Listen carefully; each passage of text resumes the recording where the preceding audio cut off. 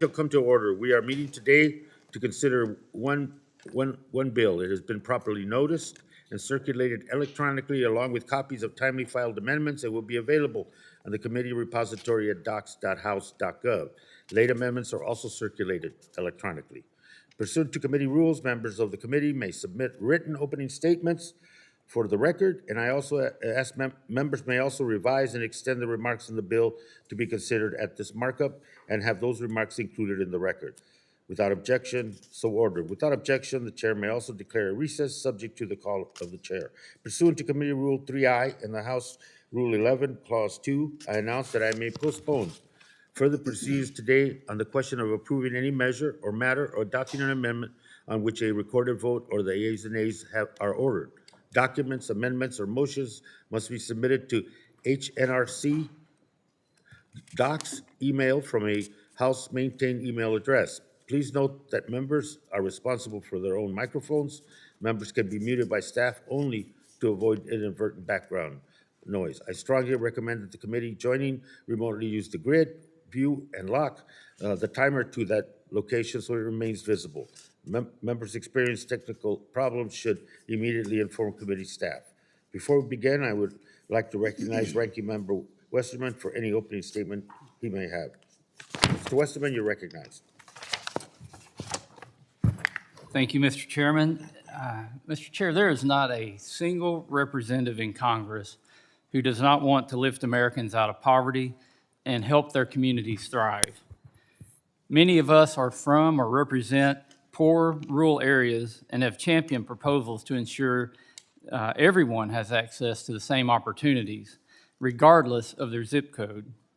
We would be naive to think economic disparity doesn't exist here in America.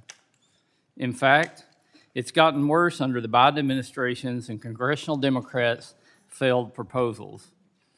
Inflation is out of control, with prices increasing over 13.3% from January 2021 to June 2022.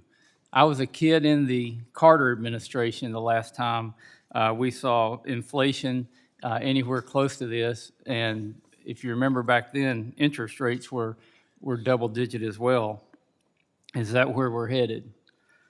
According to data compiled by the Joint Economic Committee, even if prices stop increasing altogether, the inflation that has already occurred will cost the average American household $8,616 over the next 12 months. In my home state of Arkansas, monthly costs for families have risen $577. Arizonans will pay an additional $807 a month. In states where the chairman has held roundtables on this legislation, on the low end, inflation is costing Louisianans $649 a month. Californians are paying an additional $791 a month. Americans are feeling the consequences, with polls showing 82% of Americans are concerned about rising energy prices. With 3 committee markups held this month, you'd think we would put aside our differences at least once to find ways to address any of these crises facing Americans. Instead, we're debating another bill that doesn't just ignore these crises, but will make them worse. Let me repeat that. This bill will make the problem worse. This bill pretends to care about the disadvantaged, but it actually just kicks them while they're down. Convoluted, hard-to-decipher Nepa regulations already make it difficult for rural and low-income communities to get critical infrastructure projects completed.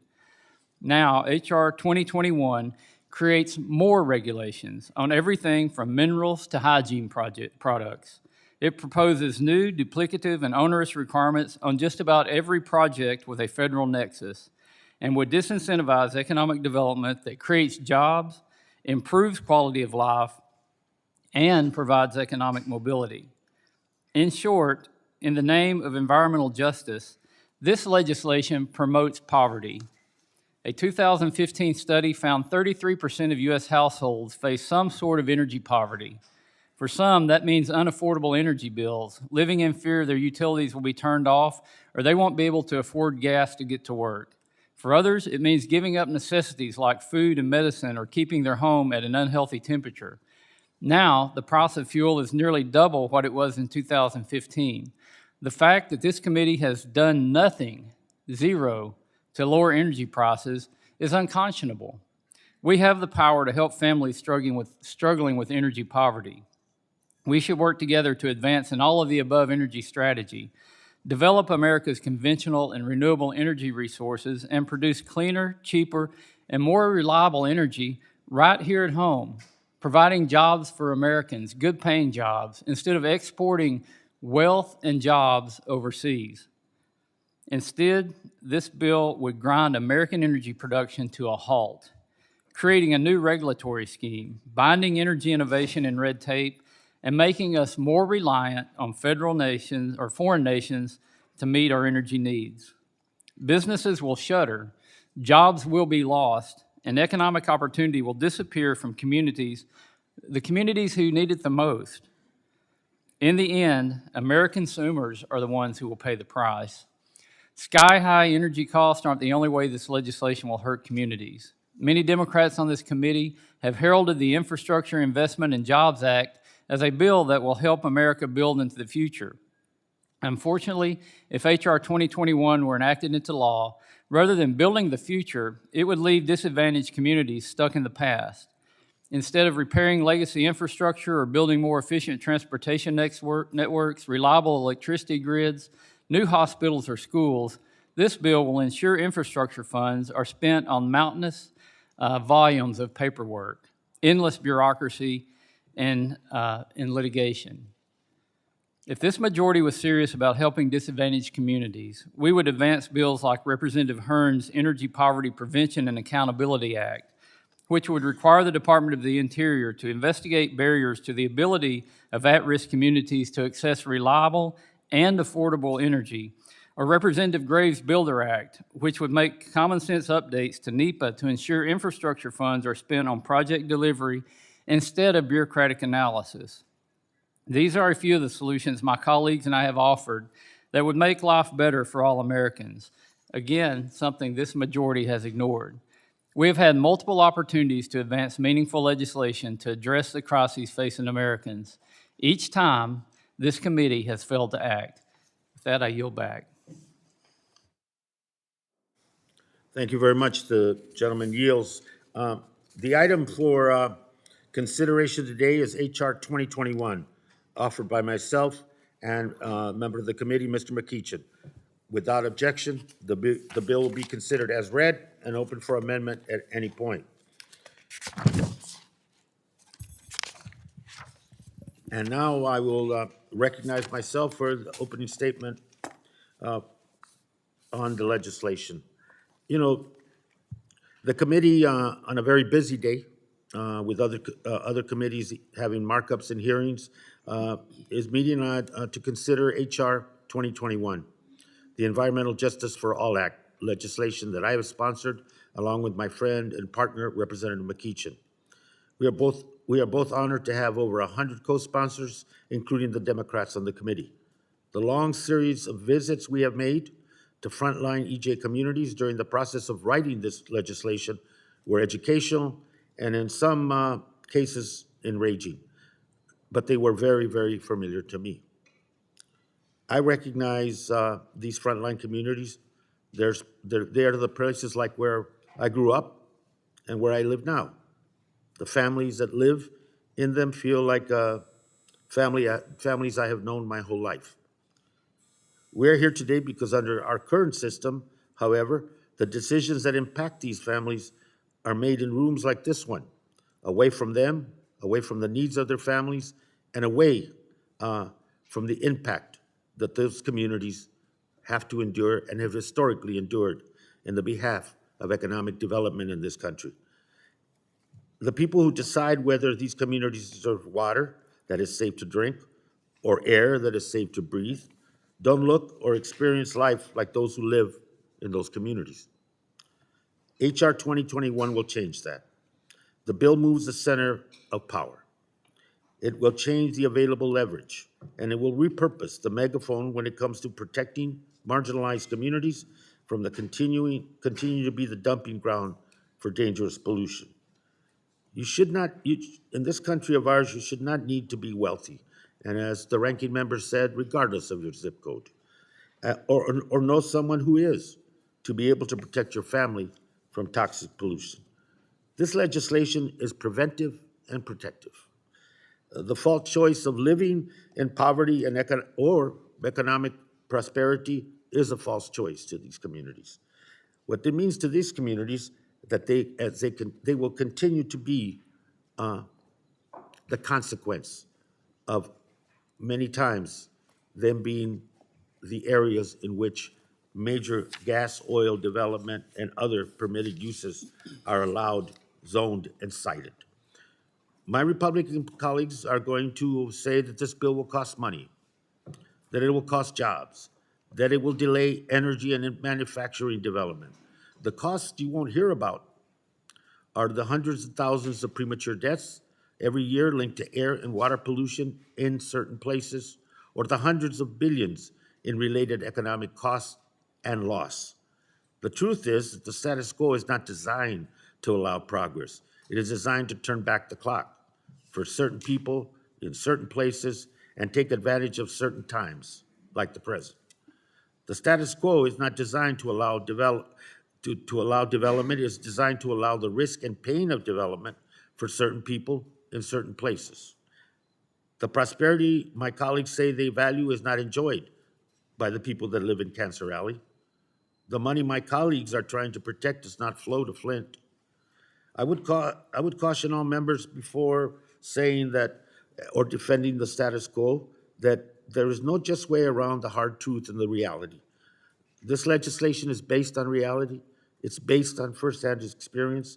It's based on a development of a piece of legislation from the communities most impacted and most supportive of this legislation, that it came from them.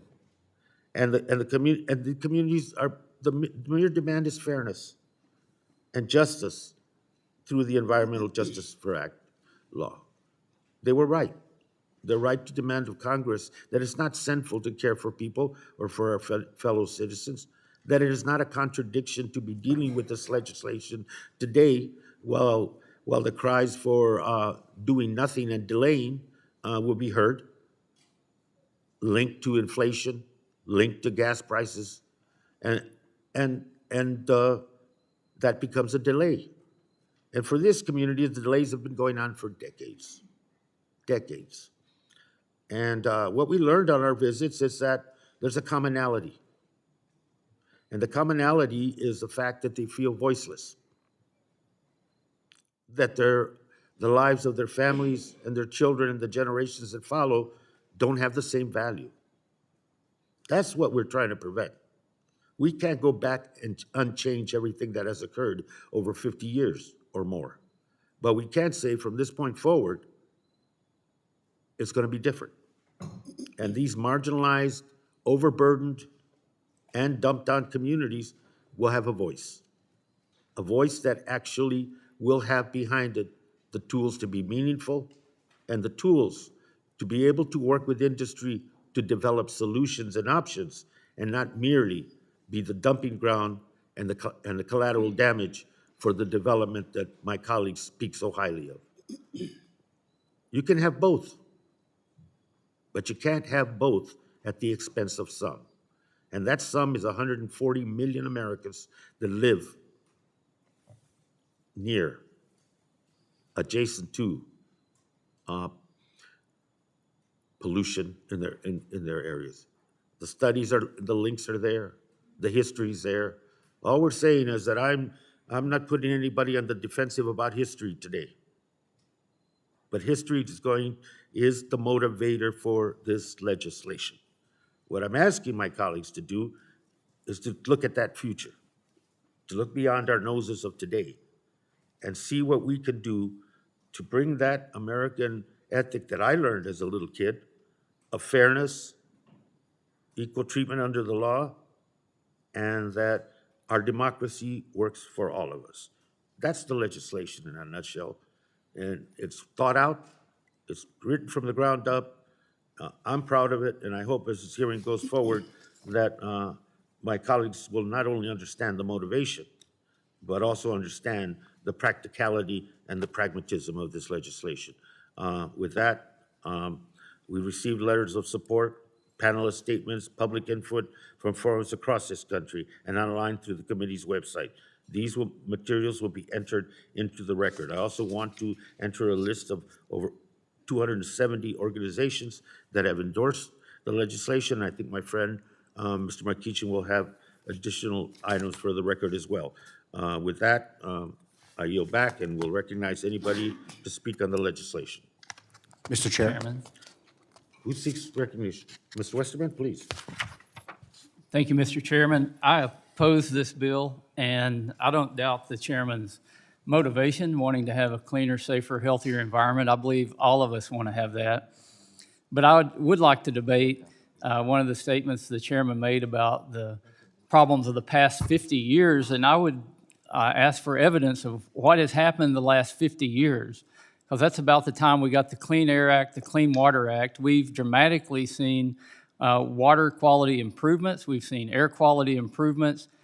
Having worked in the private sector doing engineering projects, every project we did, it cost more money and more investment and more permitting to make those projects cleaner. So I would say America has done a pretty good job over the past 50 years of making the environment cleaner, safer, and healthier.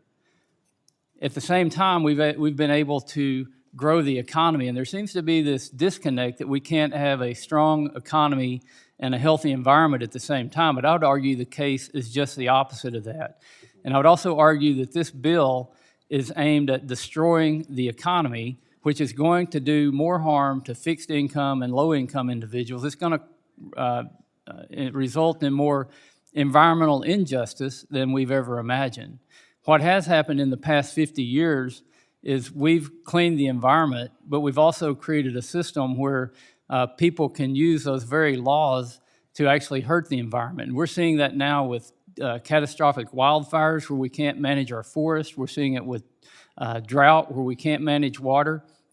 And we're putting our head in the sand and ignoring the real issues that face Americans. And now we're seeing permitting and social requirements or pressures that are causing the energy sector in our country to have to look at other places around the world to invest. We have the resources here. We know how to sustainably use them. And this bill is going to do nothing for the environment or environmental justice, and it's certainly going to hurt the economy. It purports to achieve the laudable and bipartisan goal of lifting up and revitalizing low-income and minority communities. However, what the bill would actually do is, again, disincentivize economic development in environmental justice communities by making it much harder and more expensive to build new infrastructure. This bill would add even more red tape to an already prolonged regulatory process and create more opportunities for radical special interest groups to block important projects that would move vulnerable communities forward. Renewable energy, broadband, affordable housing, and any new infrastructure project would have to clear the many new hurdles created by this bill. President Biden heralded the Infrastructure Investment and Jobs Act as a once-in-a-lifetime investment that would transform our country. While I did not vote for that legislation, many of our Democrat colleagues may be disappointed to see that none of these projects will ever transpire if the bill we're talking about today is enacted. Ultimately, this legislation would cause at-risk communities to miss out on important opportunities to modernize their infrastructure, create jobs, and attract investment. This bill would impose new fees on energy production and transfer those revenues to communities and workers that have lost conventional energy jobs.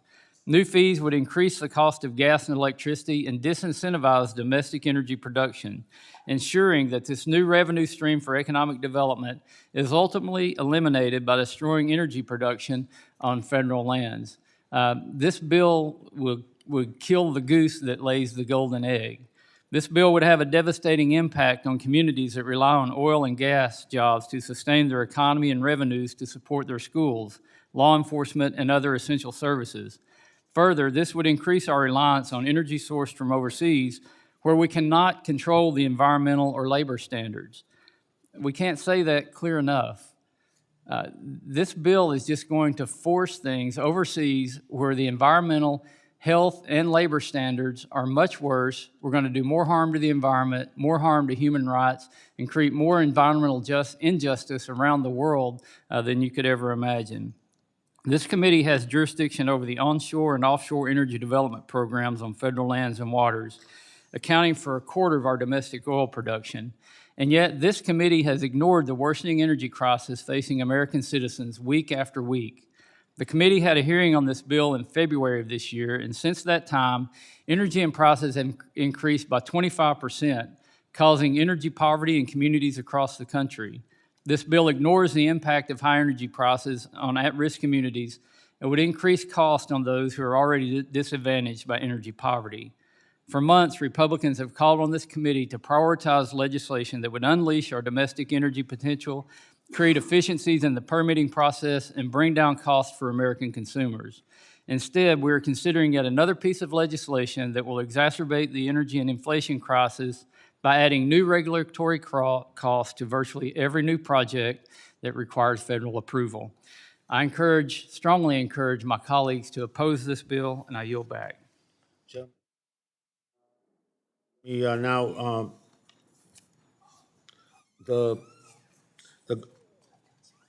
I think nobody wants to mess with the goose that's laying the golden egg, but we do want, I think this is an effort to make sure that the goose cleans up its mess and doesn't create the mess in the same place. I mean, I don't, anyway, Mr. Lowenthal, you're recognized. Thank you, Mr. Chair, and I appreciate hearing from Mr. Westerman on some of the potential downsides of really dealing with environmental justice for all. But I have to tell you, I spent some time with the chairman, going to communities that no one sees, that were never, that if we had passed this bill earlier, never would have been developed, and are really left behind. For example, we went and talked about environmental justice for all at the Port of Los Angeles, one of the great economic engines of the country, but also one that has tremendous impact of diesel particulates. If it was just the Port of Los Angeles, I think we could have focused, or I would not have been overwhelmed, and we could really have probably seen some of the positive changes. But right next to the Port of Los Angeles is a series of major refineries and freeways. And so we went and visited a housing development that was between the refineries, right next to the refineries, right next to the port, right next to the freeways. Kind of, you couldn't see it unless you really went in to that community. And as soon as you got into that community, the smell changed. It was a horrendous smell of pollution, and people were living there. And they were lost. People were not, that was not our attention. We were, we looked at economic development and public health, but we didn't focus on those communities that were primarily people of color, primarily first generation, who were dealing with all the negative impacts of our great economic development. So I thank the author for focusing the attention on those communities that have been not seen, like the community we visited, and saying we have a responsibility to understand what the cumulative impacts of our development are, not just an individual impact, but the compounding, as I say, there was between the port, the refineries, and the freeways. Right in there, tucked in there, was this housing tract that just had a terrible smell. It never went away. It was overwhelming. And it's about time we focused on communities like that, and we understood that some people, for the great economic development that we have in this country, pay a great price. And somebody has to defend them. And so I yield back. Let me now recognize Representative Stauber. Sir, you're recognized for 5 minutes. Thank you very much, Mr. Chair. And Chair Lowenthal, you and I have, I think, great respect for each other, and good people can disagree. And on this particular bill, I certainly do. The so-called Environmental Justice for All Act, truthfully, is a legislative vehicle for more of the same from this majority. When Americans want to get back to work, it creates more red tape. When Americans are getting gouged at the pump, it doubles down on their pain by increasing the cost of production. For starters, it creates more opportunities for special interest groups to do what they do best. They file lawsuits and get their lawyers paid while keeping workers on the benches. Specifically, the bill requires federal agencies to develop more reports, more studies, and more comment periods. As if the National Environmental Policy Act, the Clean Air Act, the Clean Water Act, the Endangered Species Act, and every other possible act created does not already exist. Renewable energy, broadband, affordable housing, and almost any new infrastructure will have to clear new studies that will be made into 90-day studies, which inevitably will turn into 6-month studies or more, because every environmental group in DC is licking its chops at more statutes to tie up in court, billing by the hour. I'd like to enter into the record the witness's testimony at the bill's hearing for Mayor Harry Brower of the North Slope Borough of Alaska, a Native American community who pleaded with this body that, and I quote, "I am concerned that well-intended legislation like this bill could empower outside special interest groups to use the federal courts to defeat the interests of communities and elected leaders," end quote. The at-risk communities we seek to help are missing out on important opportunities to modernize their infrastructure, create jobs, and attract investment, because bills like this open everything up for delay and lawsuits. Meanwhile, Joe Biden is spiking the football on gas prices that are over $4 a gallon. He's trying to change the definition of a recession for political cover. The policies pursued by this majority, in lockstep with this administration, have failed. Not conveying a single onshore oil and gas lease means we have higher gas prices. Spending trillions and trillions on duplicative programs means we have inflation smothering American families. Enough is enough. Let's stop doubling down on failures and defeat this bill. And I yield back. Gentleman yields. And let me now recognize my colleague from Arizona, Mr. Gallego. Sir. Thank you, Chair Grijalva, for the chance to speak on why Environmental Justice for All Act is so pressing and important. The part of Phoenix that I represent is the hottest district and the hottest city in the country. There were 104 days last year with temperatures over 100 degrees. My district population is also 62% Hispanic, and 23% are below the poverty line. If you compare city maps of tree canopy cover, land surface temperature, and child poverty, you can clearly see that the areas of Phoenix with the worst environmental outcomes are also the poorest. I have also heard directly from my constituents about high asthma rates in young children, lack of access to green spaces and public lands, and poor air quality in South and West Phoenix than any other parts of the city. It's clear that the impacts of climate change and pollution are already being felt disproportionately in communities like mine. To effectively fight climate change and the worst of its impacts, we have to put these frontline communities front and center. Fortunately, HR 2021 does just that. It requires permit applicants to consider the cumulative impacts of pollution, gives new enforcement tools to counter environmental discrimination, and supports equitable access to parks and recreation. And, you know, I represent this area, but I also kind of grew up in these same areas. I grew up on the south side of Chicago next to some very old meatpacking factories that during the summer, we couldn't even open up our windows anymore because for many years, the meatpacking factories would just dump whatever carcasses they could into the bubbly creek. If you ever have lived next to a meatpacking factory or actually worked in a meatpacking factory, you know that is not a great smell you want to have, especially during the summer. And even access to green spaces was extremely difficult. So there is a balance we can have between environmental justice as well as good, productive generation of a good, strong economy. And this is one of those good measures.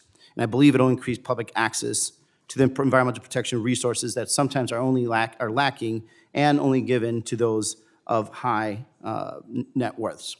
So these impacted communities can be actively involved in advocating for their own health and well-being. I'm very proud to co-sponsor this Environmental Justice for All Act, and I urge my colleagues to vote yes on this bill to ensure that our environmental policy helps those that need it the most.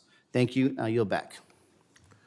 Gentleman yields. Let me now recognize Representative Boebert. You're recognized for 5 minutes. Thank you, Mr. Chairman. Here we are again. We're pretending to work. We're pretending to do something while Americans are facing high gas prices. Don't worry, Joe Biden lowered them a couple cents, but they're still up a couple of dollars, and people are having a really hard time affording that. They're having a hard time affording energy for their homes. They're not making great money at their jobs because there's been tremendous opposition from government officials regulating them into poverty. Here in this committee, in the House of Representatives, words don't matter because we can just change the definition if it doesn't fit the narrative. I think Americans are tired of that. Americans want fairness. And when you just change the definition of a word to make it fit what you're wanting to do, well, that's not really fair. We've changed the definition of recession. We changed the definition of vaccine. Democrats even changed the definition of fully vaccinated when that wasn't working as they wanted to. They changed the definition of female, woman, climate change. Remember when that was global warming? Well, that was debunked, so they had to change it. So now it's just climate change. And now, today, justice. Democrats are perverting justice. We cannot and should not allow the left to continue to dictate terms, definitions to the American people. The idea of this so-called environmental justice, which is just what this bill is based on, has a dangerous Marxist foundation.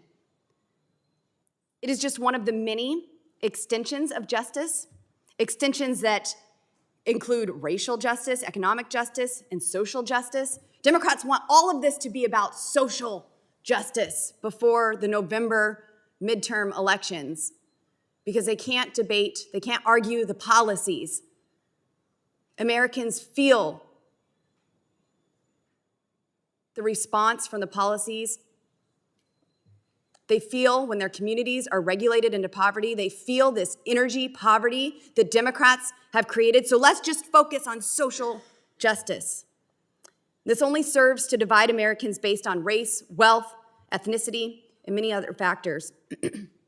Promoting environmental injustice is what you're really doing, allows the left to support certain Americans over others. Most people would recognize how wrong and unjust this really is. A government works on behalf of the citizens, not on behalf of our adversaries, not on behalf of China, like we've seen this committee do, this administration do. America was founded on the essential idea of equal justice under the law. It is the same expression seen on the front of the Supreme Court building, and it is not a coincidence that the Supreme Court and its members have recently been subject to increased threats and violence by the left. There's a reason why Supreme Court justices have to flee restaurants, cannot remain in their homes because they fear being attacked or worse, assassinated. Put simply, Democrats don't believe in justice.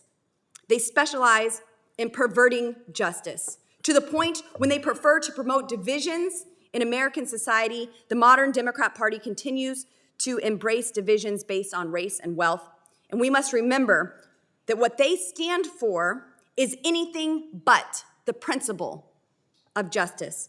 Because the Democrat Party's unhealthy focus on dividing Americans, there are several concerning provisions in this bill. And I can't get to them all in this time, but Section 8 would codify the White House Environmental Justice Interagency Council. Just what America needs, another White House council. Don't worry, we're from the federal government and we're here to help. If there's anything in this bill that qualifies as a complete waste of taxpayer dollars, I think that this new council deserves an honorable mention.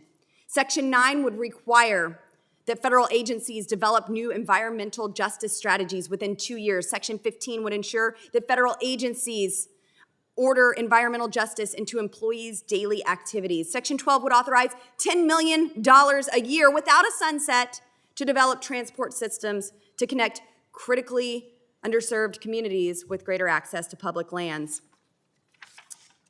Finally, Section 28 and 29 would unnecessarily ensure that Americans face high energy costs for the foreseeable future. It makes lease sales optional for BLM and raises the royalty rate from 12.5% to 8.5%. It's clear that this committee's majority would rather have our geriatric president fist bump Saudi Arabia's evil prince instead of relying on the American roughneck to supercharge our economic recovery. All members of goodwill in this committee should reject this bill. It is not a serious proposal. Democrats should go back to the drawing board and try again. Thank you, Mr. Chairman. I yield. Gentlelady yields. Let me now recognize the original co-sponsor of the legislation, Representative McEachin. You recognize, sir. Thank you, Mr. Chairman. It's been interesting listening to our colleagues on the other side characterize this piece of legislation, but I'm particularly interested in what the ranking member said in terms of what this legislation does. And he's not far off, although he mischaracterizes it. What this legislation really is anti-NIMBYism.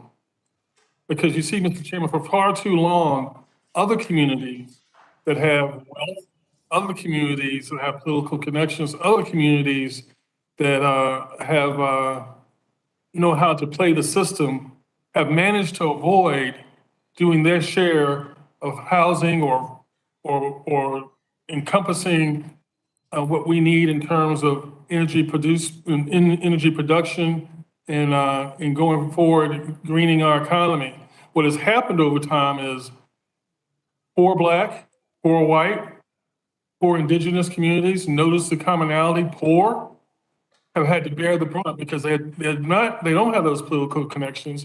They are disenfranchised. Their land is cheap because no one wants to put anything there but these type of plants. Their labor is cheap because nobody wants to give them a chance to have high-paying jobs. And so what happens? All the stuff that nobody else wants goes into their neighborhoods. They bear the brunt of environmental injustice. They bear the brunt of bad air, bad water. The ranking member talked about 50 years ago, we did X, Y, and Z. We did do X, Y, and Z. We did it everywhere except in environmental justice communities. It's also interesting to me the way the other side engages in their condescending attacks on this bill as if we drafted it. You and I, Mr. Chairman, we drafted this bill. Nothing could be further from the truth. As you know, we took our time. We went all over this country to all sorts of EJ communities. They have different problems, different issues, but what they had in common was a desire for the types of things that are in this legislation. They wrote this legislation. And so for the ranking member on the other side of the aisle to suggest that they don't know what's best for themselves is part of the problem. That's why I really like to think of this bill as anti-NIMBYism. We're pushing back against those who have wealth, those who have the ability to resist, and trying to level out the playing field and give those abilities to everyone. And so, whether it's through cumulative impact, whether it's through enhancing Nepa, whether it's through granting folks the ability to go to court. Oh my goodness, go to court to protect your rights. What a novel concept. Instead of having to wait for some white knight in terms of a elected official to come save you, you can go to court and save yourself with your own answers. Instead of waiting for Washington to come down with one-size-fits-all type legislation, what this bill does is says, you tell us what you need, we'll try to give you the technical expertise and the funds to implement the answer, and you take responsibility for cleaning up your area, you take responsibility for resolving your problems. No, Mr. Chairman, this isn't communism, this is democracy at its best. The other side wants to demonize this bill as, being something other than democratic with a small d. This is Washington talking to hundreds of thousands of folks across this country and saying, what do you need and how can we help you? And this is the response we got. So if the other side of the aisle had actually participated in the hearings that we had, if they'd actually gone on the road with us and listened to what folks were saying, if they'd actually gotten down and talked to those in these communities, they would see that this is what they want. And perhaps they wouldn't be so patronizing, perhaps they wouldn't be so judgmental, perhaps they wouldn't be so narrow-minded, and perhaps they would join us in resisting the NIMBYism that they are right now promoting. Mr. Chairman, I thank you for the opportunity to work with you on this bill. It has been a labor of love. I've learned much, and I yield back, and I ask all members of this community, of this committee rather, to support this legislation moving on to the House floor. Thank you, Mr. Chairman. Gentleman yields, and let me recognize Representative Tiffany. Sir, you're recognized for 5 minutes. Thank you, Mr. Chairman. Let's be clear, this bill has nothing to do with justice. It has nothing to do with cleaning the environment, and it has nothing to do with protecting the prosperity of the American people. This bill undercuts the infrastructure bill. We will not get as much out of the infrastructure bill as a result of the passage of this bill. This bill grows lawsuits. This bill grows government. And when government grows, poverty follows. That's what will happen as we continue to advance bills like this. So, history was alluded to in some of the opening remarks, so let's go back. In the year 1900, the life expectancy in the United States of America was about the mid-50s, right around 55 years of age. As you got to the end of the 20th century, life expectancy was in the mid-70s. Infant mortality in the year 1900 was 1 in 10 children in their first 2 years. Infant mortality at the end of the 20th century was 4 in 1,000. You can do the math on the improvement there. What was much of that improvement based on? An abundance of energy, reducing the cost of having to heat your home, to transport you and your family. We reduced all of those things for the American people, and they were able to spend more money on schools, on health care, and things like that, and much of that came from having an abundance of energy. Let's fast forward to, in my state of Wisconsin, we reduced from 1990 to like 2010, we reduced nitrous oxide emissions and sulfur dioxide emissions from power plants by over 80%. Great improvement that happened to protect the health of every American. So let's go to the last couple years. 2 years ago, me and my neighbors in northern Wisconsin, some of them poor, I've been in those communities, I talked to those people, including people that are in tribal governments, and they're paying 80 cents a gallon for propane. That's their home heating fuel of choice because they don't have natural gas lines running to them. They're now paying $2 a gallon. They're now paying $2,000 a gallon, and it's because of the green fantasy. And as a result of the green fantasy, MISO came out, which is the regional operator of the electrical grid in the upper Midwest. They put out for the first time a threat of blackouts in the state of Wisconsin. First time threat of blackouts. 2 utilities in the state of Wisconsin had to announce that we are not going to decommission 3 coal-fired plants in the state of Wisconsin out of fear that there are going to be blackouts. And why is that? Because we are trading base load power for intermittent sources of energy. Wind and solar, when you come to the upper Midwest in the state that I live in, it's on at most 20 to 25% of the time. And in fact, just a couple years ago, in a severe cold snap in northern Minnesota, north of the Twin Cities, the wind turbines shut down because they don't operate when it's below 25 degrees below zero.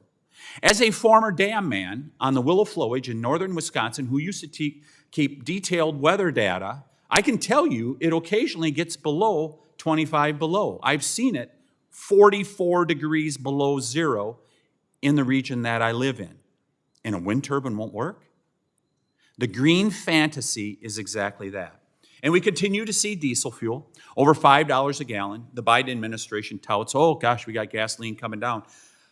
Diesel stubbornly stays so high. And why does it cost so much? I even saw a surcharge on eggs at a local restaurant in the last week. A surcharge on eggs. Thank you. Thank you so much to the Biden administration. $10,000 more for a used car, $100,000 more for a home, and you wonder why people can't afford to get into a home. This is all about job security, economic security, and national security. This is the most serious stuff that we deal with here in the Congress of the United States. And we are going in the wrong direction. And I just say to the American people, this is the elitists. This is the green elitists that are trying to shut down production in the world. Go to the Netherlands currently and see what farmers are fighting against. Go to Sri Lanka and see what's foisted on those people. And we are for the common people. A command and control economy versus an economy that offers liberty. I will choose liberty every time rather than command and control like this bill is here. I yield back. Yields. Mr. Tonko, you are recognized, sir, for 5 minutes. Well, good morning, Mr. Chair, and I move to strike the last word. You recognize, sir? Okay, thank you, sir. I want to thank you, Chairman Grijalva and Congressman McEachin, for your leadership and your hard work in developing and advancing the Environmental Justice for All Act. It certainly is a bill that addresses historic injustices that threaten health and safety and reduce economic opportunities disproportionately in Black, brown, and disadvantaged communities. This legislation is truly historic and the result of so much engagement and partnership with community organizations across our country. I know it required a lot of hard work, so I want to commend you and your staffs for the years of effort that have brought us to today's markup. I believe members of this committee would agree that all Americans should be able to have clean air, clean water, and lives free from pollution. Unfortunately, this has not been the case historically, and it is not the case today. For too long, certain neighborhoods and communities have borne the burdens of pollution. This pollution exposure has resulted in higher rates of respiratory illnesses, of cancer, and premature death in these communities. And for far too long, the people dealing with that pollution have not had a seat at the table when making decisions on environmental and infrastructure policy. That needs to change, and we need a comprehensive strategy that deals with disproportionate impacts and supports the revitalization of communities, which will come from reducing and remediating pollution. The Environmental Justice for All Act is an historic step forward in undoing the many years of injustices, of racism, and discrimination against frontline communities.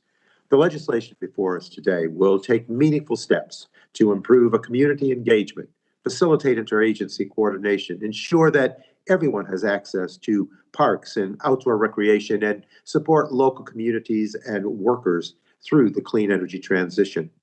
Mr. Chair, as you know, I also serve on the Energy and Commerce Committee, which has jurisdiction over several sections of the legislation. I am excited to support the bill to see it move forward today, and I am committed to working with you and the Energy and Commerce Committee to reach agreement on an environmental justice legislative package that will deliver on its promises to frontline communities. Ultimately, America's race, ethnicity, income level, or zip code should not determine whether or not they are more likely to breathe dirtier air, drink unsafe water, or be more exposed to hazardous substances. The EJ for All Act will empower the communities that have been overlooked and borne the consequences of pollution for so long, giving them a greater say in environmental and infrastructure decision-making affecting their lives. So, Mr. Chair, thank you again for your work on this bill. I look forward to continuing to work together to see how we can address provisions before other committees in the House. And with that, I yield back, sir. Gentleman yields. Let me recognize Representative Benz, sir. You're recognized for 5 minutes. Thank you, Mr. Chair, and thanks for this opportunity to discuss this bill. The concept underlying the bill is the allocation, the just allocation of environmental burdens. The concept of just starts with appropriate definitions of how you get there, and this bill fails miserably when it comes to those definitions. I asked one of the top environmental lawyers in Oregon to comment on the bill.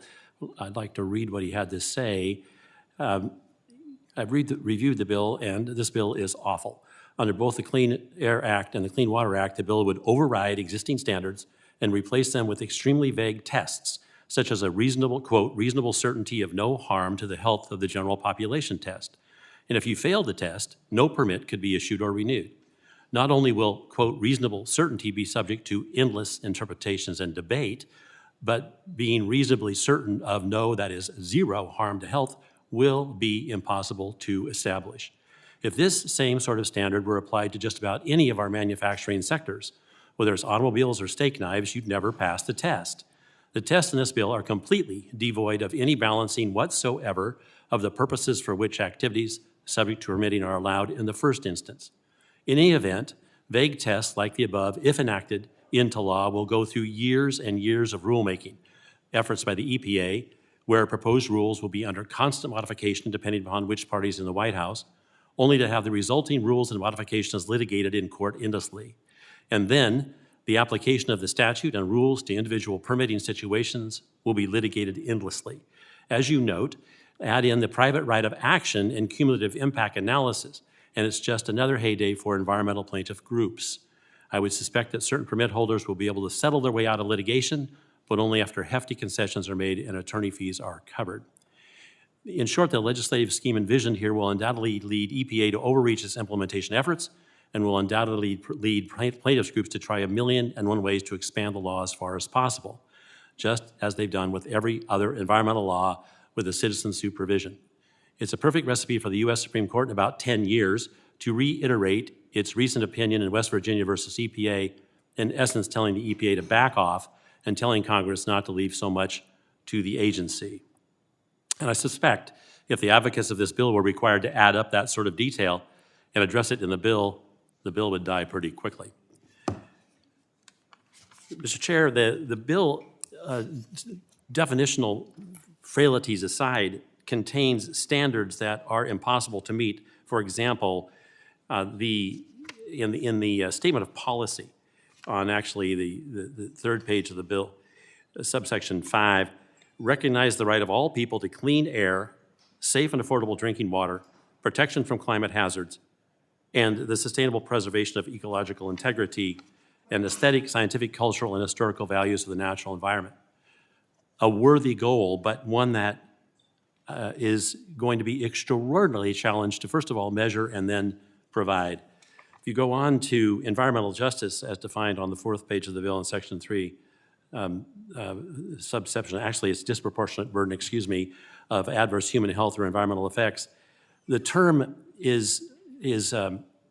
the term disproportionate burden of adverse health or environmental effects means a situation where there exists higher or more adverse human health or environmental effects. What is higher? Is it substantially higher? Is it significantly and measurably higher? Is it just a little bit higher, a lot higher? Without these type of definitions, the bill establishes standards that will be impossible to meet and impossible to define and will be in court for forever. The fair treatment standard that appears on the next page is equally fraught with lack of definitional certainty. The inclusion then of the new right of action, which is found incorporated into the 1964 Civil Rights Act on Section 602A, sub B, claims based on the disparate impact standard of proof. This section is a blank check to environmental attorneys, a blank check where you have situations where broad and all-inclusive standards are sadly not supported by the definitions necessary to allow any movement in the proper direction. The bill is not even a good start. It needs, if we're going to talk about the just allocation of environmental burdens, let's do it in a way that makes sense. Thank you. I yield back. And let me recognize the gentlelady from Massachusetts. Ms. Trahan, you are recognized. Thank you, Mr. Chairman. I'd like to start by thanking you and Mr. McEachin for your tireless work on this historic legislation. If it wasn't already clear, the hearings and collaboration with communities throughout the country have demonstrated that for decades, minority and low-income communities have lacked environmental justice. For too long, the fossil fuel industry has targeted their infrastructure development and environmental justice communities. Not only has this meant increased exposure to pollutants that have proven harmful to public health and local environments, but these communities also often experience less equitable access to environmental amenities like parks and outdoor recreation. And this bill tackles those problems head on. It's one of the many reasons why I'm proud to support the Environmental Justice for All Act. Whether it's strengthening environmental compliance standards and enforcement or reversing damaging Supreme Court decisions that limit the ability of communities to stand up to powerful corporations, this bill will make huge strides towards achieving equality. I'm especially excited that Section 11 of the bill establishes the Outdoor Legacy Partnership Grant Program. This program will expand access to parks and recreational opportunities in urban areas like my hometown of Lowell and Lawrence, two cities I have the honor to represent. Additionally, the robust protections it codifies would make it significantly harder for polluting industries to establish factories in the heart of communities, factories that eventually produce Superfund sites and brownfields. You know, in February, when we held a hearing on the bill, I asked one of the witnesses, Laura Cortez, who is a leader on environmental justice issues, about brownfields. And Ms. Cortez explained that private developers purchase brownfields and then engage in an expensive cleanup process before turning the sites over to make a profit. However, because the cleanup itself is so expensive, they often end up selling the site to more polluters, such that factories are replaced with more factories, thereby creating a cycle of pollution in the heart of our communities.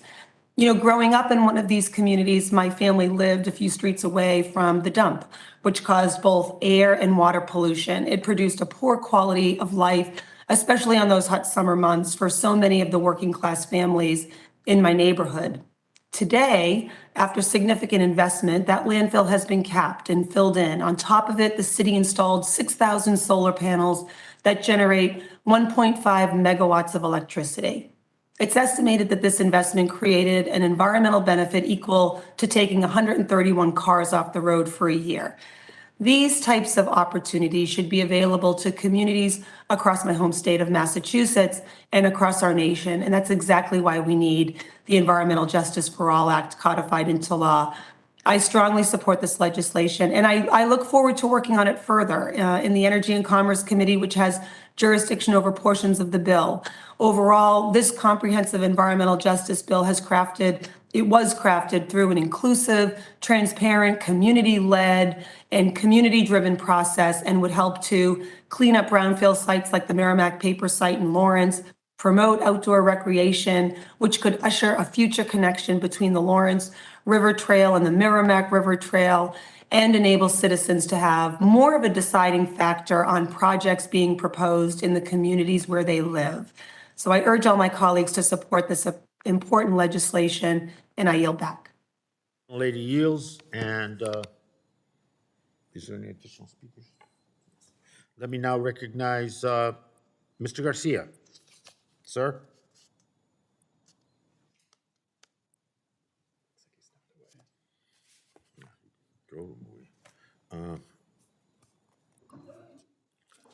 Before we consider amendments, any other member wish to be recognized to speak to the legislation? If not, excuse me. Mr. Soto, you're recognized. Thank you, Mr. Chairman, and I want to thank the representatives from the oil cartel for a passionate defense of the destruction of our planet. It was pretty impressive. All while states are burning. Many of your states are drying up across the West, and your constituents sadly would be the first climate refugees in America. So go ahead and fiddle.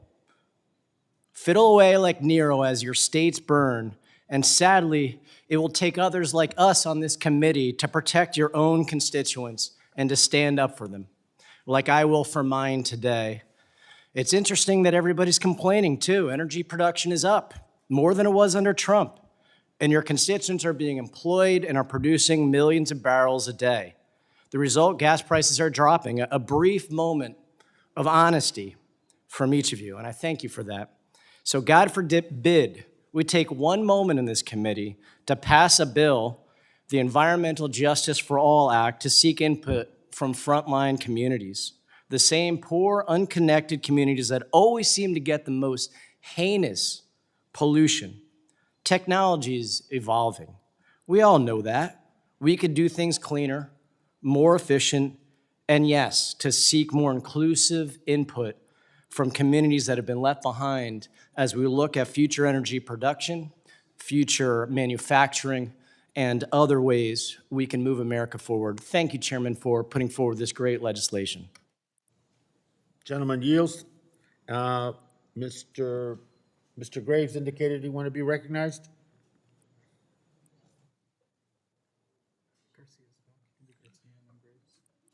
Well, until we find Mr. Graves, Mr. Garcia, you're recognized, sir.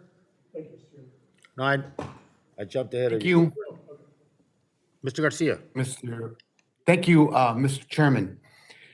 I'd like to speak in support of this bill.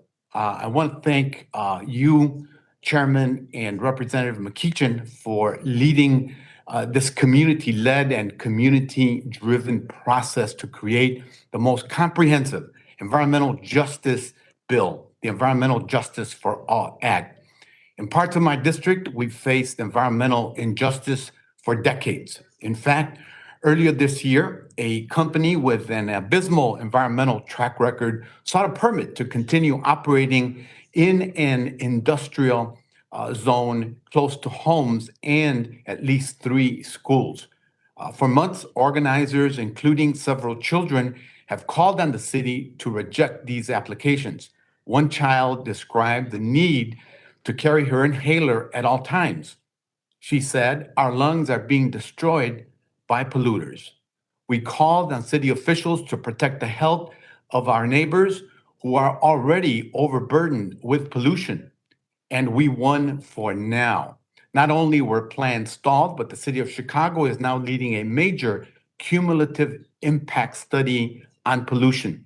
In Chicago, we recognize that if we're serious about getting to the root of environmental injustice, we must consider the reality that our communities are faced with and look at the big picture, the risks and impacts caused by multiple pollutants. Today is the first step in the right direction, and I encourage all my colleagues to vote for the Environmental Justice for All Act, which would require consideration of cumulative impacts of pollutants in permitting decisions.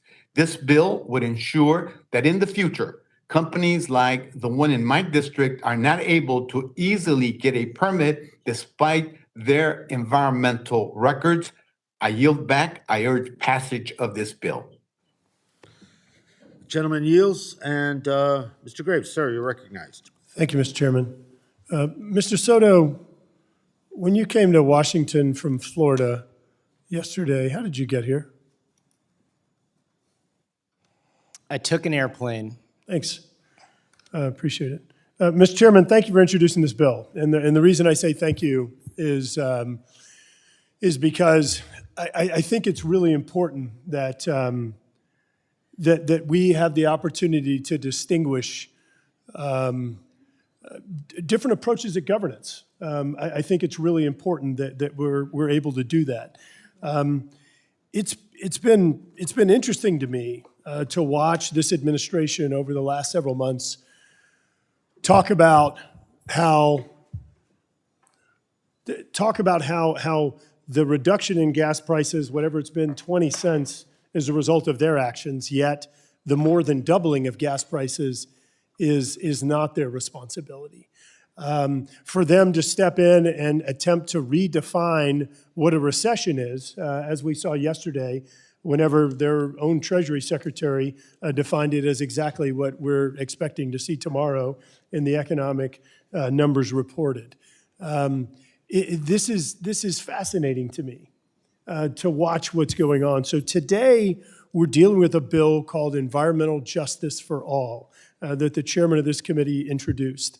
Mr. Chairman, I'd like to understand a little bit better the term environmental justice. Could you explain to the committee what that means?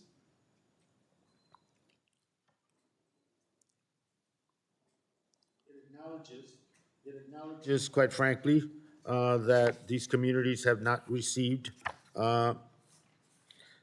not only the attention, but the protections to their public health, their quality of life, and as a consequence, have been treated unequally.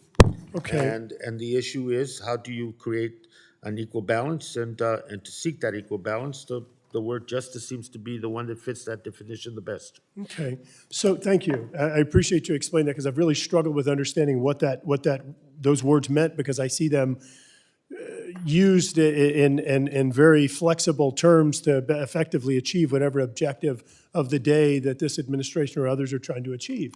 And so when I think about terms like that, I can't help but think about the people that we represent in South Louisiana, where we've lost thousands of square miles of our coast, and yet every time I've tried to come in and offer amendments to try to actually direct dollars to the restoration, the resiliency, the protection of these communities, you have opposed those.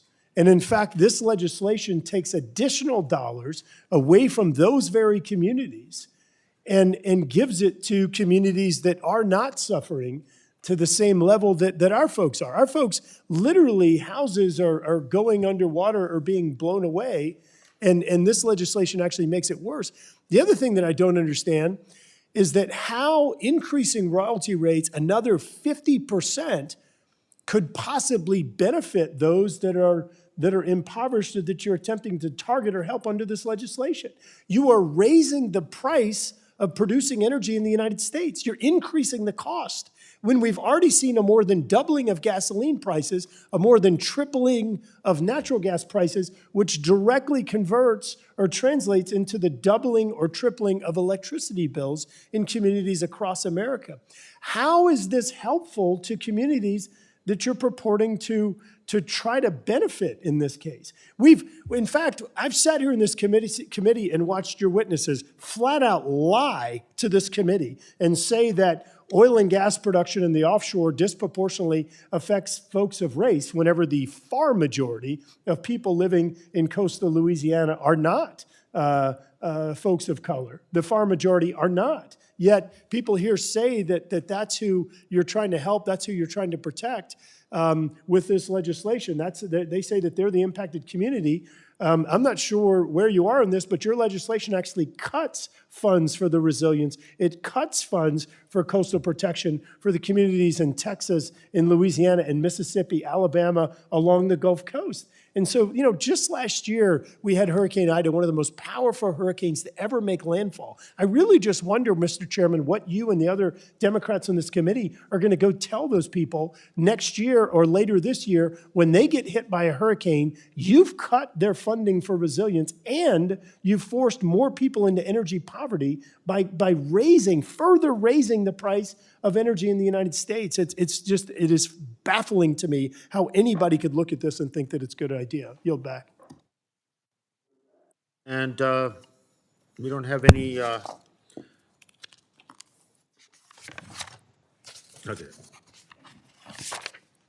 Before we, if there's anyone to be recognized that wishes to address the legislation, if not, without objection, the ANS offered by myself is considered as read and open to amendment at any point. So ordered. And we begin the amendment process. Where's the amendment list? Let me begin. Mr. Graves, you have an amendment. We've designated number 1. Sir, you're recognized for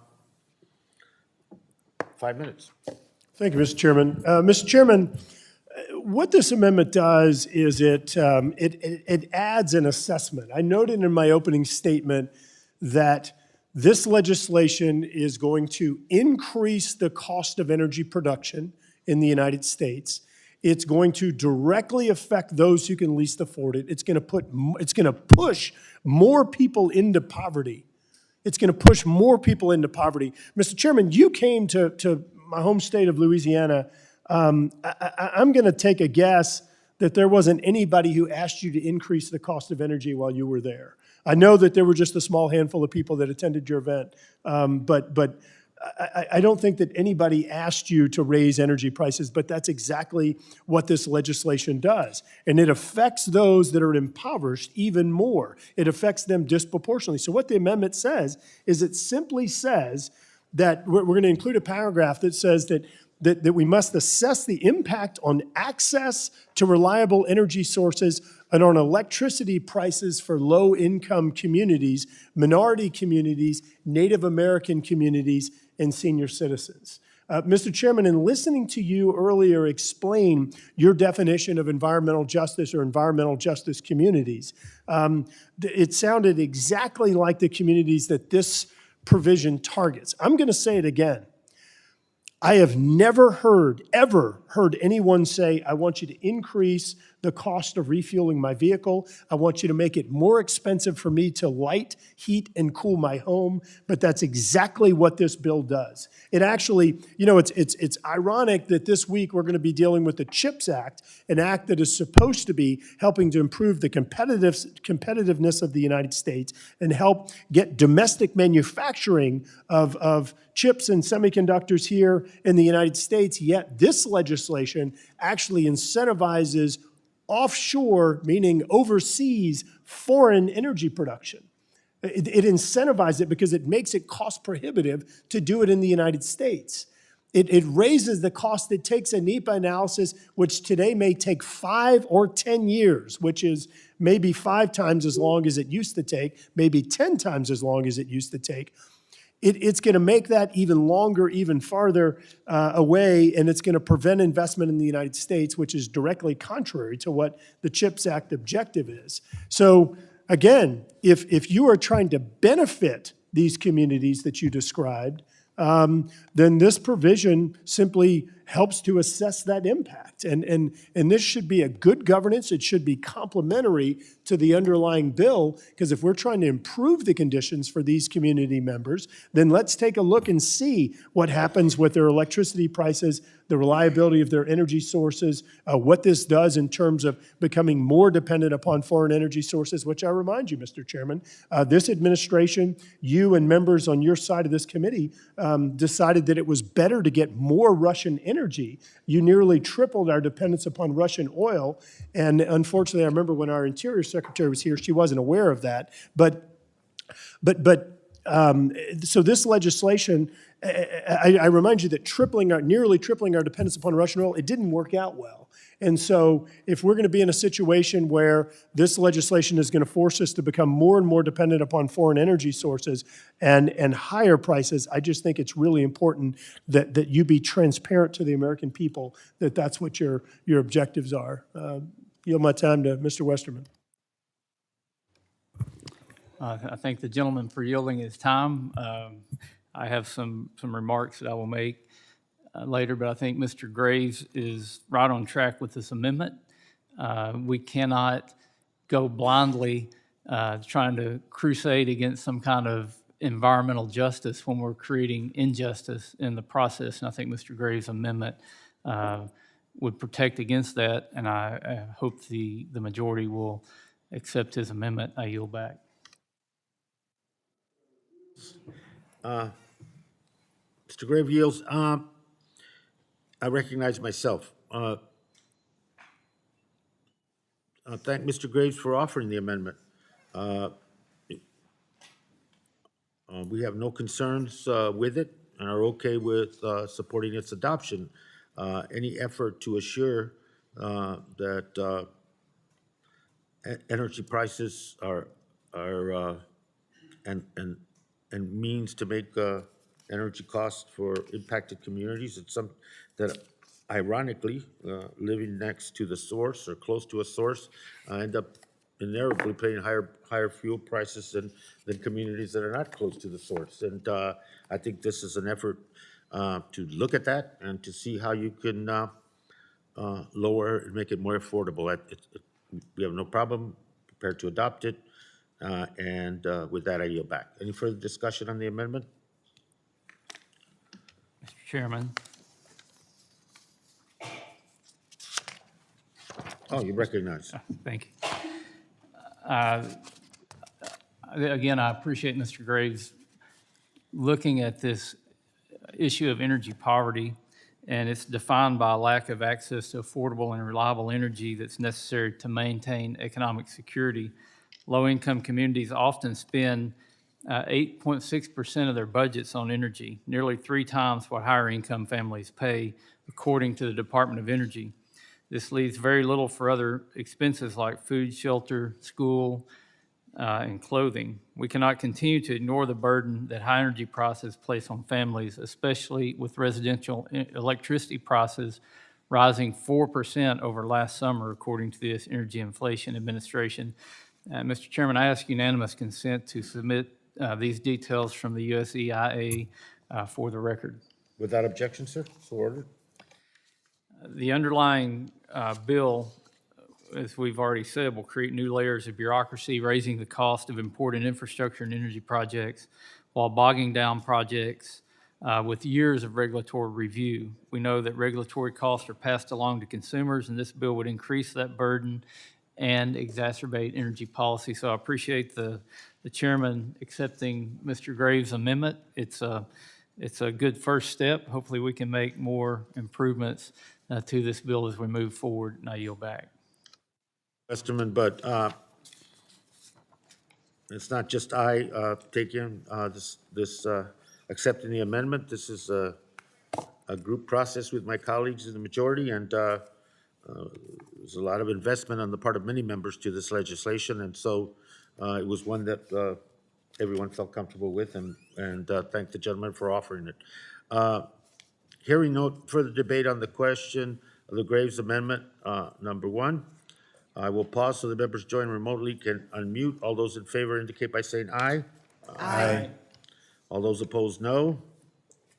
The ayes have it, and the amendment is agreed to, and the motion to reconsider is laid on the table, and I'm assuming no recorded vote. We now have Representative Bentz, you have an amendment designated number 3. You are recognized for 5 minutes. Thank you, Mr. Chair. On Section 14 of the bill, there's a provision that reads protections for environmental justice communities against harmful federal actions. And then it suggests that a community impact report be prepared. My amendment would add a 6th provision to that which needs to be included in the report, excuse me, and that would be to assess the impact of the federal action on drought, domestic food availability, and domestic food prices.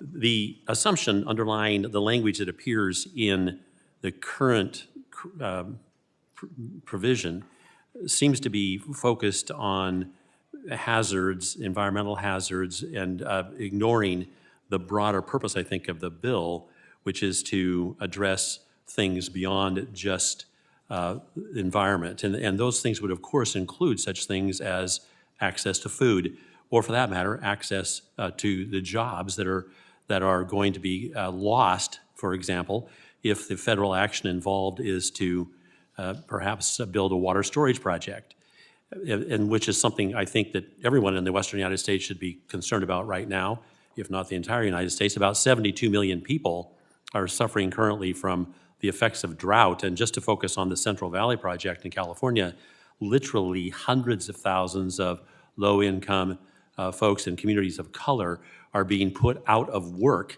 because of federal actions taken to allocate all of the water to a sole in-stream purpose, ignoring the impact of that federal action on all of these communities of color.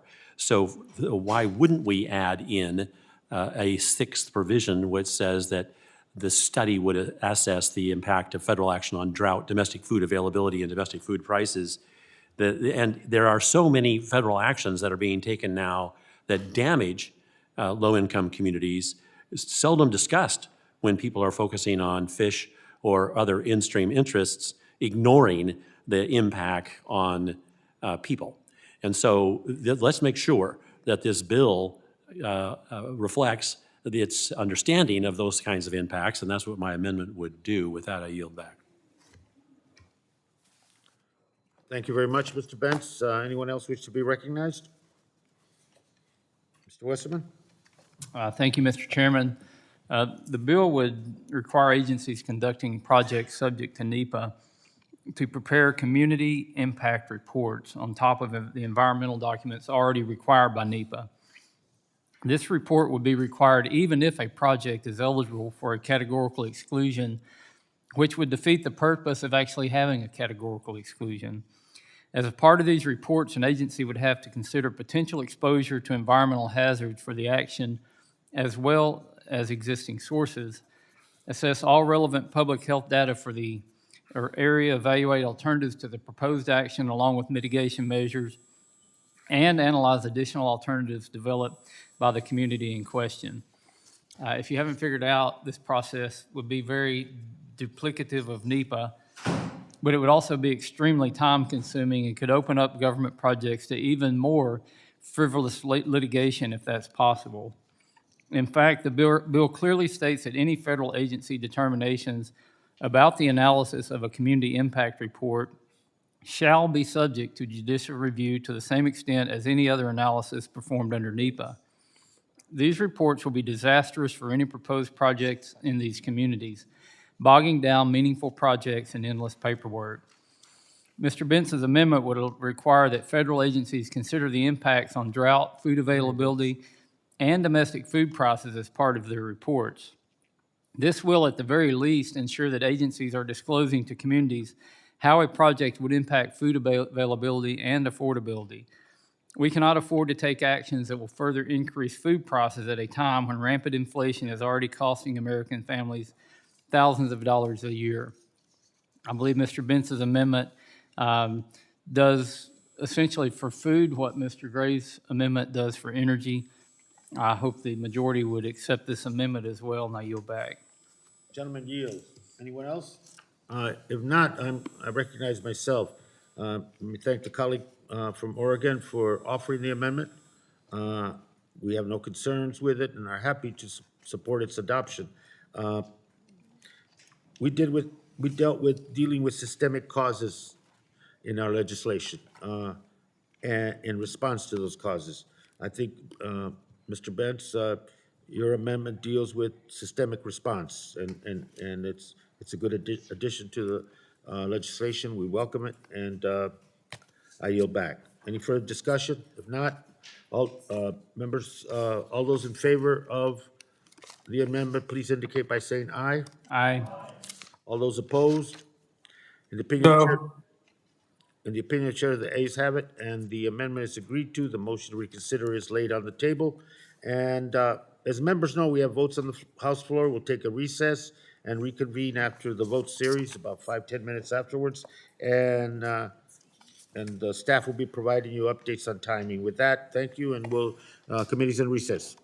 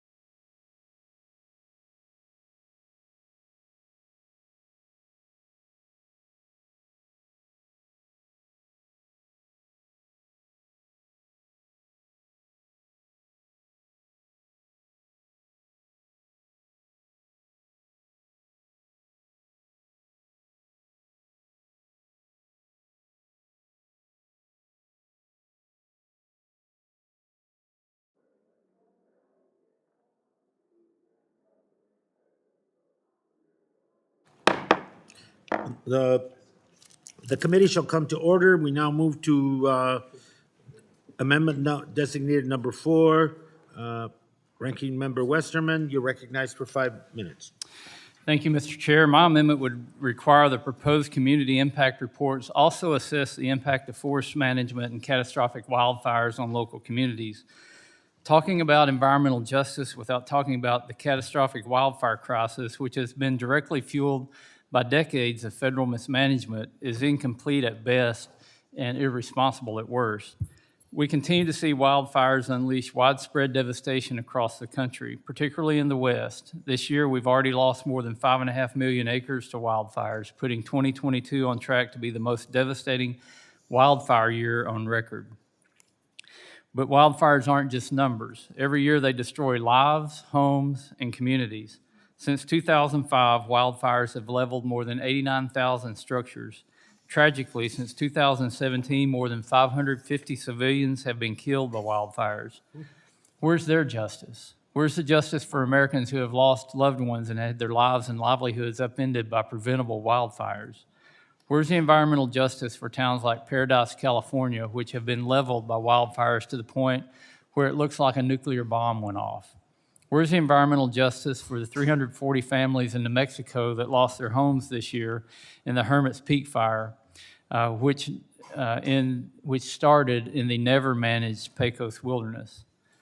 Where's the environmental justice for the 3,000 people who have had to evacuate their homes due to the Oak Fire in California that appears to be getting worse every day?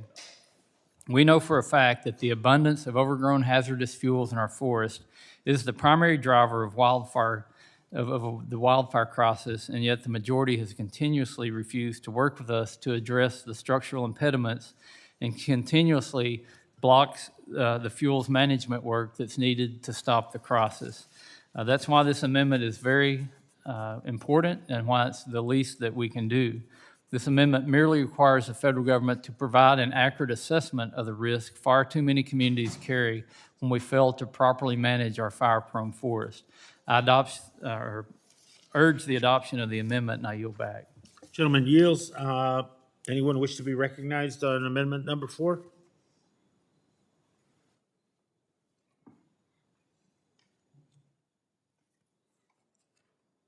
Hearing no further debate, the question is on Westerman Amendment number 4. I will pause so that members joining remotely can unmute. All those in favor indicate by saying aye. Aye. All those opposed indicate by saying no. No. In the opinion of the chair, the noes have it, and the amendment is not agreed to. The motion to reconsider is laid on the table. I request the yeas and the nays. Gentleman has requested a recorded vote, and that is postponed pursuant to announcement. Representative Graves, you have an amendment designated number 2, and you're recognized for 5 minutes, sir.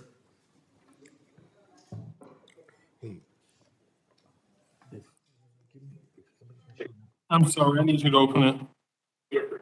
Sorry.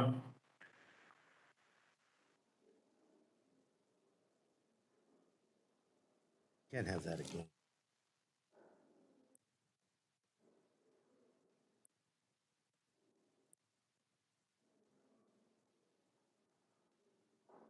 Thank you, Mr. Chairman. Mr. Chairman, what this amendment does is it similar to the first amendment that we offered. It adds factors in the community impact reports to include things like economic impacts and unemployment rates of not carrying out the proposed federal action. And Mr. Chairman, what I mean by that is that you can't just be in a situation where you look at what are the adverse impacts of actually carrying out this project. You've also got to look at what are the benefits. And so this just ensures that you're doing an appropriate balanced assessment. Mr. Chairman, I'm not going to be shy about the fact that I believe that this legislation, if enacted, which we all know it won't be, but if it were enacted, that this will result in making investment in the United States uncompetitive. It's going to result in, and this is just your causing a 50% increase in royalty rates for domestic energy production, something that's so out of whack with other countries. And so and it's actually going to result in less upfront money as well, but you're going to increase the cost of energy production in the United States. And so we've got to look at what happens to the people in our community, the people that we're representing, when they're paying higher prices for energy, when they're paying even more. I mean, this is unfathomable. We had gas prices at $5 a gallon in national average recently. In the state of California, who knows, maybe $7 or $8 a gallon there. So what happens when you make energy even less affordable?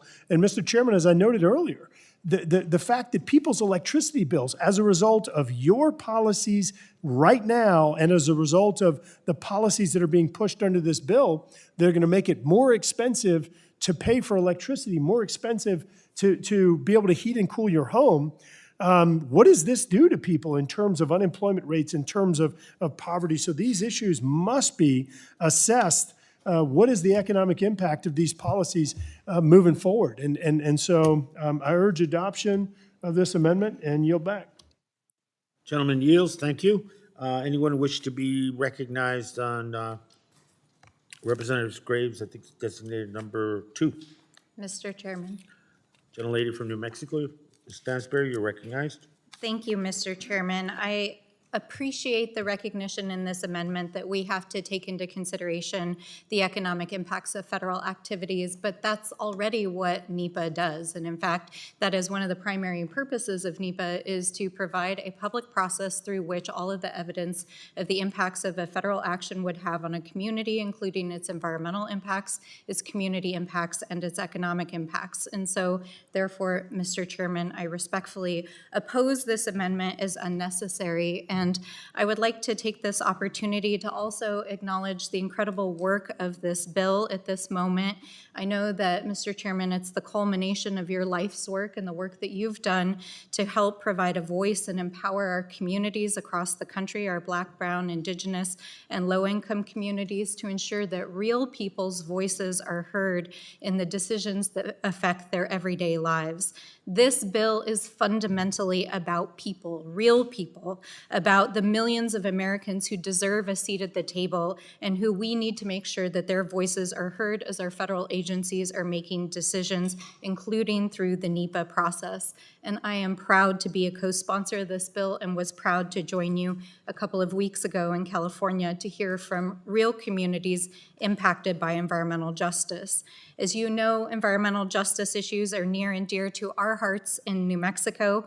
Right now, the Rio Grande is running dry in portions of our river, leaving our communities without life-giving waters throughout the rest of the growing season. This is an environmental justice issue. It is a climate issue, and for far too long, our communities have not had a seat in the table in the development of projects that impacted them. Environmental justice is not a hypothetical in New Mexico. Our histories, our landscapes, and our waters are peppered with examples. The legacies of uranium mining, pollution from our nation's nuclear program, federal projects that were built without the consent of communities and had direct impacts on them, and of course, the impacts of industrial development in communities across our state. This bill is about strengthening the bedrock laws that protect our communities, our environment, and will ensure that our communities' voices are heard by putting the power, the tools, and the resources back into our communities. That means strengthening NEPA and the requirements that our communities have an early seat at the table, not after decisions are already made. That the Clean Air Act and the Clean Water Act take into consideration cumulative impacts, and that we strengthen the Civil Rights Act so that communities' fundamental rights to a clean environment are considered one of their fundamental civil rights. This is about ensuring people's voices are heard, their needs are considered, and that the impacts to their communities are evaluated, and that is exactly what this bill does. So, Mr. Chairman, I appreciate the opportunity to speak today. I appreciate the intent of the amendment, but I do have to oppose it, and I encourage my fellow colleagues on this panel to reject this amendment as duplicative and unnecessary. Thank you, Mr. Chairman. I yield back. Gentlelady yields, and I appreciate the point of personal time. I appreciate the acknowledgement about the work in this, but I have to be honest with you. When beginning this process was responding to an effect, and I didn't know how. And thanks to the good advice of members and their leadership on the issue and the staff, but more importantly, the communities that you visited with me. And those communities have guided this and have provided the content. And so, well, it's a labor of love. It's nevertheless the labor of many, many people beyond myself, but I appreciate the acknowledgement. Thank you. Anyone else wish to be recognized on Graves number 2? Mr. Chair. Sir? Thank you, Mr. Chair, and I really appreciate the comments from the last speaker. I appreciate you talking about community and what that local community wants. I want to just remind you that you voted against a mining bill that my community wanted, my local unions wanted, and so the inconsistency in your comments about community fall on deaf ears, because what this committee voted out was devastating. That was absolutely devastating to northeastern Minnesota's mining community. Mr. Chairman, I yield the remainder of my timer that I have to Mr. Graves. Thank you. Thank you, Mr. Stauber. I appreciate the yield. I also appreciate the gentlelady's comments. And number one, she said that she's opposed because she wants the public in these, quote, impacted communities to be able to have the opportunity for public dialogue and public participation. I want to remind the gentlelady that the Nepa process today, according to a former transportation secretary, the average road project, the Nepa process takes about 7 years. We've seen instances where it's taken in excess of a decade. That seems like ample opportunity to me for public participation. And I remind you, having been someone who's spent much of my life building road projects and other infrastructure, a road project generally takes a year, and even for big road projects, maybe 2. So that really just that doesn't hold water in regard to actual practices in terms of this process. Secondly, and I think perhaps even more important, is that if you were to take the gentlelady's arguments and apply it to the First Amendment that the chairman accepted, then it would undermine the entire argument of the First Amendment, which, let me say again, you accepted, the chairman accepted. And so what this does is it simply says, it simply says that all you're going to do is you're going to assess the impact to the economy, inflation rates, poverty rates, and unemployment rates of not carrying out the proposed federal action. Under NEPA, and having spent a good bit of time in my life actually doing NEPAs, both EAs and EISs, NEPA does a poor job looking at, well, I'll put it this way. NEPA's no federal action assessment it largely looks at static conditions. It does a poor job, in my opinion, at looking at dynamic conditions, meaning when you actually carry out the project, what actually happens? What are the benefits and what are the adverse conditions in terms of community impacts? Now, lastly, I want to remind you and remind everybody here, because this is one of the biggest mission creeps and failures of NEPA, is that NEPA stands for National Environmental Policy Act, National Environmental Policy Act. And what we've seen, and one of the reasons we've seen this gross increase in the amount of time, and I remind you, the amount of money it takes to do a NEPA analysis, is that we have taken on all of these other considerations that, quite frankly, aren't environmental. And so we're out there doing all of these things that are not core to the assessment of NEPA, meaning they're not looking at environmental impacts. They're looking at all of these other things. And so maybe if we focus on actually looking at environmental impacts under NEPA, some of the allegations that are made under this as to why this legislation is needed wouldn't be legitimate, which I actually don't think they're legitimate to begin with. Last point is this. So all my friends on the other side here are saying that we need to look at environmental justice. Well, I'm from South Louisiana. South Louisiana, we have We have some of the highest rates of poverty. We have some of the highest percentage of folks of color in South Louisiana. Yet when this administration, when the Biden administration carried out their grant program for transportation, they said they were going to prioritize racial equity, environmental justice, climate change. Let me tell you how much my state got under the first round of grants. Zero. Got nothing. Got zero. In the second round of grants, you know what we got? We got $18.5 million out of $1 billion, and it was to improve fare collection for the New Orleans transit system. So look, the reality is environmental justice, these whole terms, these are ambiguous terms. You don't have any concrete definition. You don't have any concrete goals. This is all designed to be to allow you to achieve political goals. And the reality is, as I stated in my opening statement, you're actually undermining the performance or the opportunities for many of our communities that are at risk and that are impoverished. Fatally flawed legislation. I urge you, Mr. Chairman, to be consistent, to accept this amendment as you did the first one. Yield back. Anyone else wish to be recognized? Mr. Chairman. Yes. Thank you, Mr. Chairman. Mr. Chairman? Yeah. I'm sorry. You've already addressed this item. Have I recognized myself yet? Let me recognize myself and yield to the gentlelady. Thank you, Mr. Chairman. I just want to remind the committee of the purpose of NEPA.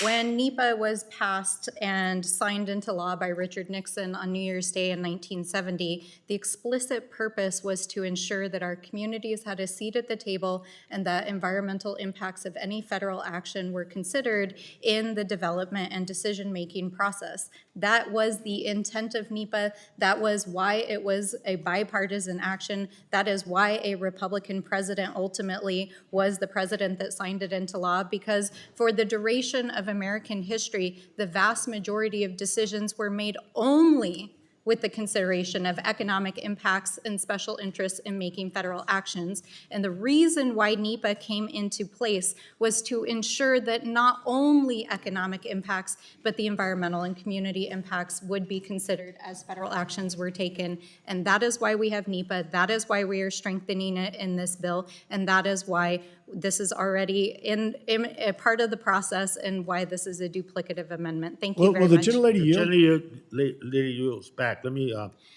recognize myself. You know, Mr. Graves, the issue has been at this committee and at other committees and in almost every piece of legislation, whether it is a noble effort to save the sequoias or whether it is infrastructure. The persistent point on the part of Republicans has been to continue to water down and further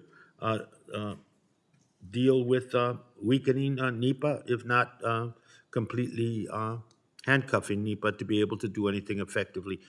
That's been a strategy. NEPA was put there with a specific purpose, and these communities have to have early involvement and meaningful involvement in order for them to be able to shape decision-making. That's all it does. That's all this bill does. 10 seconds? If that.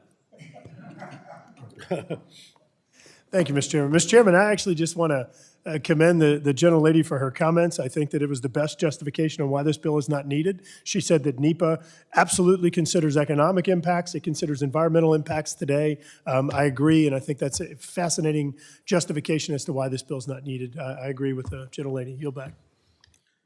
Thank you. And with that, any further comments, questions on the Graves Amendment number 2? Mr. Chairman. Yes, sir.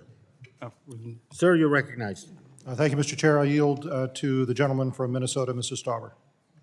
Thank you very much. I'll be quick. To the gentlelady from New Mexico, you are right. I want to echo what Mr. Graves said. Again, a week and a half ago, you voted against an environmental impact statement, the highest standard we have for mining. And so, again, the inconsistencies here when that was required. In fact, that was wanted, an environmental impact statement, not an environmental assessment. And again, you voted against that along with my colleagues on the Democrat side. So I just wanted to point that out, and I yield back. Gentleman yields. Anyone else wish to be recognized? Mr. Chairman. Sir? Thank you, Mr. Chairman. Mr. Graves made a point that I wanted to make, that I think the gentlelady's argument is that this whole bill is not needed. That's the premise of her argument. But, when I think about environmental justice, I think about, Superman said truth, justice, in the American way. Maybe if this bill was called the Environmental Truth and Justice Act, maybe more people could get behind it, because there's a lot of misconceptions, and the truth often gets left behind. And this issue of no action is a major flaw with Nepa. It's the reason that we're seeing forest fires rage out of control in the West. And we've tried unsuccessfully, and will continue to try, to get the no action analysis as part of NEPA, because when a NEPA gets challenged, it's only the actions that are proposed, and nobody looks at what's going to happen if nothing happens. And Mr. Graves said it well, in a dynamic situation, which a forest is at, where things change, there is an action that results from no action. And what Mr. Graves' amendment does is wants to correct that on this bill and say, you can only look at what the results of the action will be, but what are the results of not taking an action? And there's always going to be results of not taking an action. That gets left out of the equation, and we should be looking at that. So I support his amendment. I support the idea that any kind of analysis should, if you want to get to the truth of the matter, if you really want to have truth in your analysis, you have to look at what the no action causes. Otherwise, you're only getting half of the story. And oftentimes, you're getting the bad half of the story, and you're not getting the good part of the story. It's a shame that we allow things like that to happen in this country. This amendment is very important, and I urge adoption of it and yield back. Gentleman yields. Anyone else? We actually debated calling the bill the Environmental Justice and Full Democracy Bill, but we didn't want to use the word democracy because that creates some sensitivities with some people. And so in an effort to keep it somewhat neutral, we left democracy out. So I hope everybody appreciates that gets uncomfortable with that. Any other comments? If not, hearing no further debate, the question is on Graves Amendment number 2. I will pause so the members joining remotely can unmute. All those in favor indicate by saying aye. Aye. Aye. All those opposed indicate by saying no. No.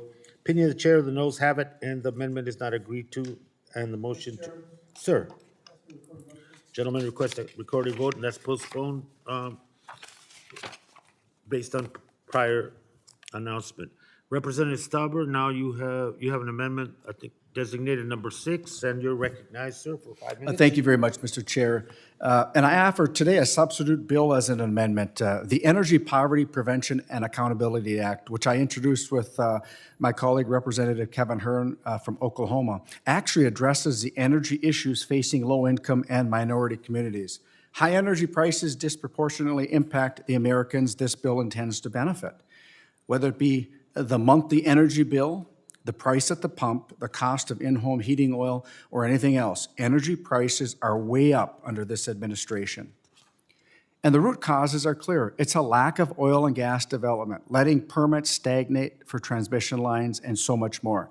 No matter how much this majority, this administration, and their backers in the special interest legal business push the narrative, Americans just aren't buying it.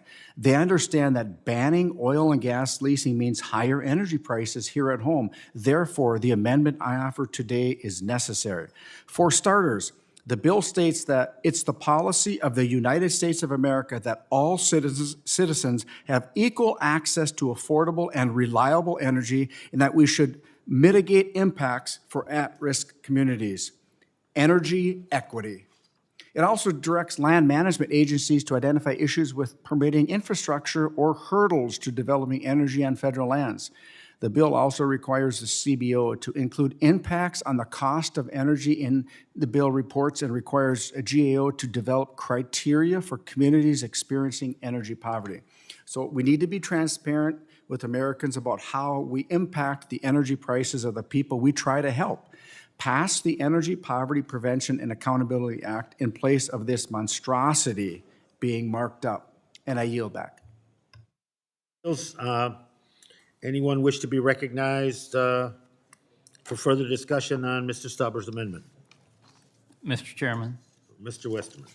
Mr. Chairman, I support Mr. Stauber's amendment. The record-breaking inflation and gas prices we're currently experiencing are hurting Americans across the country, and it is well known that low income and fixed income and other at-risk communities are being hit the hardest. Families suffering from energy poverty spend a large percentage of their monthly income on energy costs, and gasoline at $5 a gallon makes that burden insurmountable. Mr. Chairman, I just kind of sat back in amusement with some of the opening statements.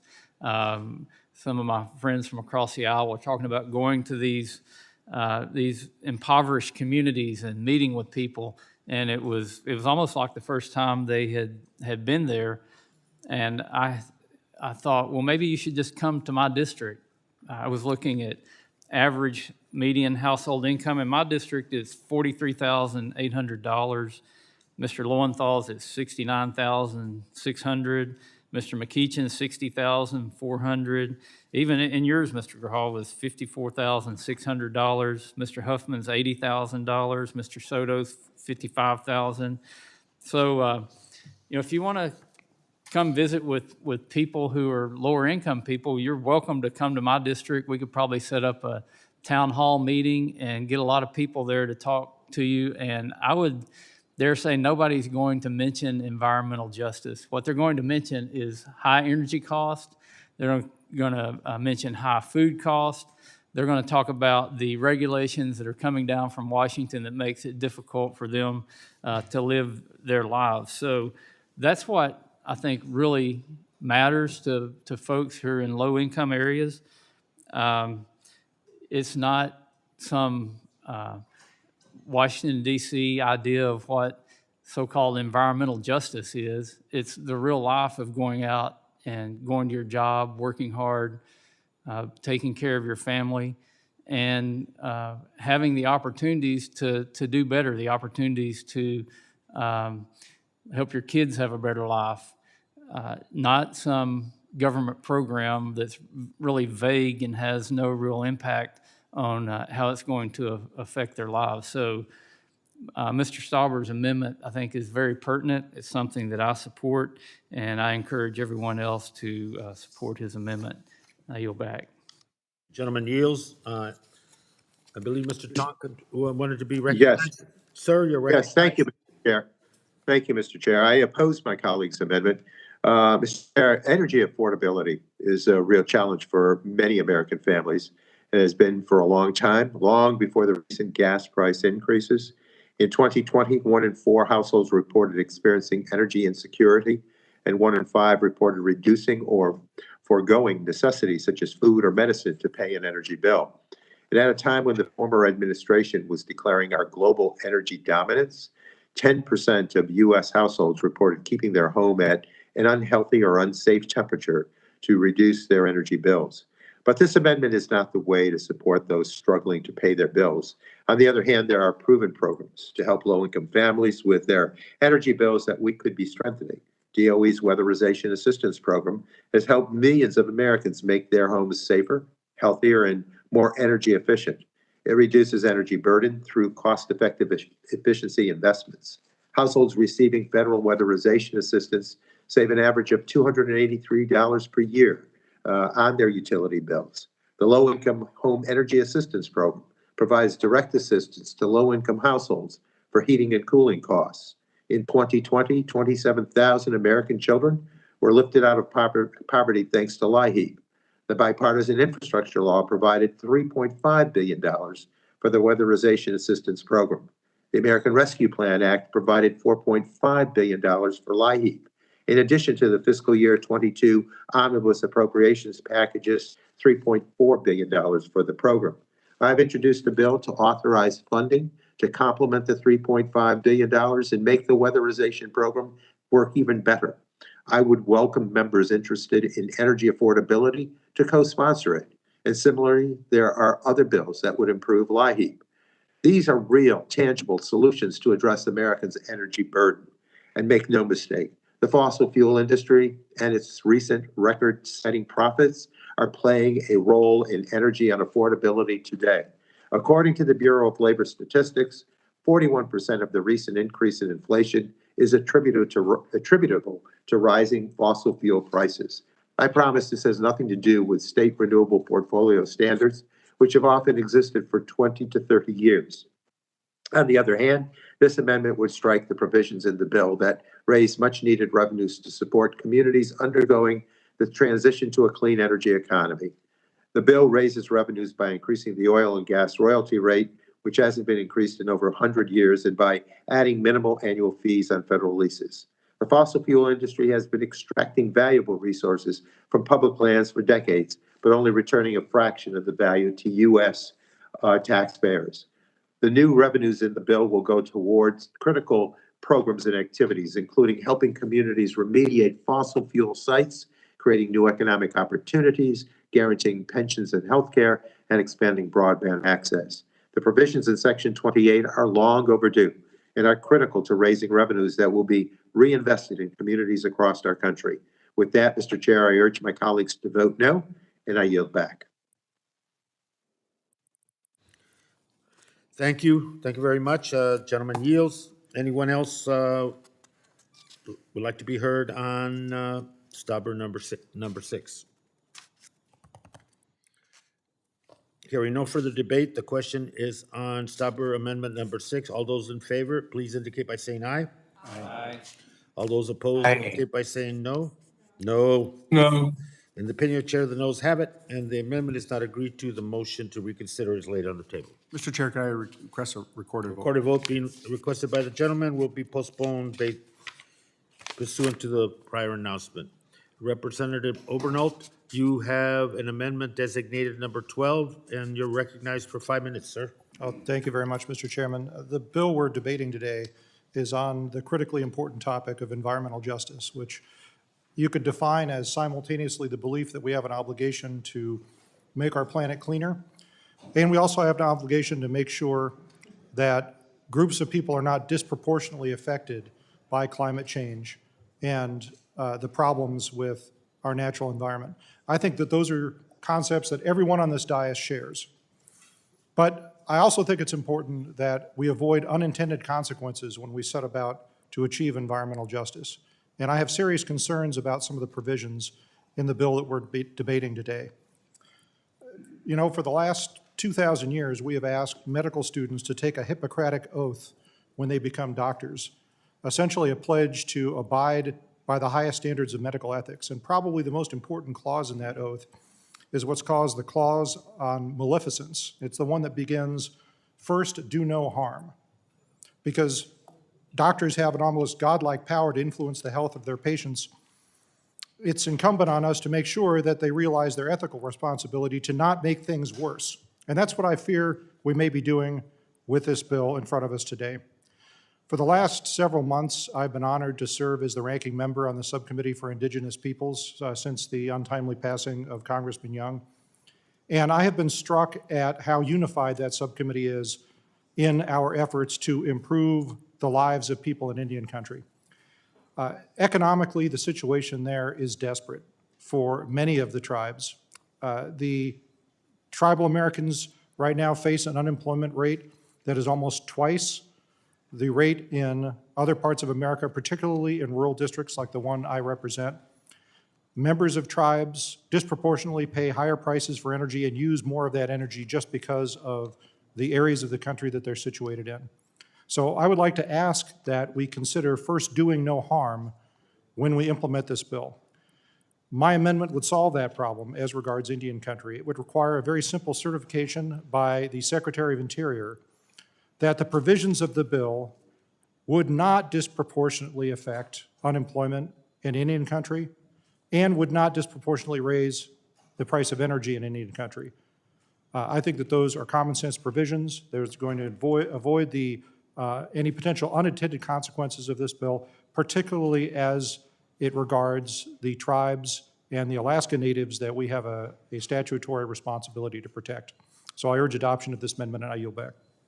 Is there any further discussion of the amendment?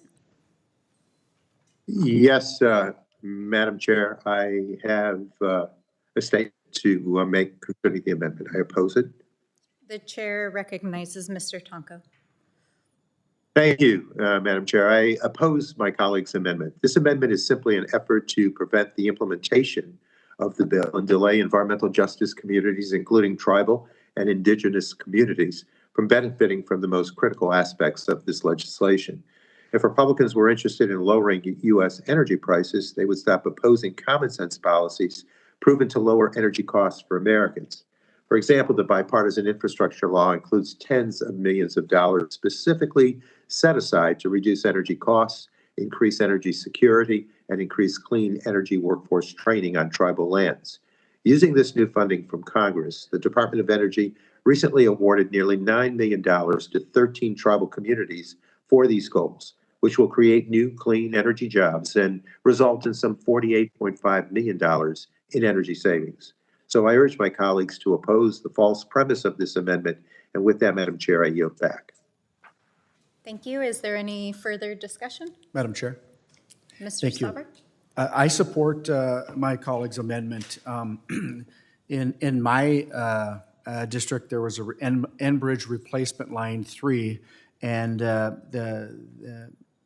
several Native American contracting firms were awarded the contract, and they actually employed our friends in the Native American community with good paying union jobs. And I think this is what my colleague is looking to do to make sure that the increases are not going to be put on the tribes, and the increases won't negatively, this bill won't negatively impact the tribal employment. And I think it's a good bill. It allows transparency, and I think that as we go forward, we have to also look at the opportunities that present themselves as far as jobs, especially in the environment we're in. So I fully support my colleague's amendment.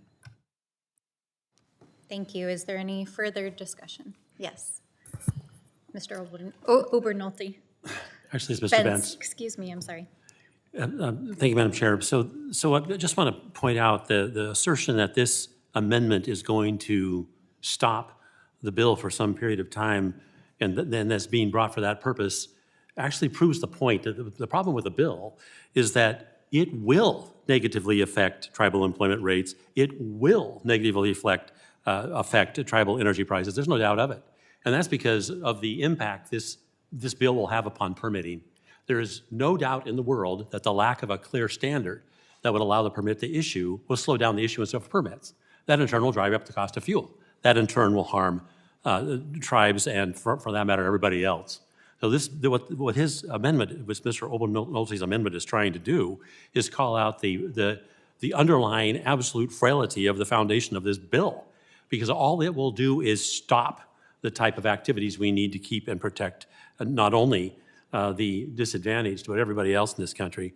Of course, I support the amendment. I yield back. Thank you. Are there any others? Madam Chair. Yep. Mr. Graves, please. Thank you, Madam Chair. Madam Chair, I guess I'm confused at the Democrats' opposition to this amendment. Mr. Obernolte's amendment seems entirely consistent with everything that you and your side has been saying, is that this bill is designed to protect these, quote, environmental justice communities. His amendment simply makes you put your intentions where or with, I guess, the law or the bill in this case, where you're saying you're trying to protect people. He's trying to codify that. He's trying to put it in the law. He's trying to make you put your money where your mouth is. And it is ironic to me. I don't even know what to say. It's fascinating to me that you all are saying that no, that you're opposed to this amendment. You have said over and over again that there are all these communities that have been discriminated against, And his amendment simply tries to make sure that these very communities are protected. And I guess it's baffling that you all say one thing, but when Mr. Obernolte tries to actually protect these communities, and in this case, trying to protect some of our Native American communities, y'all refuse to actually protect them. I don't understand why your side will not put your money where your mouth is on this. And I want to understand that. And I'll yield to you for an answer. Thank you. The gentleman yields. Is there any further discussion? I reclaim my time. I yielded to you for an answer. Does that mean that you're not going to answer? I'll be happy to answer. Yes, Mr. McEachin. I will yield to yields. Mr. McEachin. Well, I would say to the gentleman from Louisiana that this is a typical Republican ploy. We want to delay. There's no reason to delay the effective date or the implementation of this legislation. You claim that you're trying to protect these folks. What you're really doing is trying to delay the implementation of this good legislation in the hopes of what I don't know, but in the hopes that perhaps you'll be able to slow down progress in the protection of these folks. You must think that we are asleep at the switch. I know you think that because you don't think much of Democrats, but you use this tactic in this bill, other bills. It's always, delay until the Secretary of Interior demonstrates something. That's your typical amendment to try to slow down our good legislation. So that's why we're not necessarily enamored with this piece of legislation. And Madam Chair, I yield back to the gentleman. Thank you, Mr. McEachin. Mr. McEachin, you made a comment that I don't think much of Democrats. I just want to make note the Bipartisan Policy Center actually gave us a Legislator of the Year award as a result of our efforts to actually enact good policy with Democrats. What I have a problem with is I have a problem with bad policy, and I have a problem with people saying certain things, yet not actually embodying it in the text of the legislation that they're putting forth. Let me just, I want to read the summary of Mr. Obernolte's amendment. What it says is it conditions the bill enactment upon the Secretary of the Interior certifying the bill will not impact tribal jobs, tribal energy prices, and other items. I mean, so this entire amendment is designed to ensure that Native Americans are not adversely affected by the legislation, which the reality is we all know they will be because it's going to drive up energy prices. If y'all are so confident that it's not going to further increase energy prices, then support his amendment. Then put your money where your mouth is. Tell the American public that you're willing to actually verify that this bill will not push more people into energy poverty, push more people into poverty, push more people into bankruptcy and foreclosures. Unfortunately, you all know that that's exactly what your bill is going to do, which is why you will not support Mr. Obernolte's amendment, because you know that this is going to have an adverse impact on Native Americans, on our tribes. That's the only reason you wouldn't support this amendment. What an embarrassment. Mr. Chairman, I appreciate Mr. Obernolte offering this amendment. I urge adoption and yield back. Madam Chair, excuse me. Thank you. Is there any further discussion? Madam Chair, speaking to the amendment. Yes, Mr. McEachin. Thank you, Madam Chair. There he goes again, Mr. Graves, making all these comments about the intent of the bill, how nefarious the bill is, when clearly he doesn't understand the purpose of the bill. What I think Mr. Graves is really afraid of is the fact that this bill will put these communities on the same political par as the communities he represents in many cases, as the communities that don't have this NIMBY problem with bad stuff always being assigned to their areas, with where they're not frontline communities, where they haven't had to deal with environmental injustice. That's all this bill really does, is to level the playing field and give these communities the same political clout that other communities in Louisiana and across this nation have. It's just that simple. He wants to talk about raising prices. No, I don't yield yet. If you want to get into this, we'll get into it, but I don't yield yet. But if he really wants to talk about prices going up and things of that nature, the reality is that prices aren't going to go up any higher than they are on in neighborhoods that he represents that don't have these issues. So, the notion of putting all these people on the same playing field is, seems to me to be very American, seems to me to be very fair. And, I would thank the gentleman for not always assigning to Democrats nefarious intent. You may disagree with us, but that's part of the problem of Washington today. You don't just disagree with us, you decide that we are doing something evil, nefarious, underhanded, and that we don't know what we're doing. Just disagree with us and say you think something else is going to happen, but you don't have to call us everything but a child of God. I yield back, Madam Chair. Thank you. The gentleman yields. Any other discussion? All right. Well, hearing none, no further debate. The question is on Obernolte Amendment number 12. I will pause so that members joining remotely can unmute. All those in favor say aye. Aye. All those opposed say no. No. No. Members will please mute again. In the opinion of the chair, the noes have it, and the amendment is not agreed to. The motion to reconsider is laid on the table. Madam Chair, on that question, I request the yeas and nays. A recorded vote has been requested. The vote will be postponed pursuant to my prior announcement. All right, next we have Representative Dingle. You have an amendment designated Dingle Talib, number 226. You are recognized for 5 minutes. Thank you, Madam Chair. This amendment is straightforward. It would add Middle Easterners and North Africans to the definition of community of color in Section 3(4) of the legislation. My district in Southeast Michigan contains a significant MENA community. And inclusion of this language would ensure that they receive protection under this legislation. In the city of Auburn, which is currently in my district, the South End in particular is a well-known environmental justice community whose residents continue to contend with the legacy of pollution and hazardous chemicals, resulting in increased risk of a variety of diseases and other health issues. In fact, part of this district, my colleague, Rashida Tlaib, who's on this committee, I think will speak in a minute, is actually a zip code that is the most polluted zip code in America. Inclusion of this amendment would give the South End MENA community and other MENA communities a strong voice, as well as a seat at the table under the Environmental Justice for All Act. It would provide for MENA community representation and inclusion in a variety of provisions in the legislation, including the National Environmental Justice Advisory Council established in Section 18A. Fundamentally, this amendment is about providing a voice for MENA communities who contend with the issues, pollution's impact on public health and disparate impact on those most at risk, highlighted by this legislation.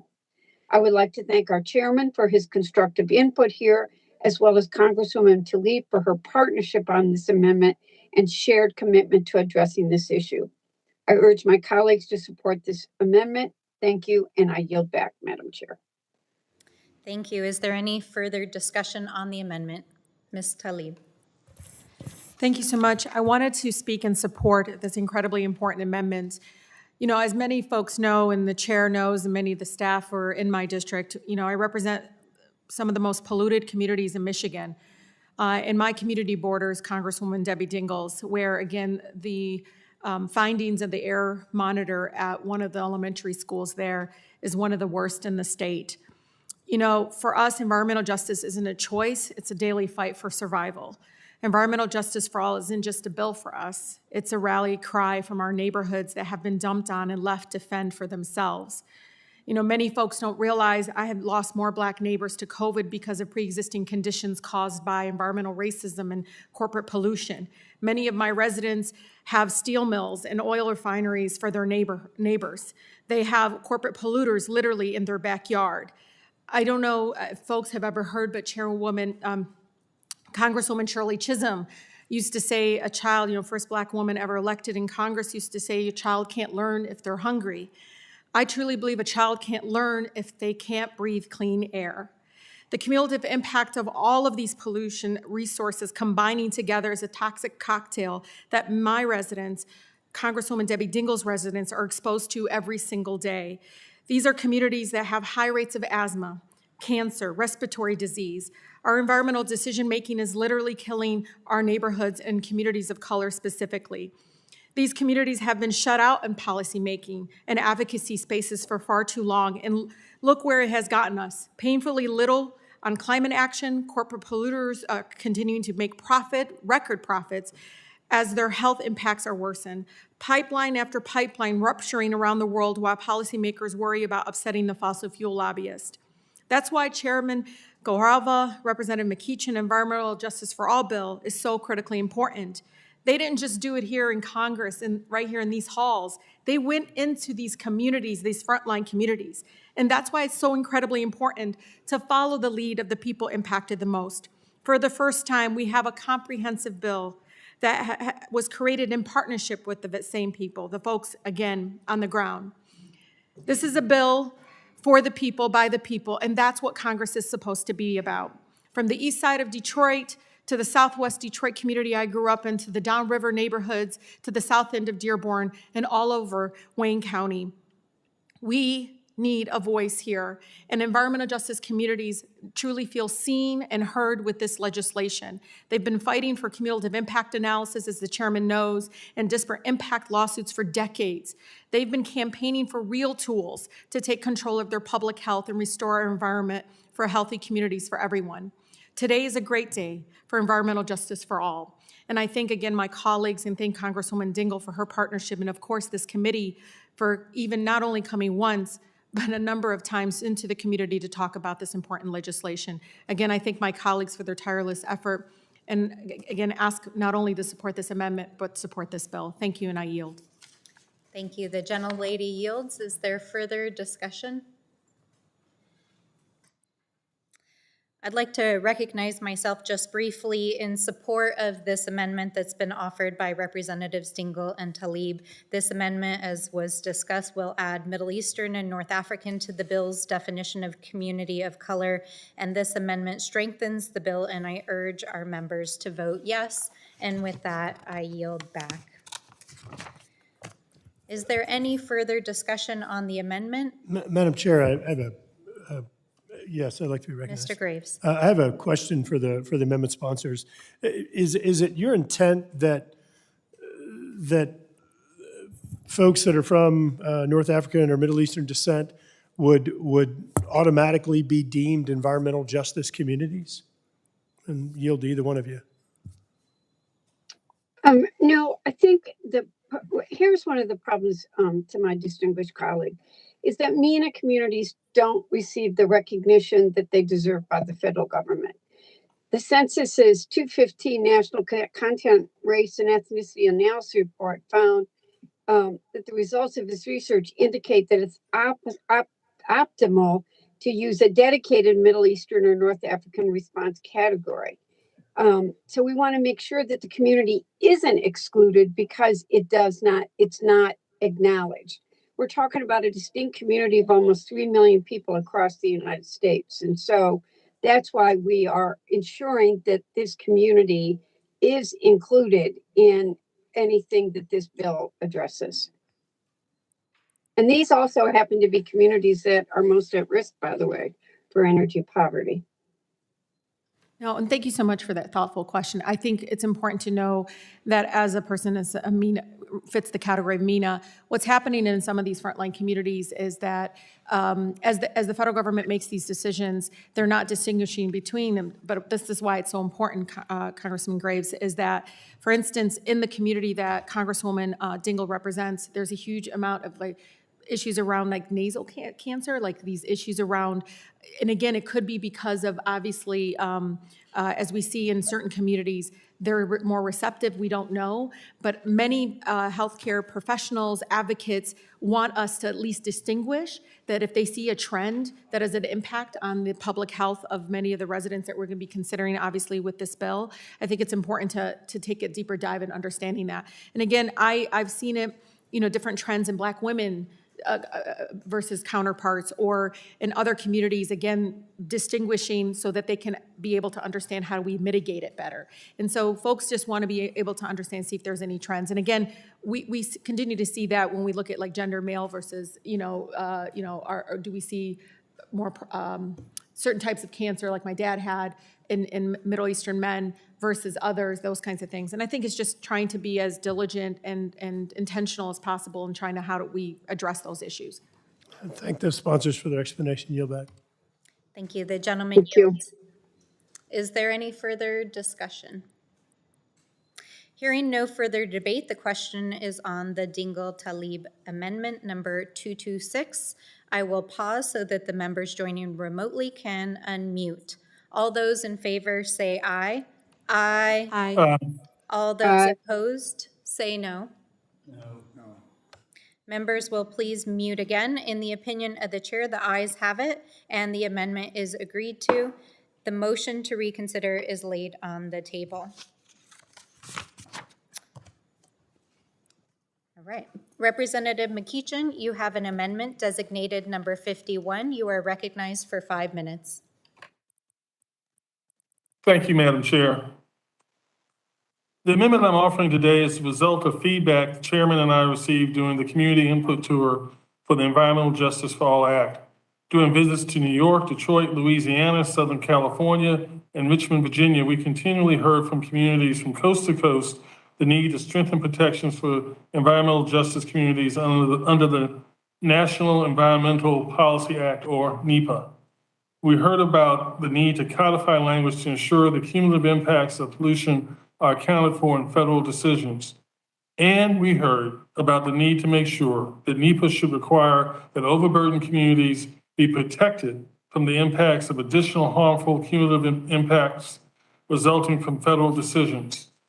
The amendment is based on the landmark 2020 New Jersey Environmental Justice Law, the first state law in the nation to stop approvals of new pollution sources in neighborhoods already overburdened by pollution, based on findings in an environmental justice impact statement. It would codify into law NEPA's existing requirement to consider cumulative impacts and would nationalize the landmark 2020 New Jersey Environmental Justice Law by integrating it into NEPA, requiring that decisions be made that protect overburdened communities from cumulative harmful impacts. Madam Chair, this amendment continues our commitment to ensure that this legislation is by the people and for the people and is responsive to what we heard from communities on how we could strengthen this bill. I urge my colleagues to support this amendment, and I yield back. Thank you, Mr. McEachin. Any further discussion on the amendment? Anybody seek to be recognized? Mr. Graves, sir. Thank you, Mr. Chairman. I want to yield to the sponsor for a question. So I believe this amendment makes the legislation unisex, and so it effectively, as I appreciate, eliminates references to he and she. Is that accurate, Mr. McEachin? Among other things, yes, sir. Does the sponsor not agree that we have different sexes? I'm just trying to understand justification here. There's an old adage of Virginia law that I would hope federal law also recognizes, is that it's unconstitutional just to have a particular statute refer to just one gender. And so in an effort to try to clean up the legislation, we just didn't want it to refer to one gender.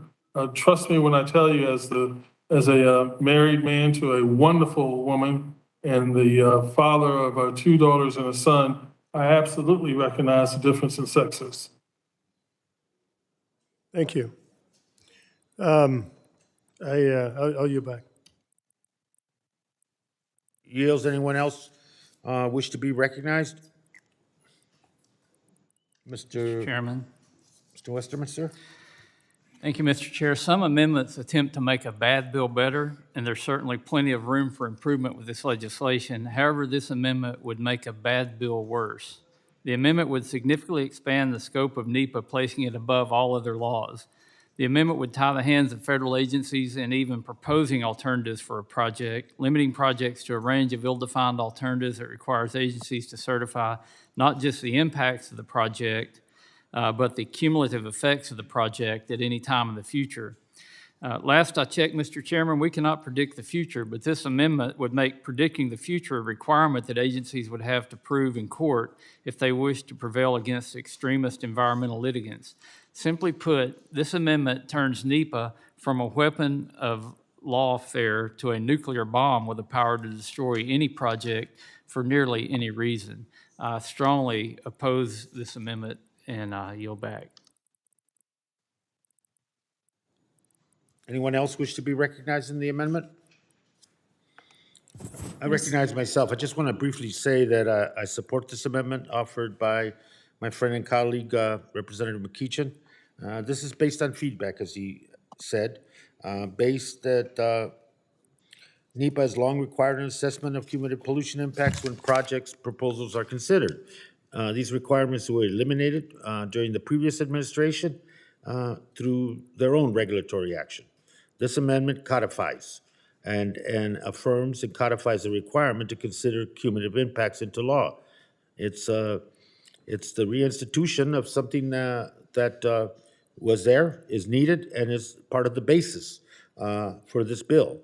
And it mirrors the New Jersey environmental justice law, and and NEPA's point is that communities shouldn't further be harmed. And it's not a question of having a crystal ball and looking into the future, Mr. Westerman.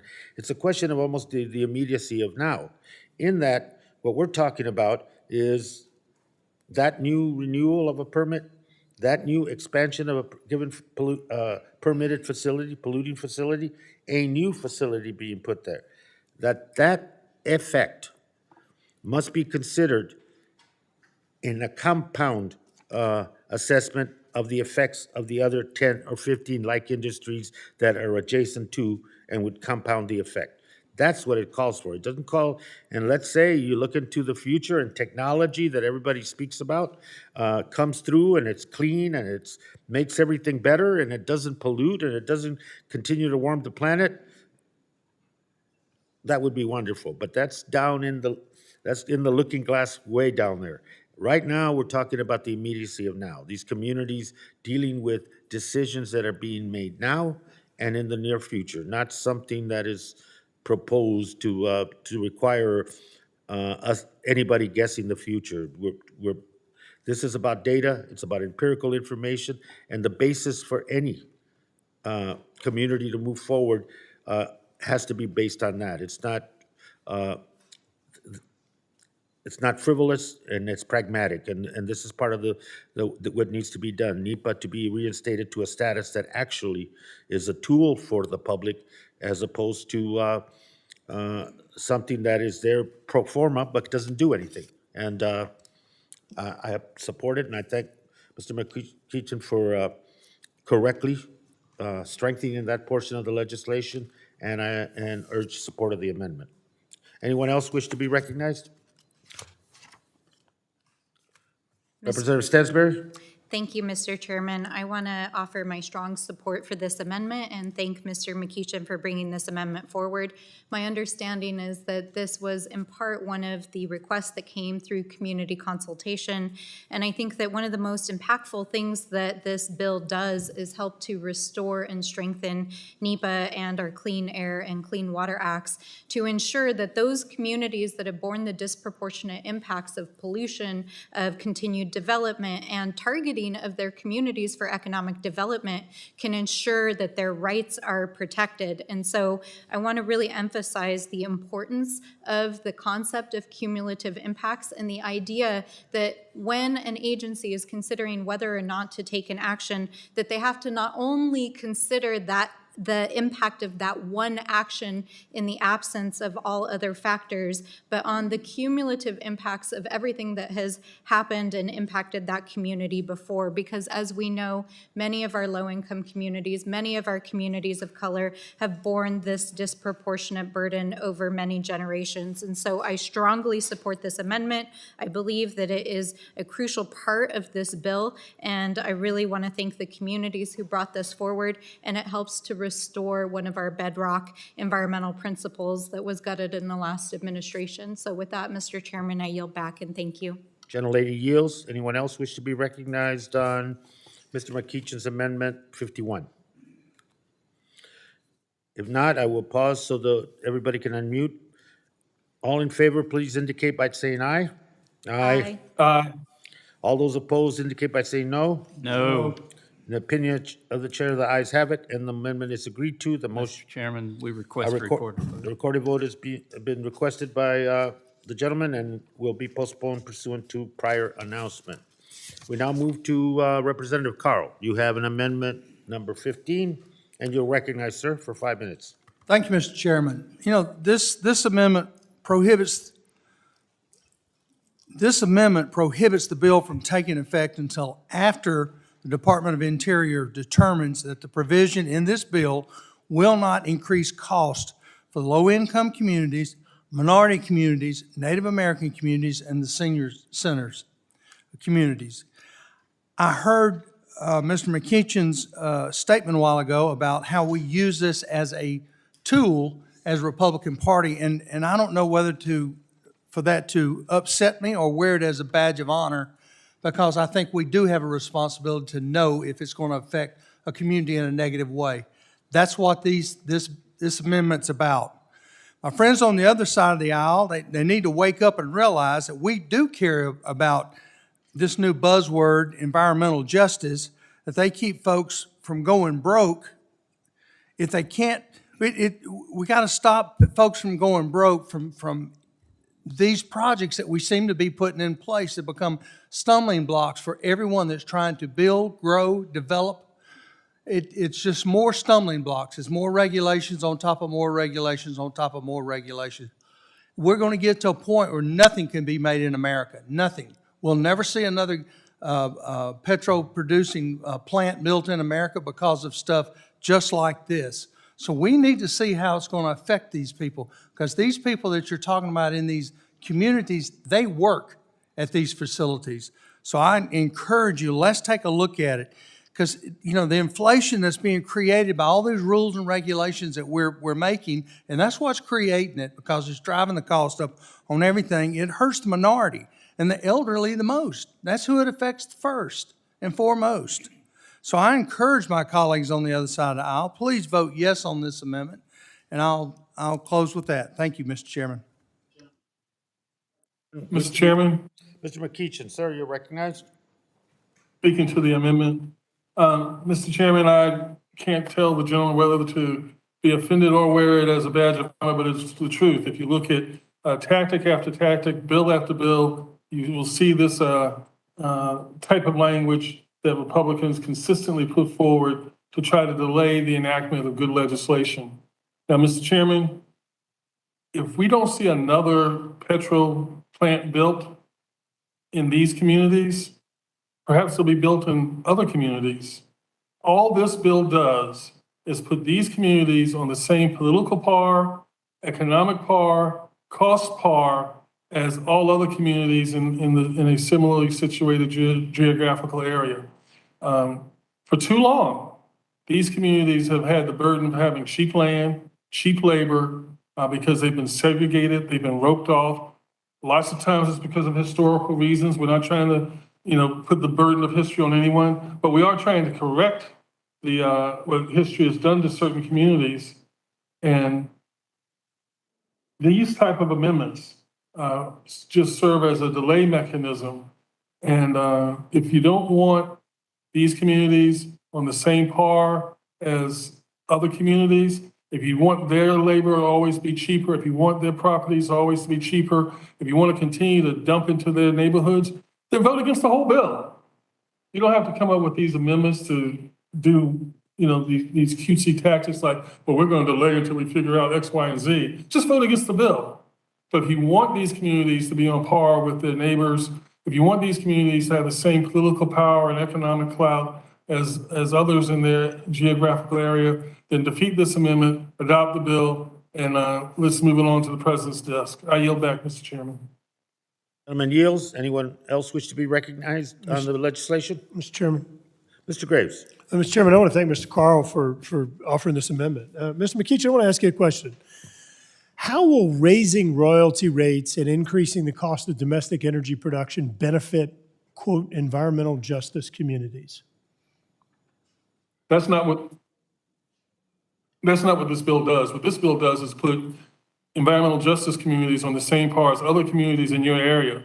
So if, so that they're not the target of cheap labor, so they're not the target of cheap property values. Thank you, Mr. McKeachin. Mr. Chairman, does this bill raise royalty rates?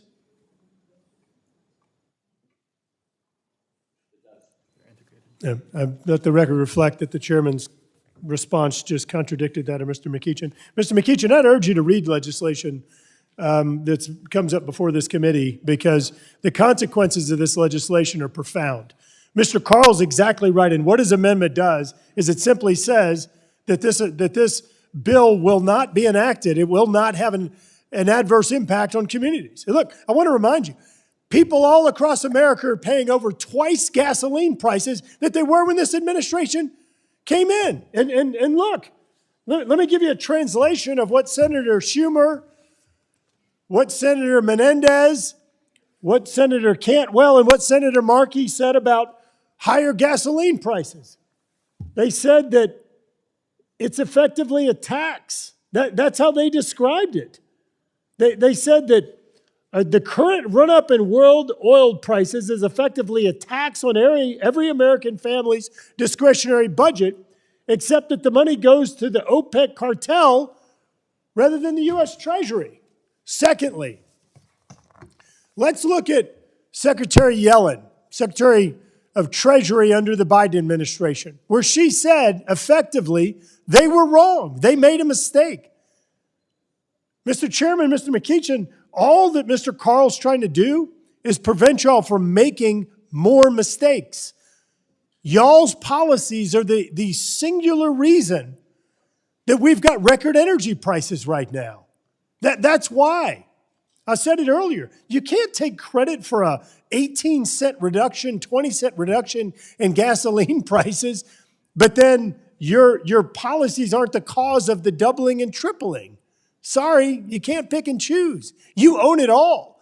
Mr. Carl is trying to save this country. He's trying to save the economy, and I got to remind you, the people that are most fragile, the people that are most delicate, the folks that are most affected by skyrocketing electricity and gasoline prices are the people that y'all are describing as environmental justice communities.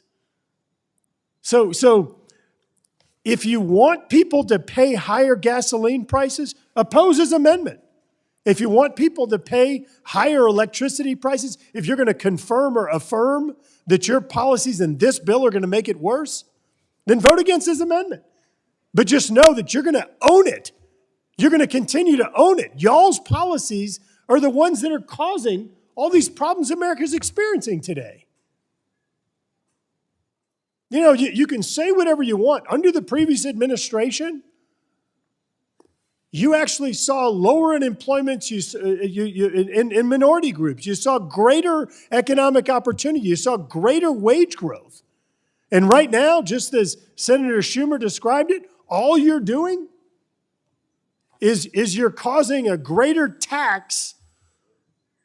You're causing an elimination of income on the people that can least afford it. So if that's your goal, you did it. In fact, you know what? Good news. I think I got a "You Did It" poster too. Look.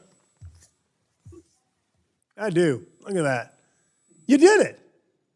Highest energy prices, highest electricity prices, highest gasoline prices. Like just own it. Just acknowledge it. And if I'm wrong, if Mr. Carl's wrong, then all you have to do is vote for his amendment And the bill, it doesn't affect anything, right? It doesn't affect electricity prices, gasoline prices. So just vote for his amendment. Because y'all have all said that it's not going to cause adverse consequences. Just like Secretary Yellen said it, at least she has the nerve to come back and admit she was wrong. I respect her for that. Y'all keep doubling and tripling down on the very things that are pushing people into poverty and undermining the competitiveness of the U.S. economy. I commend Mr. Carl for his amendment. I urge adoption and yield back. Let me recognize myself, if I may, Mr. Graves, to yield for a question. In the litany of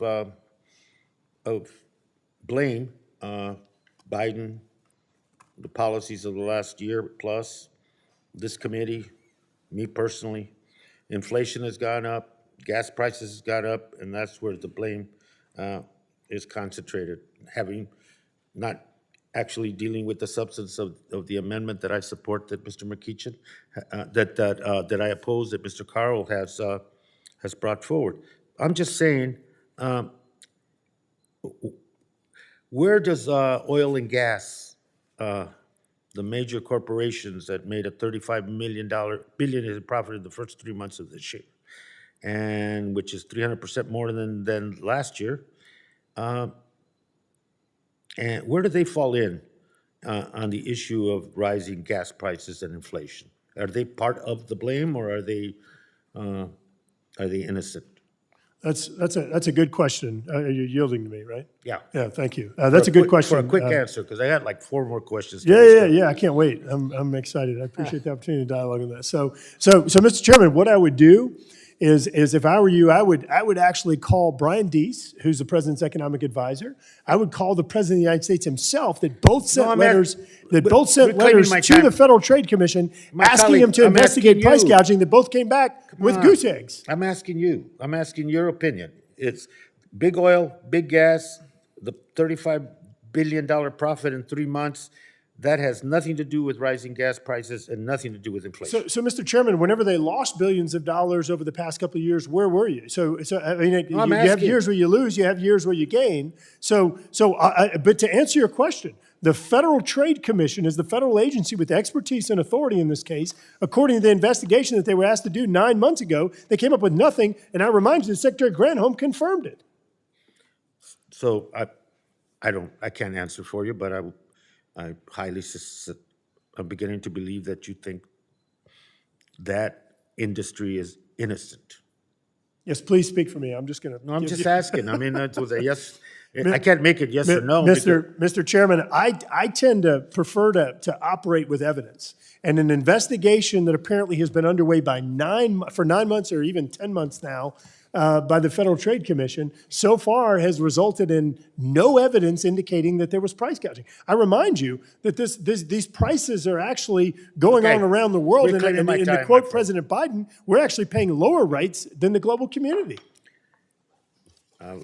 It was a futile effort, Mr. Graves, on my part to engage on what potentially could be some common ground. But if we don't include your perspective on who's to blame and our strong suspicion and perspective that big oil and big gas have played a big role in gouging and inflating the price and causing not all, but part of the inflation, then, that's the trouble with the middle ground. If you don't have one, But anyway. Yeah. I think where we disagree is that I prefer to act on evidence, Mr. Chairman.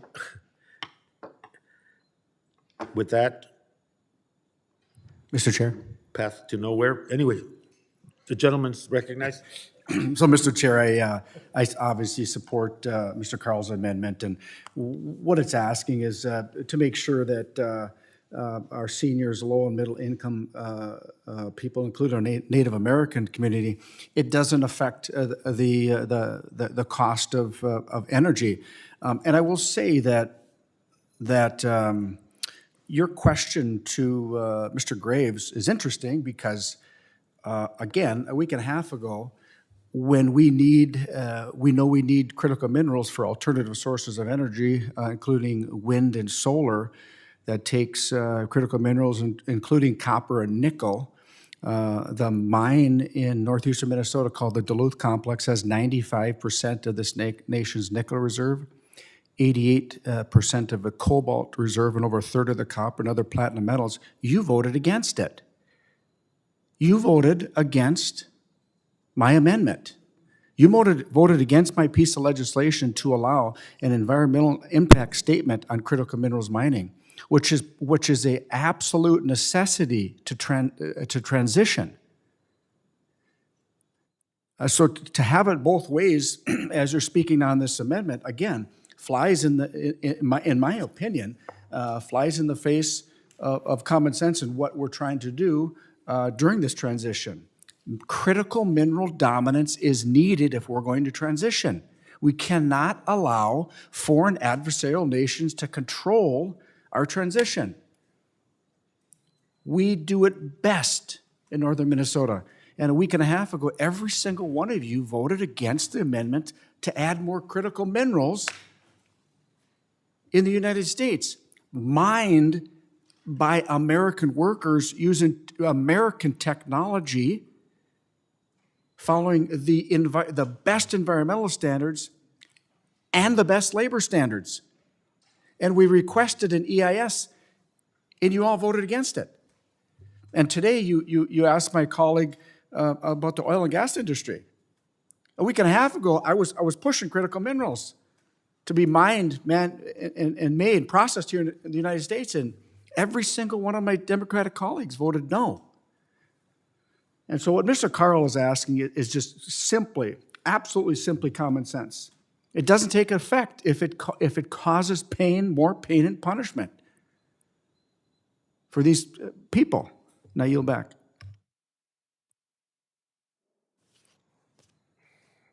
Any other member? Hearing no further debate, the question is on Mr. Carl's amendment number 15. All those in favor indicate by saying aye. Aye. All those opposed, no? No. The opinion of the chair, the noes have it, and the amendment is not agreed to. Mr. Chair, could I ask for a recorded vote, please? Absolutely. Thank you. Court vote being requested, the vote will be postponed pursuant to the prior announcement. Representative Harrell, you have an amendment designated number 21. The gentlelady is recognized for 5 minutes. Thank you, Mr. Chairman. This amendment would make the implementation of the legislation contingent on the Secretary of Interior certifying that it would not result in reduced revenue sharing for our schools. Royalties from all forms of energy production account for 35 to 40% of my home state of New Mexico's budget each year. This bill, as currently constructed, would make all forms of energy production more difficult by piling on a mountain of unnecessary red tape. Not only do these new onerous regulations target energy production, they target mining operations and manufacturing, which also contribute to state education funding through the royalties and taxes. For example, this legislation further weaponizes the Nepa process by adding new reporting, public comment, and hearing requirements on top of the already years-long process that currently exists. As a prelude to my next amendment, this bill would also open up companies who are working hard on major federal projects to lawsuits designed to block their projects. This would prevent valuable revenue from getting into our public education system. The proposed remedy for this loss in the state of revenue is a grant program administered by a so-called Just Transition Advisory Committee, which is quite frankly patronizing, as my constituents work very hard every day to produce clean, reliable energy that is essential to our economy and national security. They're not interested in whatever bureaucrats in D.C. declare to be just transition, and neither are the teachers in New Mexico and the school children who rely on these funds for raises and quality education. There is no such thing as a just transition of resources away from the school children of New Mexico. Instead of looking down upon hardworking Americans who dedicate their careers to powering our nation, this committee should be focused on empowering them to lead our energy future. In my district alone, funding from energy development has helped to build state-of-the-art career and technical education facilities like the $50 million brand-new C-Tech facility in Hobbs, which I had the honor to show off to a few of my colleagues on this committee earlier this year. At this facility, students will have the opportunity to have hands-on training to prepare for careers in energy, manufacturing, transportation, and much more. I say to my colleagues, colleagues, let's stop making it more difficult to produce energy and build things in this country before states like mine are drained of the capital necessary to adequately fund our education system. I ask that my colleagues support my amendment, and I yield back, Mr. Chair. Anyone wish to be recognized? Mr. Chairman. Mr. Chairman, Oh, Mr. McEachin, you're recognized. thank you, Mr. Chairman. I oppose my colleague's amendment.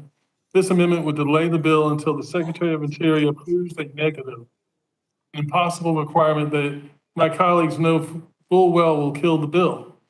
The National Environmental Policy Act weighs the pros and cons of a federal action, and this bill tries to make sure the damages of an action are fairly evaluated. There's no need to prove a negative before this bill is implemented. This bill will in no way stop oil and gas production or decrease revenue in states like New Mexico. In fact, New Mexico may very well receive a boost in revenues that they can use to fund education, infrastructure, or other needs. Thank you, Mr. Chairman. I yield back. Bills, anyone else? Ms. Gentlelady? Thank you, Mr. Chairman. I deeply appreciate the concern for our school revenues in the state of New Mexico, as was stated by the gentlelady from southern New Mexico. Our state does rely heavily on the economic benefits that come from oil and gas for funding our school programs. But as I read this bill as a former budget analyst from the White House Office of Management and Budget and a former member of our state legislative finance and appropriations committee, this bill would actually increase revenues for our state education programs.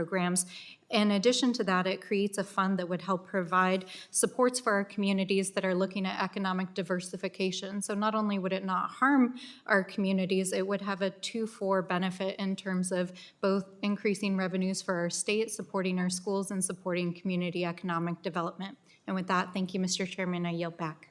Gentlelady yields. Anyone else? If not, if there's no further discussion on Herald Amendment number 21. All those members in favor indicate by saying aye. Aye. All those opposed indicate by saying no. No. No. In the opinion of the chair, the noes have it, and the amendment is not agreed to. Gentlelady is requesting a recorded vote, and that's postponed based on the prior announcement. Representative Graves, you have an amendment number 4, and you're recognized, sir. Thank you, Mr. Chairman. Mr. Chairman, I heard you a few minutes ago say that you think that information is good and that, I'll paraphrase and say that we need to be making decisions with our eyes wide open. And so what this amendment does is it simply requires that a list of economic impacts and a description of impacts on unemployment would be provided, as well as a description of impacts on revenue for low-income communities, minority communities, Native American communities, and senior citizen communities. I keep reflecting on the irony of this. I just heard Ms. Stansberry oppose Ms. Harrell's amendment because she says it won't have an impact on school funding whenever the amendment was actually designed to protect school funding. So if it's not going to have an impact, vote for the amendment. This whole thing, I feel like I'm in a cartoon or something. I mean, this is just surreal. If y'all are so certain that this is not going to have adverse impacts, then vote for our amendments. Vote for our amendments that are just helping to include in the law, to memorialize your own comments that this isn't going to have an adverse impact. Mr. Chairman, I want to remind you, I heard Mr. McEachin earlier say that he was simply fighting for communities. Well, I think the last poll I saw said that 83% of Americans think the country's moving in the wrong direction. Here we have a Democrat president, President Biden. We have a Democrat Speaker of the House, Speaker Pelosi, and a Democrat Senate President, Senator Schumer. Everything is being controlled by Democrats right now, and 83% of the public think we're moving in the wrong direction. I mean, if y'all are expecting us just to roll over and accept this, look, we represent these people. These are our constituents. That's what our job is. We're Americans, and we're simply sitting here fighting for our country. And you all keep opposing. We're asking for data. We're asking for information. And going back to Ms. Stanberry's comments earlier, according to her analysis, these are things that are already supposed to be considered. Okay, so let's memorialize it. Let's look at these things. Let's make sure that we're not going to cause adverse impacts. You all keep saying this is all good stuff. It's all motherhood and apple pie. And if that's the case, good. Then vote for the amendments that simply say, let's look at economic impacts. Let's look at the impact on giving people pink slips and causing them to lose their jobs. Let's look at how this legislation is going to push people into poverty. If it's not, then fine. Then they're effectively, then these amendments don't have an impact.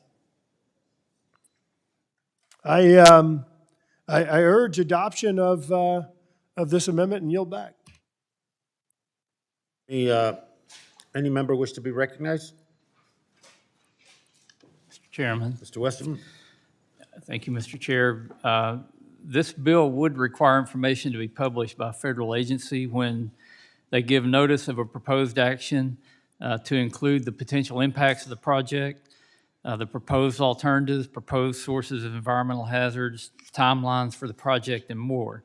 All Mr. Graves' amendment would do is add to this list the potential economic impact of the action along with its impact on jobs and revenue for low-income, minority, tribal, and senior citizens communities. I think Mr. Graves' amendment gets to the heart of what this bill is advertised to do, and opposing this amendment, to me, raises a red flag that there's other reasons for this bill that aren't about actually providing any kind of environmental justice, but to promote an environmental agenda.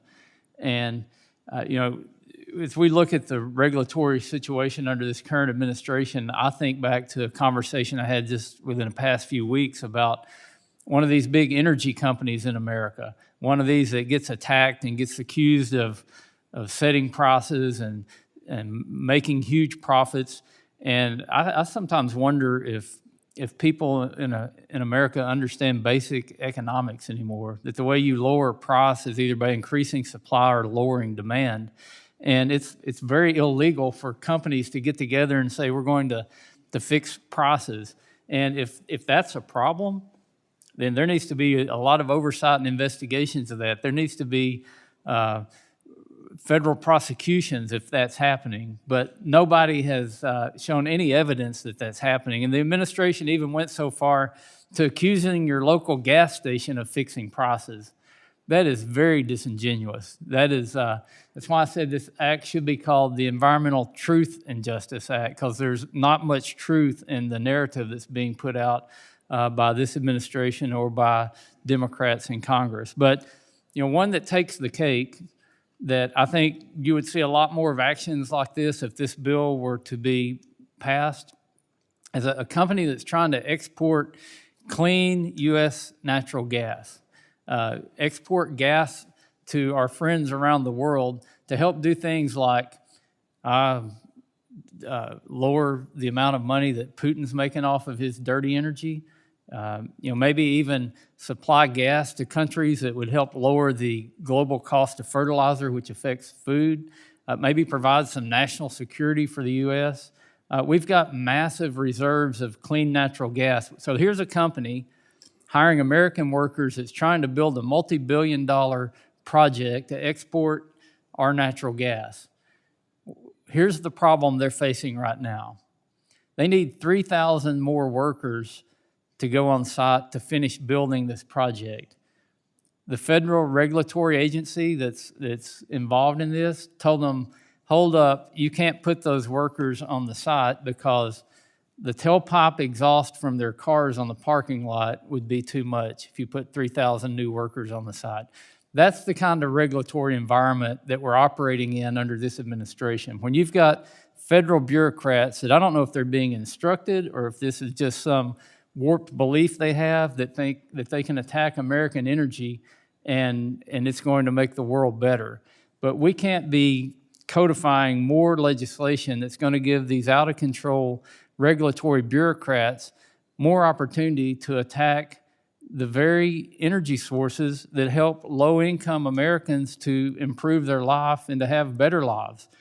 We've had great advancements in this country because we've had great energy production, reliable and affordable. And what we should be doing is looking at how to be more innovative, to produce more energy, to make it more reliable, more affordable, and to make it cleaner and to make it what the rest of the world wants to have. That will benefit America. Putting more onerous regulations on an industry in the name of creating justice for someone when you're really creating injustice is not the way to go. That's why I support Mr. Graves' amendment along with the other amendments that we're proposing and strongly disagree with the underlying premise of the bill.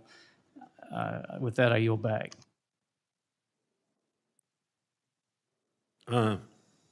Anyone else? Mr. Chair? Sir? Thank you. I absolutely support this amendment. We need to look at an EIS as part of it anyways, as what the economic benefit would be. And the 4 times I've spoken today, I talked about what happened to my legislation of amendments a week and a half ago.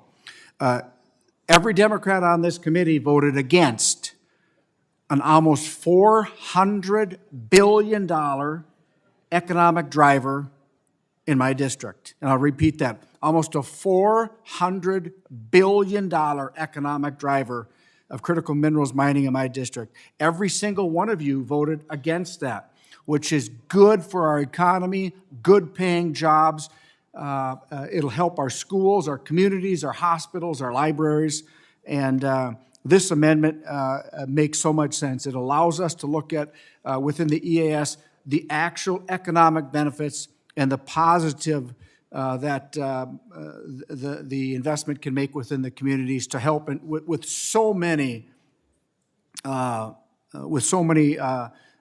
of the community, public safety, schooling, and more, healthcare and more. So I absolutely support this amendment, and it's a good amendment. I yield back. Gentleman yields. Anyone else?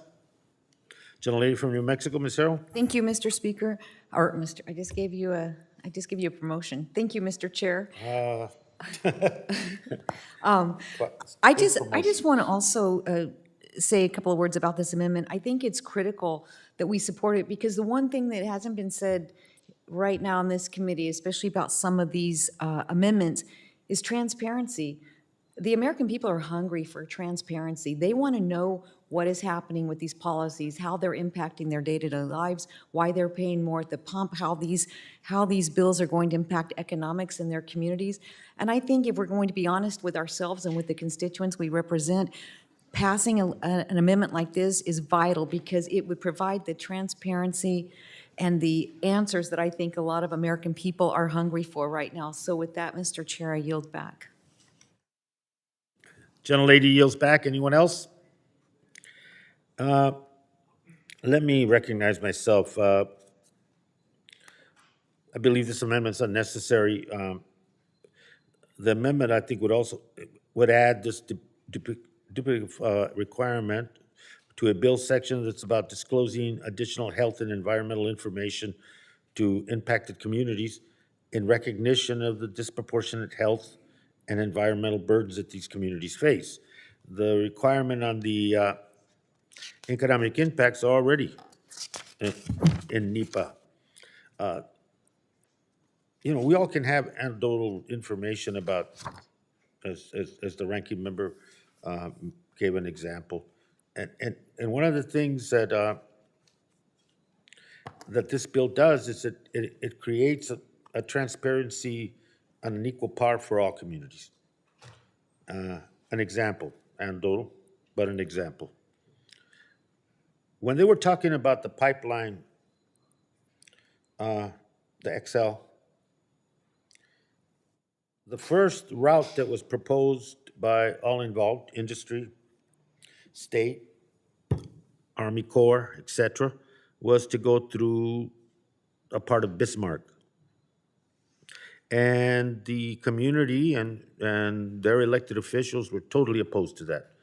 They said it posed a danger and that they were opposed to it.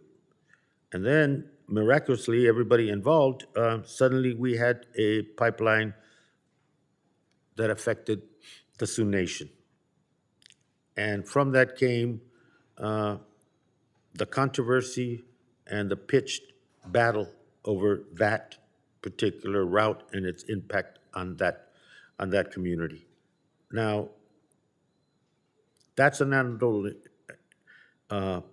example, but the point is that this amendment is trying to make sure that the mechanism is there so that there would be a fair, that everybody would be in the same plane. That in this instance, the Sioux Nation should have been included at the get-go and had meaningful discussions. Even consultation was not used, which is mandated. And so I mentioned that because that example, plus others that we heard over and over again, are not outliers. This happens. And if you were to put an overlay on parts of this country, and certainly I'll just use my community where I grew up and where I live. If you put an overlay of income, and you put an overlay of race, and you put an overlay of fixed income, and you do all those indices, those social indices, those human infrastructures, and then you put the permitted uses and the Clean Air and Water Act, or under the state auspices, the overlays are the same, and the concentration is the same, and the incidences around issues of public health, air quality, and water quality are aggravated, and there's that burden on that community. That's why strengthening NEPA was done with the amendment is so important, because it is one of very few tools that has to be codified. These communities are at equal footing, not behind, not after the fact, and powerless to affect the decisions being made around us. This provides them leverage because they have the information. That's the transparency that has been lacking, and that's the transparency that we're trying to address in this legislation. And the amendment does nothing toward those two ends, and I urge my colleagues to oppose it. Anyone else wish to be recognized? I yield back. Hearing none, the question is on Graves Amendment number 4. All those in favor, please indicate by saying aye. Aye. Those opposed indicate by saying no. No. And the noes have it, and the amendment is not agreed to. Now, Mr. Graves, that was a chorus of noes. There's the House. I mean, I heard it clearly. I don't know. The motion to reconsider it is laid on the table. Mr. Graves, recorded vote? Mr. Graves requests a recorded vote, and that's pursuant to. No. It's, they're very real. And we're trying to bring them here so you can hear them. Ranking Member Westerman, you have an amendment designated number 22, and you're recognized for 5 minutes. Thank you, Mr. Chair. And for the record, I heard a very important no on that last vote, and I know that you're probably going to take the same position on my amendment because I just heard you say in testimony on the last amendment that you're in favor of a longer NEPA process, and what my amendment would do would prevent the bill from going into effect until the Secretary of the Interior determines that it will not elongate the NEPA process. So I guess we have two different worldviews that clash here, where I think we should have a NEPA process that works to protect the environment and to help make sure that we are able to produce energy and have a strong economy. And I think the impetus behind this bill is to have a NEPA process that makes it even long and more drawn out. Currently, the NEPA process inflates cost, takes way too long, and creates ample opportunities to block critical projects through frivolous litigation. It prevents the economic and environmental progress that our country desperately needs. To make matters worse, the current NEPA framework does not result in environmental gains since it inhibits projects from getting started that would restore the environment. When we were debating Chairman DeFazio's infrastructure bill before he had one forced through, it didn't even go through his committee, it was forced through the House, supposedly a bipartisan infrastructure agreement that some people working outside of the committee process, along with some senators, came up with this big so-called bipartisan infrastructure bill. But when we were debating Chairman DeFazio's bill in the T&I committee, it was brought out that Democrats could pass whatever bill they wanted, but until we had regulatory reforms, not much of the money would be spent on actual projects. And I would love to see a list. Let's go back to the Great American Outdoors Act that came through this committee. How much actual work has been done? How much money has been spent on permitting and studying? And how much actual projects have taken place? How much actual on-the-ground work has been done from the large infrastructure bill that was forced through the House? And this bill is going to just make that even worse. And my amendment simply states that the bill can't go into effect if we find that the process is going to take even longer. And you might wonder, how long will that be? The Council on Environmental Quality previously found that the average time for the federal government to complete an environmental review was more than 7 years. That's the average. And a 2015 analysis estimated that a 6-year delay in starting construction on all these projects was costing the nation $3.7 trillion. That's from the Obama Council of Environmental Quality. We're wasting taxpayer dollars developing more paperwork instead of delivering results, and it is obviously not the best use of federal resources. This bill would make matters worse, as it would require agencies to analyze even more factors without a clear benefit to project delivery or the communities it proposes to protect. This would also increase the opportunity for lawsuits that could be filed to block projects impacting these communities. Last year, the American Society of Civil Engineers gave our infrastructure a B to D- grade. Public parks, which this committee oversees, got a D- grade. We clearly have some improvements to make. Parks are one of many examples of projects that this bill would hold up. My amendment would ensure that we don't hold back progress for infrastructure and for disadvantaged communities by stopping the bill from taking effect unless the Secretary determines that it will not lengthen the time it takes for a project to move through the Nepa process. I urge my colleagues to join me in supporting this amendment, and I yield back. Who wishes to be recognized on the gentleman's amendment, number 22? Representative Stansberry? Thank you, Mr. Chairman. And while I very much appreciate the ranking member's desire to expedite public projects that have a benefit for our communities, the entire purpose of NEPA is to fully evaluate those projects before a final decision is made. And the purpose of the improvements to NEPA that are included in this bill are to ensure that our communities' voices, and especially those that have been disproportionately and historically impacted, have equal opportunity to participate in that process, and that consideration for cumulative and other impacts is considered.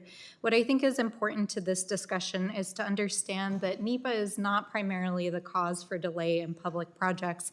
In fact, 98% of public projects are not even subject to a NEPA review, and in fact, the number 1 and 2 cause of a project review is a lack of funding and state and local permitting processes, not NEPA. When we look at federal capacity, what we find is the number 1 cause of why there are delays in the process is actually a lack of human power within the agencies or a lack of capacity to actually move a evaluation along the process. And in fact, strengthening the review process actually strengthens the internal evaluation of options and actually can lead to a project moving quicker if it is in the interest and overall benefit of the community. So while I appreciate the intent and goal of this amendment, I do urge my colleagues to oppose it because it is not going to improve the NEPA process and would lead to unnecessary delay in implementation of this bill. Thank you, Mr. Chairman. I yield back. To be recognized? Mr. Chair? Sir, you're recognized. Thank you very much. I'll be real quick. I do support this amendment. The ranking member mentioned the average Nepa process is 7 years. There's permitting of mines in the district that I represent pushing 20 years. And to me, that in the same watershed, the country of Canada has opened up a mine in 3 years. So we know that the NEPA process needs to be reformed and streamlined and no corners cut. And again, my good friend and colleague from New Mexico stated that the NEPA process is to fully evaluate projects. I couldn't agree with my colleague from New Mexico more. That's why a week and a half ago, I suggested those mining projects in northern Minnesota have the full environmental impact statement. And again, every Democrat on this committee voted no against the opportunity to mine critical minerals that we need in our transition. And I yield back. Will the gentleman yield? Yes, I yield to Bruce. Thank you, Mr. Stauber. And I think the gentlelady made the case for why we need this amendment. And that is the fact that you can't hire enough people in these agencies to get through the permitting process because they're so bogged down in paperwork. They try to make every project bulletproof because they know the lawsuits are coming. And all this bill is going to do is make that process even more cumbersome.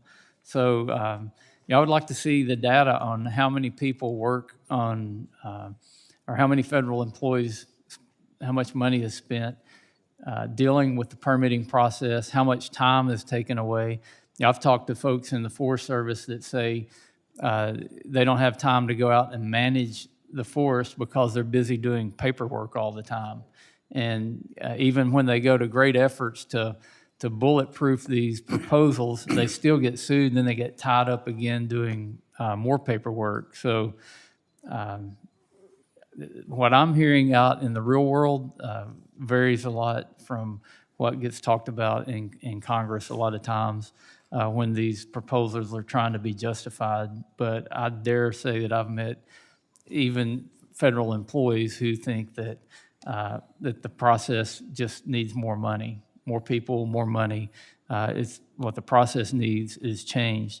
Now, I think about the Corps of Engineers tell me that they have to go out for bids on a project that's like $2,500 or $3,000. They can't just get the tires replaced on the backhoe without taking bids on it, and it takes a tremendous amount of paperwork and ends up costing like $15,000 or $20,000 versus what it would cost just to go down and get the tires replaced on a piece of equipment. So I don't think anyone believes that the federal government runs smoothly. There's not a large bureaucracy, and all they need is more people and more money to help move projects along. I thank the gentleman for yielding and yield back. Mr. Chairman, I yield the remainder of my time to Mr. Tiffany from Wisconsin. Thank you very much. This is really one of the most important amendments that we're going to see here today. And I find it really interesting, the comment from the member from New Mexico, that she does make a really good point that state and local are also involved with this. Because we've seen this where state and local regulations are creating a situation where people can't build homes. 25% of the cost of building a home these days is soft costs. No wonder it's difficult for people to get into home ownership. But I'd like to see the data behind the 98% number. If you would be so kind as to share that with my staff, the 98%, that would be terrific. The other point that was made is we don't have big enough government. That's what we were hearing there, that we got to have more people in government to be able to do this. How is that going to work? I mean, tell that to the average American person, that we have to have people, more people in the federal government to be more efficient. It's nonsensical. But at the end of the day, what is this all about? And NEPA is just a key component of, is this going to be a 21st century for the United States or for China? Who's going to win the 21st century? Because I can tell you right now, China's eating our lunch as we go to intermittent power, stuff like that, and they put baseload power in. But we got to decide, and if Nepa is not fixed, it will be a Chinese century. I yield to the gentleman from Minnesota. Madam Chair, I yield back. Thank you. Is there any further discussion on the amendment? All right. And hearing no further debate, the question is on Westerman Amendment number 22. I will pause so that members joining remotely can unmute. All those in favor say aye. Aye. All those opposed say no. No. In the opinion of the chair, the noes have it, and the amendment is not agreed to. The motion to reconsider is laid on the table. Request a recorded vote, Madam Chair. A recorded vote has been requested. This vote will be postponed pursuant to the prior announcement. Representative Stauber, you have an amendment designated number 25. You are recognized for 5 minutes. Thank you very much, Madam Chair. Access to reliable, affordable baseload power is in line with housing and nutrition as part of the most basic in human needs. My Amendment 26 requires a report on how early transitions away from reliable, affordable energy is causing blackouts and therefore depriving Americans in our modern world of access to the basic needs of reliable, affordable power. Yet, the policies supported by the majority, such as this bill today, and pushed by this administration, are making access to this simple human need nearly impossible. As you can see behind me, the Minneapolis Star Tribune, a news outlet in the Twin Cities, is reporting that 40% of Minnesota homes will experience blackouts this year, and this is a reported fact. To quote from the article, quote, "Power lost from retiring coal plants is exceeding the supply gained by new wind and solar," end quote. This isn't complicated. We rushed away from the coal, from nuclear, from natural gas, and from hydro towards wind and solar before storage technology can catch up and before we permitted any transmission lines. Not what happens to a hospital with patients on dialysis or children in NICU when the power goes out. The hospital switches to a reliable backup, which is frequently diesel power, or the grid switches to local natural gas peaking plants. But all of these energy sources are opposed by this majority and attacked by bills like the one we are considering today. The answer is simple. If we are going to truly provide justice to communities, we need to ensure that they can flip on a light switch or run an air conditioner or heat their homes. And to do that, we need to mitigate rolling blackouts. So let's stop vilifying energy mixes. Let's continue with a reliable, affordable baseload power portfolio. And again, we in the Midwest are told that we will be having rolling blackouts. What does that do for our minority communities? What does that do for our seniors in their homes? What does that do when they need to cool off and the air conditioning won't work? They have to go to the base load fuel such as diesel generators or natural gas. This amendment, in my opinion, this amendment is as common sense as they get, and I would urge adoption, and I yield back. Thank you. Is there any discussion about the amendment?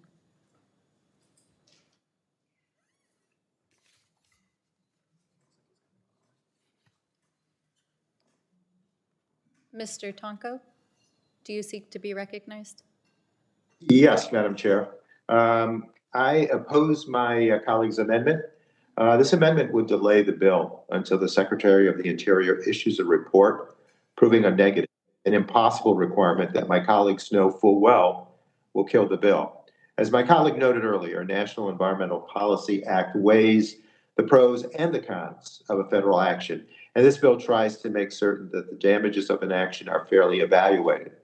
I want to reemphasize that there is no need to issue a report proving a negative before this bill is implemented.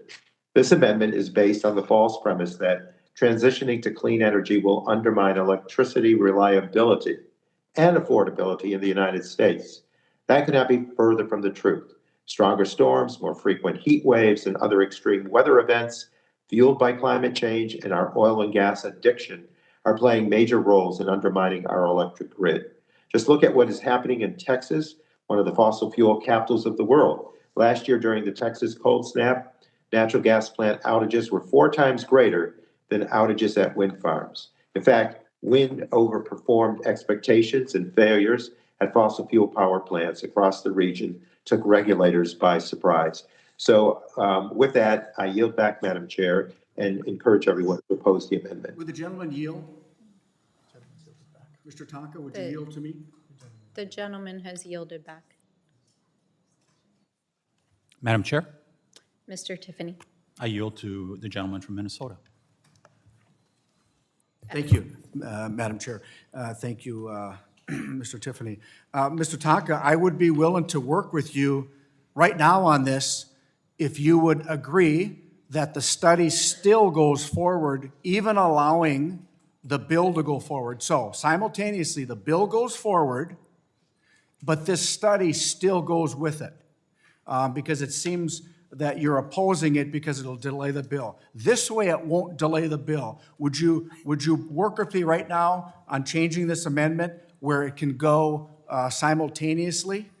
So the Secretary of Interior, in consultation with the Secretary of Energy, issuing a study on government mandates which are leading to blackouts. So that way, your concern would be taken care of, but the study would still go forward. Would you be willing to work with me, change the amendment right now? I've stated my case, and I believe that we'll visit some of this in Energy and Commerce. So I would still stand in opposition. So, okay, the gentleman won't work with me now to alleviate what was your main concern about delaying the bill. Is that correct? No, I indicated we could work on this in the Energy and Commerce Committee. I believe it's going to get reviewed there. I yield back. Thank you. So, Madam Chair, we have some revisionist history that was just shared with us in regards to what happened in Texas a couple winters ago. Remember, with intermittent power, wind and solar, that there are huge incentives that are given from the federal government to site those. And that's a big reason why they have built those in Texas prior to being so dependent on wind and on solar. They did not have that problem in Texas. This solely lies with us becoming more dependent on intermittent power. And if you take a look at the chart that the gentleman from Minnesota just had up from the Minneapolis Tribune, that's exactly what's happening now in the upper Midwest. As we've seen utilities in our states like Minnesota and Wisconsin, they're increasingly edging up the amount of intermittent power that they're putting in place. Wind and solar is only on 20 to 25% of the time up in our climate, whereas the space load power is on 85% plus. It's no wonder that now we are beginning to get the warnings that Texas, California, and states like that have already seen. And by the way, if you care about the environment, remember what's happened in Western Europe over the last decade or so. They are now going back to reopening their coal plants. I yield back. The gentleman yields. Mr. Bentz. Thank you, Madam Chair. I think the value of the proposed amendment is that it actually reflects an understanding of how this bill really is going to work. And I'm thinking that most people maybe don't quite understand it the way a lawyer like I am does. And when I read the bill, I thought, wow, this allows anyone to sue if their situation is less beneficial than anyone else's. In the normal course, when you're looking at a lawsuit, you try to determine if you have standing. There's no standing requirement here. All you have to do is show that whatever a government action is, and you can show that you're affected by it, that your condition is going to be less beneficial than someone else's. You have the grounds for a lawsuit. You don't have to prove damages. You merely need to show that your condition is less. Here's an example. Assume you have a house on the hill, and the air you breathe is clean. And the folks in town are next to, well, it doesn't really matter, they're in town. The air isn't as clean. Do they have if they belong to the proper category, they have a right to bring a lawsuit. And this is the truth. This is how this bill works. And the idea is that there will be lawsuits used as the great leveling device. So that if you can find any indication of being treated disparately, or if you had an adverse burden put upon you, then you can bring a lawsuit. It's one really interesting thing here is that the authors of the bill decided that they would put fair treatment in the bill. I'm not really sure why, but they say that treatment means the conduct of a program that ensures no group experiences disproportionate burden. And then it says to determine fair, you ask the group. You have to go ask the group, are you being fairly treated? Well, what's the answer going to be? No, I'm not being fairly treated. If you're the one establishing the standard, of course, you're never going to be fairly treated. So what I'm trying to say, this is just one of about 5 different standards in the bill that are in the control of people that are not being treated in their opinion, literally in their opinion, as well as others. Some might call this bill the Great Leveling Bill. Kind of something someone alluded earlier that I think it was Congresswoman Boebert, that this was a socialist bill. She's right. This bill is designed to take from those who have better situations and give it to those that don't. And the way you do it is with lawyers. And so it's an amazingly positive thing for those in the law business. Why? Because there's no standards here. You get to make your own standards. And so, of course, the amendment makes sense, because what this amendment is trying to do is at least add some protection in against really, really bad things happening. And that's what this is trying to do. The amendment recognizes that the standardless cause of actions that are created by this bill need some sideboards. I'm right on this. And I've gone through it. I actually spent 2 days on this weekend going through this bill backwards and forwards and calling other lawyers to find out, because I could not believe it. That's why I read the quote earlier this morning. I thought, I'll get somebody else to say what I'm thinking, which this bill creates causes of action where none exist, and you get to define your own cause of action. So of course we need sideboards, and of course I support the amendment. I yield back. Thank you. Is there further debate? I will recognize myself briefly and just say, in response to this particular amendment, I think there's been some wild extrapolations here today discussing the potential implications of this bill in impacting our grid and grid resilience and reliability. As somebody who was literally the author of a bipartisan grid modernization bill in the state legislature, I can tell you that this bill is in no way designed or will impact the reliability of the grid, and in fact is designed to help address our climate issues and to help our communities who've been disproportionately impacted by development. So while I appreciate the concern for grid reliability and resilience, this is not the place, and I do concur with Chairman Tonko that the correct place to take that up is in a discussion about the grid. And with that, I yield back and ask if there is any further debate. And if not, the question is now on Stauber Amendment number 25. I'll pause so that members joining remotely can unmute. All those in favor say aye. Aye. All those opposed say no. No. In the opinion of the chair, the noes have it, and the amendment is not agreed to. The motion to reconsider is laid on the table. Madam Chair, request the yeas and nays. A recorded vote has been requested. The vote will be postponed pursuant to the prior announcement. Okay, next, Representative Tiffany, you have an amendment designated number 18, and you are recognized for 5 minutes. Thank you, Madam Chair. And I also want to thank you for guaranteeing that we will not see blackouts in America, that we won't see them in my home state of Wisconsin, that this will have no adverse effect on our communities across America. I appreciate that guarantee. I want to continue with a theme that Mr. Bentz laid out quite eloquently in his remarks just a minute ago. This amendment would make sure that this act will not be effective until the Secretary of Interior, in consultation with the Secretary of Energy, determines that this bill and its amendments will not result in an increase in imports of oil, natural gas, or heating oil.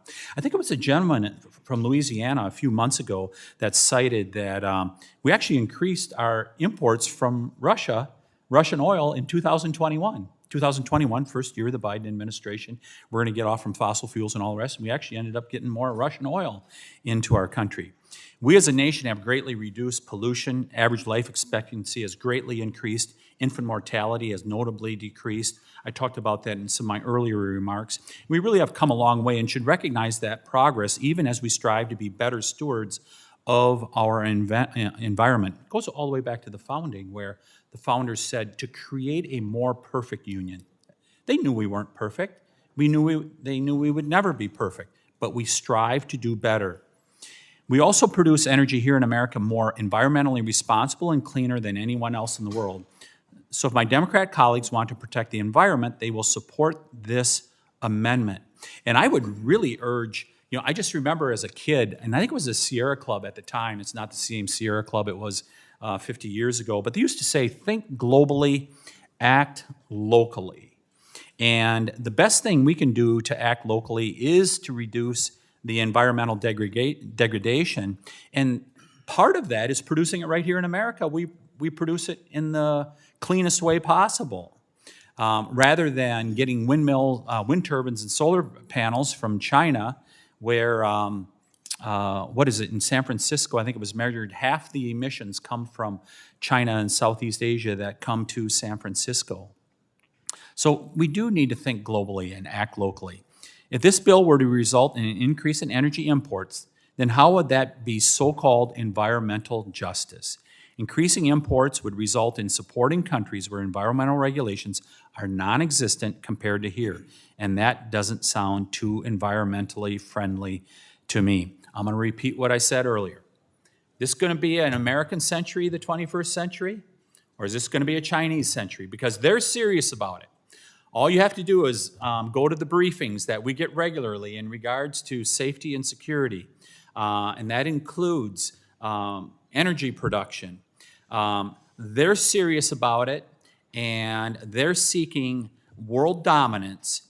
Is America going to stand up? Is America going to stand up and make sure that we are energy independent? Because it requires energy independence for greatness. The first thing President Biden did on January 20th of 2021, very first executive order, shut down the Keystone Pipeline, made it clear to the people across the world, including our foes, that America was going to be weak. Weakness is never rewarded.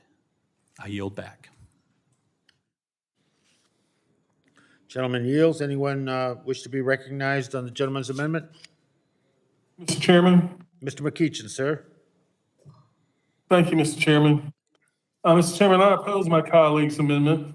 This amendment is simply an effort to prevent the implementation of the bill and delay environmental justice communities from enjoying the benefits of the bill. This bill in no way prohibits domestic oil and gas production, and the amendment is a solution in search of a problem. The U.S. is currently the world's largest oil and gas producer and is a net exporter of oil. If my colleague is concerned that we don't produce and export enough oil and gas in the U.S., perhaps he should contact the companies operating on our public lands. Nothing is standing in the way of U.S. oil production, and much to my disappointment, the current pace of drilling meets or exceeds production under the Trump administration. The Biden administration approved 40% more public land drilling permits in this first year and a half than the Trump administration did in its first 18 months. Companies have millions of acres of public land at their disposal, and just last month, the Biden administration held oil and gas lease sales across thousands of acres of public lands in several western states. Companies also hold nearly 9,000 approved permits to drill on public lands. But the industry has chosen not to use these permits, in many cases because they would rather return profits to shareholders and executives rather than invest in new production to help bring down gas prices. I urge my colleagues to oppose the amendment, and I yield back, Mr. Chairman. Yields. Anyone else? Sir? Thank you, Mr. Chair. And just to build on Mr. Tiffany's remarks, maybe a question to Mr. Tiffany. He seemed to be suggesting that if an oil well was initiated on the public land that was just referenced by the previous speaker, that it would be possible under this bill for or I guess my question to you, Mr. Tiffany, would it be possible under this bill for some, one of the communities that fits under the umbrella created by this bill to stop the development of that bill if they felt that there was noise or dust or smell that they did not like? Would they have an opportunity to slow down that all of that development that we've heard should be happening but not yet is not on these federal lands? I think you alluded to it in your comments just a few minutes ago. It seems they would have veto authority, and they'd simply be able to stop it. And that broad authority exists in any of the now expanded groups that have the right to call out inequities. Is that correct, Mr. Tiffany? Is that how you read this? Yeah, if I could extend my remarks just a little bit here in regards to this. Delay is death. That's what happens in the permitting process. People say, I've heard this so many times from regulators at the state and federal level. They're like, well, we didn't stop that project, but delay is death. When it takes 10, 15, up to 20 years to complete a permitting process or for it to continue that long and not see an end point, eventually they throw up their hands and they just say, why would we go any further? And then when you see these well-funded corporate green groups that some believe are getting their money from foreign interests like Russia, they are so well-heeled, they pump money into the process and fund those groups that want to delay these processes. It's pretty darn difficult to be able to get these projects done. And so your amendment has been initiated for the purpose of at least trying to call this out so that before this bill goes into effect and adds this huge number of weapons, if you will, to those who are opposed to the development of oil and gas, or for that matter, any type of mining. Your amendment is trying to head that horrible situation off. Is that correct? You know, I think if you went to the American people and you gave them a simple choice, do you want to produce more energy in the United States of America, or do you want to produce it somewhere else in the world? The home heating oil you use, the natural gas, the propane, whatever you do to heat your home, the gasoline or diesel fuel that runs your vehicle, would you rather produce it here in America, or would you rather produce it somewhere else in the world? I think it'd be pretty overwhelming what that answer would be. And that's all that we're seeking to do with this amendment, is to make sure that we're not going to increase our imports from other countries. And, thank you, Mr. Tiffany. So, Mr. Chair, what I'm most concerned about when you look at this bill is the incredible expansion of the number of people who can step in and stop any type of activity that requires a federal permit or any type of activity that involves federal action. And so when and the standards of involvement are so ill-defined that frankly anybody can step in and then ask for damages if they can prove intent, but they don't have to prove intent when it comes to discrimination.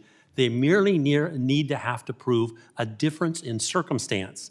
And that is what is so different about this bill. In normal tort law, you have to prove intent, you have to prove damages, you got to prove causation. In this bill, you need only prove a difference in condition and a fact that you're part of a protected class. It's an incredibly dangerous bill because it opens the door to all types of actions, well-meaning, of course, but many of the actions won't be. And so that's what these amendments are trying to do. They're trying to say, let's make sure we don't create a monster we can't control. That's what these amendments are for. With that, I yield back. Will the gentleman yield to me? I will yield to you. Yeah, thank you very much. It's very simple here. Are we going to get more oil from foreign sources? I mean, think about the dependence we've had. And we ended up in the Middle East for a long period of time that the American people said, no, we don't want to fight wars over there anymore. We're becoming more dependent on Iran, Russia, places like that as a result of not producing energy right here at home. Simple question for the American people. Would you rather produce that energy right here at home, or do you want to produce it in some other country? I can guarantee you what the answer is. I urge all of you to support this amendment. Thank you, Mr. Chairman. To speak, Mr. Chairman. please. Thank you, Mr. Chairman. I completely support the Congressman Tiffany's amendment, but one thing I do want to make clear that I think we need to be very careful when we're talking about these lease sales, because this administration has had one lease sale in each state in the last 18 months, and they all took place last month and were a fraction of what the parcel size should have been. There should be at least one lease sale per quarter. And oh, by the way, there have been none offshore. So before we say that this administration has had more lease sales than the present administration or the past administration is absolutely false. And that's part of the problem with this committee. We are not being honest with the American people, and anything said just happens to go. And it's time we start calling each other out on truth and on facts. Because to say that there have been more lease sales under the Biden administration is absolutely wrong. There have not. I promise, I live in an oil-producing state. We sit on this committee. We hear from Garrett Graves and others all the time. So I just want to make sure we're clear, but we can do better for the American people because they deserve government better than they are, and we are not living up to their expectation. With that, I yield Will the back. lady yield? Yes, I yield my time to you. Yeah, thank you very much for yielding. You know, one thing that was left out of this also, this thing that there's 9,000 lease sales that have been permitted, various things like that we know. When you study the underlying issue, you find out that they're suppressing production here in America. What wasn't mentioned is that this is an all-of-government weaponization against fossil fuels. Because all you have to do is look at the Securities and Exchange Commission here with the Biden administration, where they've said, they've made it clear, you will not be permitting these fossil fuel projects. What could stunt the growth of energy production in America more than saying, no, you're not going to get the funding? The lifeblood of being able to put these projects together. You got to have the capital first. They're incredibly capital intensive.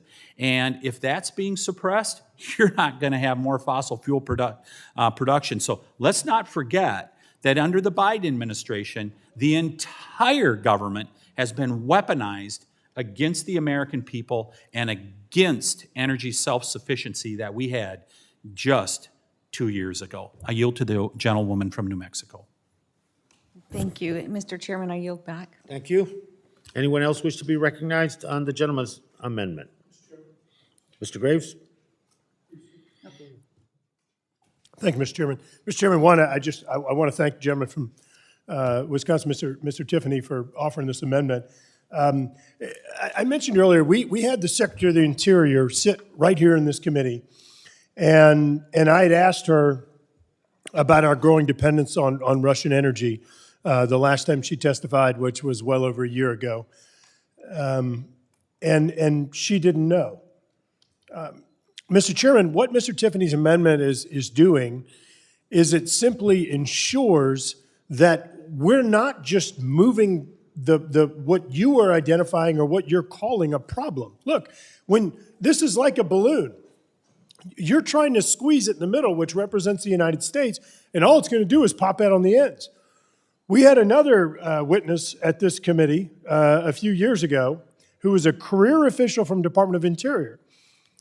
I asked him a question and I said, hey, whenever we carry out efforts to restrict or to reduce domestic energy production, does it have an impact on demand? His answer was, we had studied this extensively, no. All it does is it causes us to become more dependent upon foreign energy sources. This was a career official at Interior who'd been there for decades. I may sneeze. Mr. Chairman, if all you're going to do is make it harder to do things in the United States, all this does is push these activities overseas. As we've discussed in this committee over and over again, the United States does it cleaner and safer. So I've heard you say over and over again that you care about the climate. Well, why would you then push oil and gas activity, push energy activity into other countries that actually have more emissions than we do in the United States? It doesn't make sense. And this isn't me sitting here and pontificating. There are facts and there's data that prove that what we're saying is correct. Mr. Tiffany is exactly right. But all you're doing is restricting and preventing activities in the United States, which one, gives more economic activity and jobs to other countries. Two, it exports U.S. economic activity in dollars. Number 3, it causes greater environmental impacts. And number 4, let's keep in mind where this administration, where President Biden is going and asking to fill the void from creating energy, from generating energy in the United States. He's going to Venezuela that has kidnapped Americans. He's going to Iran that has kidnapped Americans. He was just in Saudi doing fist bumps. I don't understand what he has against America, what he has against Americans. And so Mr. Tiffany's amendment it's pro-America. It's pro-American. We have the resources here for us to make it more difficult to produce in the United States and actually result in worse global environmental outcomes. I've heard you blame every single thing on climate change. Everything on climate change, including the great ideas that we've come up with. And if you care about the environment, then it would seem like you would want to actually carry out efforts that are proven to have lower emissions, like energy production in the United States. And by the way, let's have the byproducts of American jobs, keeping American economic activity within our own country, and having, again, lower emissions and greater energy security. So Will the gentleman yield? I strongly urge support of Mr. Tiffany's amendment and yield my remaining time to Mr. Tiffany. Yeah, thank you very much. I mean, these amendments that you've seen, the last few that I've been sitting here, really get at the fundamentals.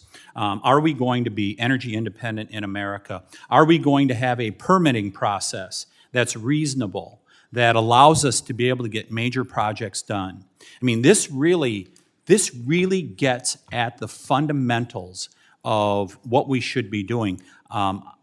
I don't think you could see any better amendments, and set mine aside, but the amendments that we've been discussing here really get at the fundamentals. Are we going to be energy independent in America, and are we going to do it in a timely, environmentally responsible manner? These amendments should be a bill, and hopefully they will be after November of 2022. I yield to the gentleman from Louisiana. Thank you, Mr. Chair. I also support Representative Tiffany's common sense amendment. And, it's always refreshing to me to go back home to Arkansas. And I live on a small farm there, and I do some of my best thinking when I'm out working on the farm. And I realized the other day that I was actually implementing Democrat policy on my farm.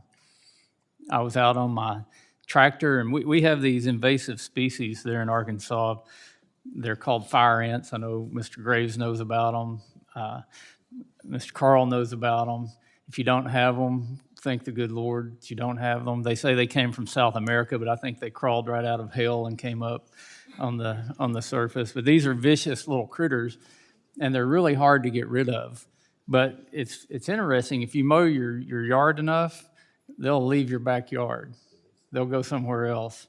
Or if you mow your pasture, you'll see them move out to the side of the pasture, and they go somewhere else. Now, you haven't taken care of the problem. You just got them out of your backyard, and that's what Democrat policy is. It's not really addressing a problem. It's just getting it out of our backyard. And they don't mind putting it in somebody else's yard. And really, when you're talking about climate, we all live in the same yard. So we may not be emitting as much. Actually, we're still going to be emitting the carbon here, but we're doing it at a much higher environmental cost when we export our problems to other countries instead of just taking on the problem, being innovative, and coming up with a way to solve it. Now, I think it actually might be easier to solve carbon emissions than to get rid of fire ants, but we should probably be working on both of them at the same time. And it's not just with energy. We're doing the same thing with mineral, with mining. How many bills have come through this committee where we're taking away the ability to mine on federal lands in the United States? How many bills do we consider that are restricting the use of our natural resources, but we're also promoting things like electric vehicles that are increasing the amount of these resources that we use? We're just pushing that out of our backyard. Will the gentleman yield one moment? I'll give you just 1 minute, and we'll Well, actually, I'll yield. I just want to answer that question. You asked how many acres of land they're taking off.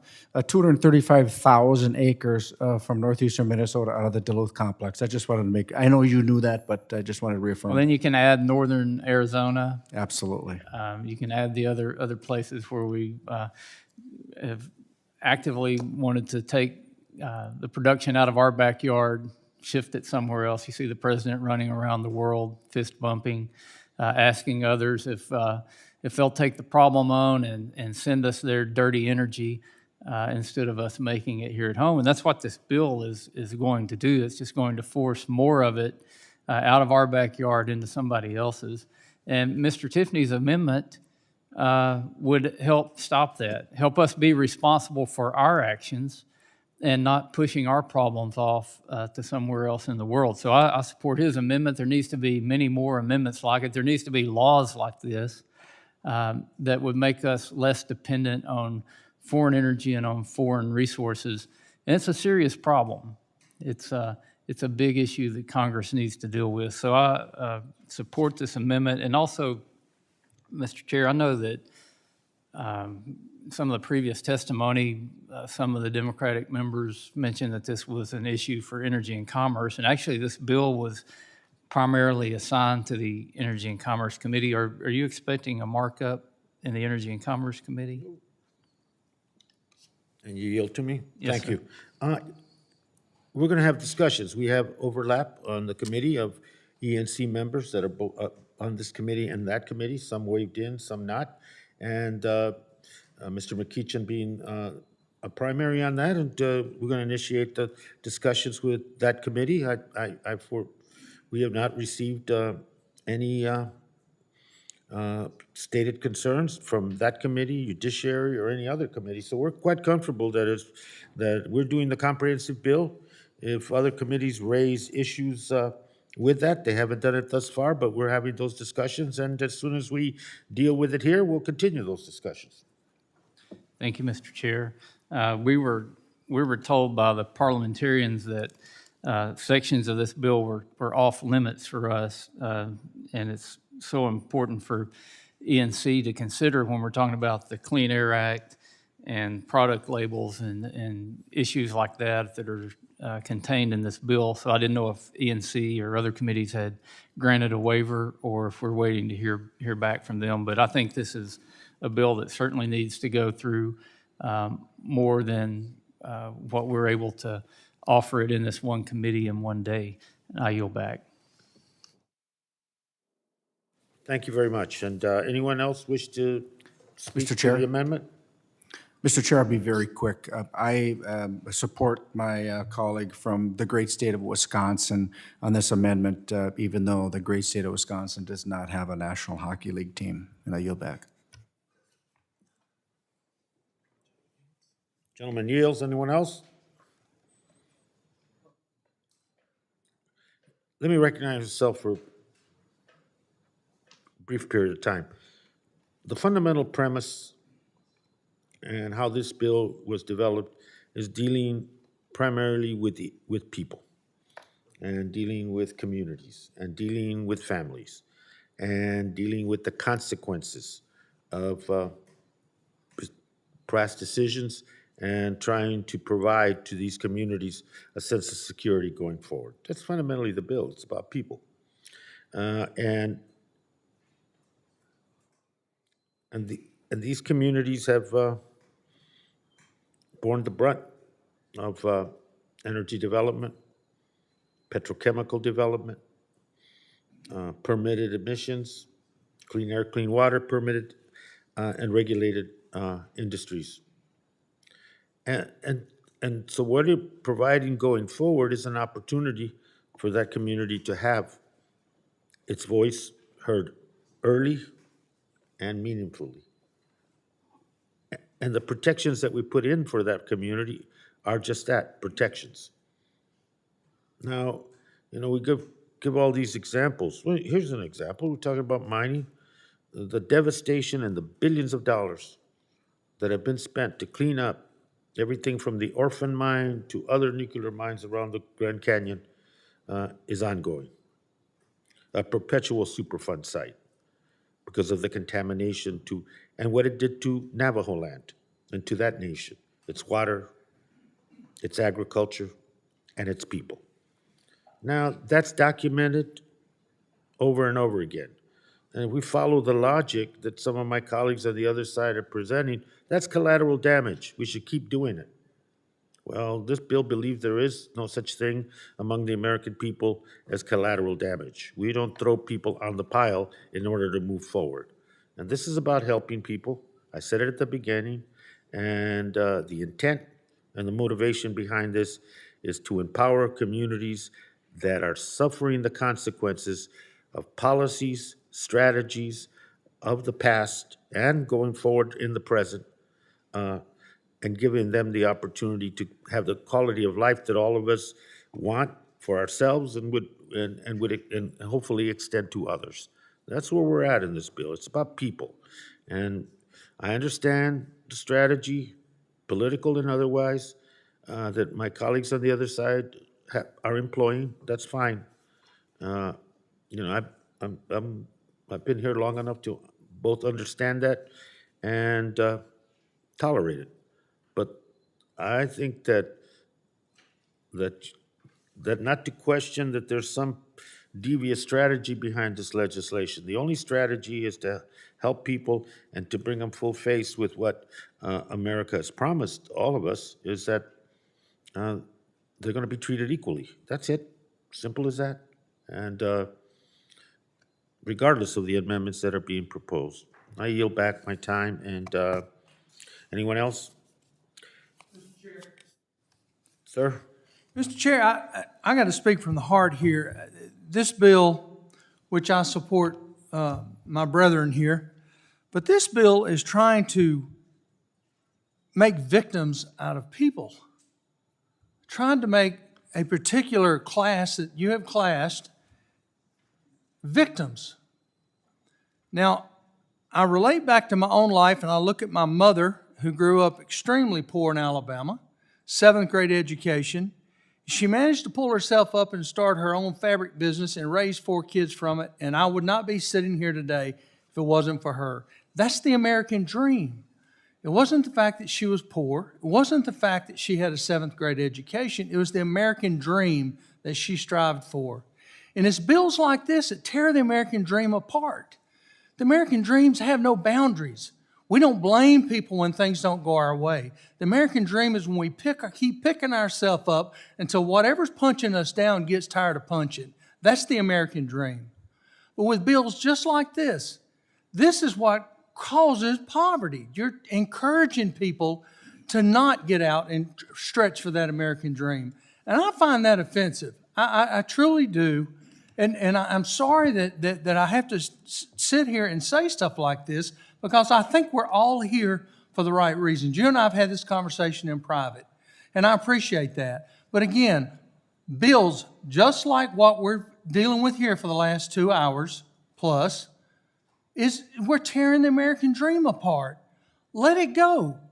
Let's pull these regulations off. Let's encourage that kid with a 7th grade education to start his own business, instead of giving that child the opportunity to sit at home and sue somebody because of the environment that's around them. Because we all grew up in a bad environment. I grew up in a town where they had a cotton mill and they made denim. And when we'd play in the creeks and they'd dump that dye of those cotton, our feet would be blue for days. We'd have blue feet. You don't see me screaming and saying that these mills owe me money. Oh, did I mention I lived next to a marble mill? Everything we had was dusty, everything. And did I mention I was just south of Birmingham and the steel mills there? The steel mills were so heavily, it was so thick when you'd come over the Oak Mountain into Birmingham, you couldn't see the city. That didn't hold me back from my dreams, though. I had a mother that invested in me. And we need to be investing in these people, the American dream, and not an excuse to give up and quit. That's what's wrong with this country. We're telling people why they should quit, why they should not follow their dreams. With that, Mr. Chairman, I'll pass my remainder of my time to Mr. Tiffany. Mr. Chairman, I would just say that your charge that we view people as collateral damage, that is an odious comment. we do not view people as collateral damage. What we view it as is we can get ourselves to a better place. And the gentleman right next to me from Alabama just said that. I would encourage you to go up to the Eagle Mine in the Upper Peninsula of Michigan, where they've built a mine underneath a river up there, and it is clean as clean can be. That's the advancement in technology that has allowed us to be able to do that. You go to those oil rigs out in the western U.S., and I haven't been to one of them specifically where I've heard this, but I've heard the story many times. They spill a cup of oil, they take care of it immediately because they know that if a regulator is there or shows up, they're going to have to answer for that, and they're going to have penalties as a result of that. We have made it so that you have to do a good job when it comes to the environment. And the gentleman from Alabama was just citing this story. I would share with you, we had a dinner and excursion boat for 20 years. One of the places we were at for 5 years was a stretch of river on the Wisconsin River just south of a paper mill in Rhinelander, Wisconsin. And that river had been cleaned up. It was in bad shape 50 years ago when they were pulping there and all the rest. There were people that came on that boat and they said, we never realized the river had been cleaned up like this. Local people were like, we didn't realize that. And that's what the American people have done. And what we should be seeking is opportunity for people, rather than entitlement or the things that Representative Carl laid out. We should be seeking opportunity for all Americans, because that's how we have a clean environment and a vibrant economy. I yield to the gentleman from Alabama. Thank you. Anyone else? Gentleman from Alabama, that I appreciate and admire your family story and your mama's influence and their hard work. I think that's a great story that's replicated all over the place among many families, and I appreciate that. We talked about punching out. All this bill does, it doesn't tear at the American dream. It kind of empowers people to feel like they do have an opportunity at that dream, because all this bill does is it doesn't victimize people. It allows them to defend themselves, and I think we all admire that, the ability for people to be able to defend themselves and have some control over their own lives. I think we're general agreement on that. But with that, anyone else? If not, hearing no further debate, the question is on Tiffany 18. All those in favor indicate by saying aye. Aye. Aye. All those opposed, no. No. Opinion of the chair, the noes have it, and the amendment is not agreed to.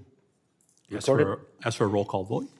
Gentlemen, ask for recorded vote, postponed per Thank you, prior Mr. announcement. Chairman. Mr. Westerman, you're recognized for 5 minutes for amendment designated number 20. Thank you, Mr. Chair. My amendment promotes good governance by prohibiting implementation of this act until the Secretary of Interior and the Secretary of Agriculture can fully review this act and its amendments, then certify that the act will not reduce funding sources for federal conservation programs. H.R. 2021 contains many energy-killing policies and harmful overregulation that will jeopardize funding sources for numerous conservation programs. In fiscal year 2021, federal offshore oil and gas revenues totaled $4.1 billion.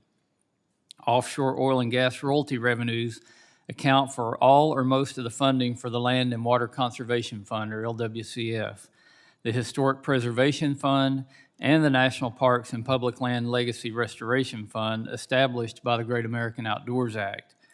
Additionally, under the Outer Continental Shelf Lands Act and the Gulf of Mexico Energy Security Act, a portion of offshore oil and gas revenue is shared with coastal states for coastal protection and restoration. Over the past 50 years, my home state of Arkansas has received more than $198 million in LWCF funding. Chair Grijalva, your state of Arizona has received more than $254 million in funding. The majority regularly reminds us that the Land and Water Conservation Fund is a bedrock environmental law. If that is still the case, and I'm sure the majority won't want this act to be implemented until the Secretaries of the Interior and Agriculture determine that H.R. 2021 will not reduce funding sources for our nation's existing conservation programs. If our majority does not believe that H.R. 2021 will reduce funding sources for our nation's conservation programs, then they should have no concern whatsoever about voting for my amendment, which will ensure that our longstanding federal conservation programs are not harmed by this legislation. I think this is fair, it's common sense, and it's something that we should include in the bill. I urge adoption of my amendment, and I yield back. Gentleman yields back. Anyone else wish to be recognized on amendment number 20? Mr. Chair? Sir? I support the ranking member's amendment. We have Voyageurs National Park in northern Minnesota that requires annual maintenance, and I think the Land and Water Conservation Fund needs to be fully funded for not only Voyageurs National Park but other parks. And this is again a common sense amendment from our ranking member. Gentleman yields back. Anyone else? I recognize myself. This amendment, like many others offered today, would kill this bill and the critical protection it provides for frontline and fence line communities across this country of ours. In short, the amendment misses the point of why we're here today. No one wants to cut funding for conservation programs. Under leadership of the majority in the House, we passed the most significant funding in history for the Land and Water Conservation Fund. Most of my colleagues across the aisle voted against it. However, we should not risk the health of American communities, particularly those communities who already bear the brunt of pollution, in favor of shorter environmental reviews for industry, which seems to be doing well. This bill provides robust funding to expand access to green space in underserved communities and would expand access to recreational opportunities in urban areas. You know, conservation and public health go hand in hand, and this supposed effort being proposed is one at the expense of the other is misguided at best, and I think it's kind of troubling as well. I urge a no vote on the amendment. Will the gentleman yield? No, but not for the whole entire 4 minutes, you know. But I only need a little bit of time, even as slowly as I talk. I made mine short. I just noticed the gentleman said that my amendment would kill the legislation. The only way my amendment would kill the legislation is if the legislation results in decreased funding for the Land and Water Conservation Fund. So just asking the chair if you want to clarify if you believe the bill will reduce funding for the Land and Water Conservation Fund. I yield back.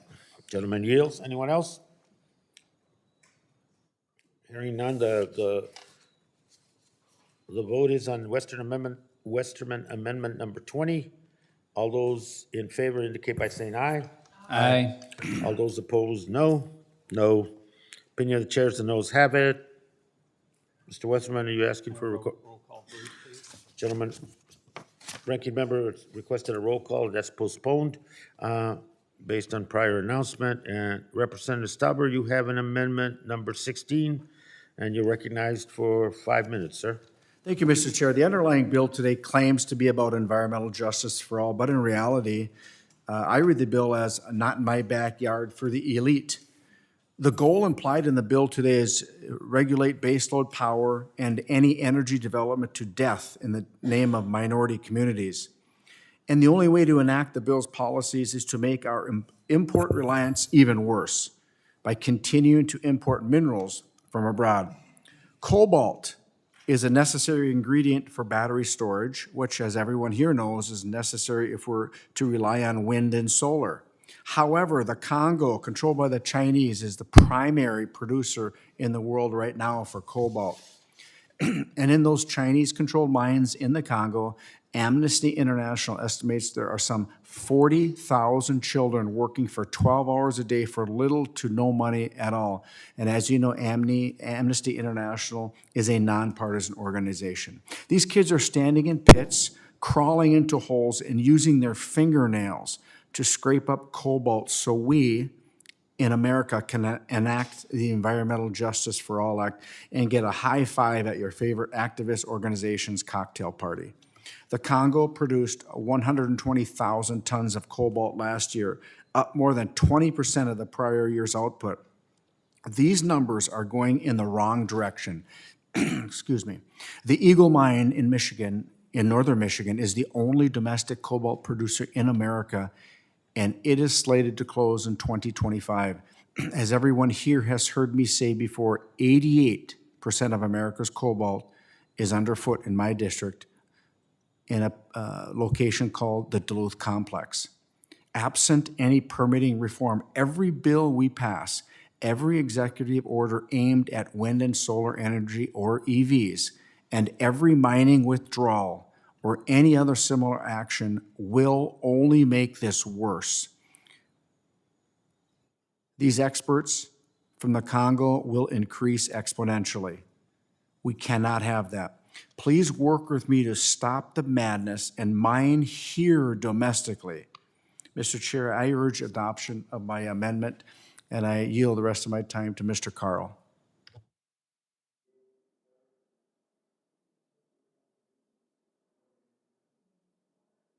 I yield back.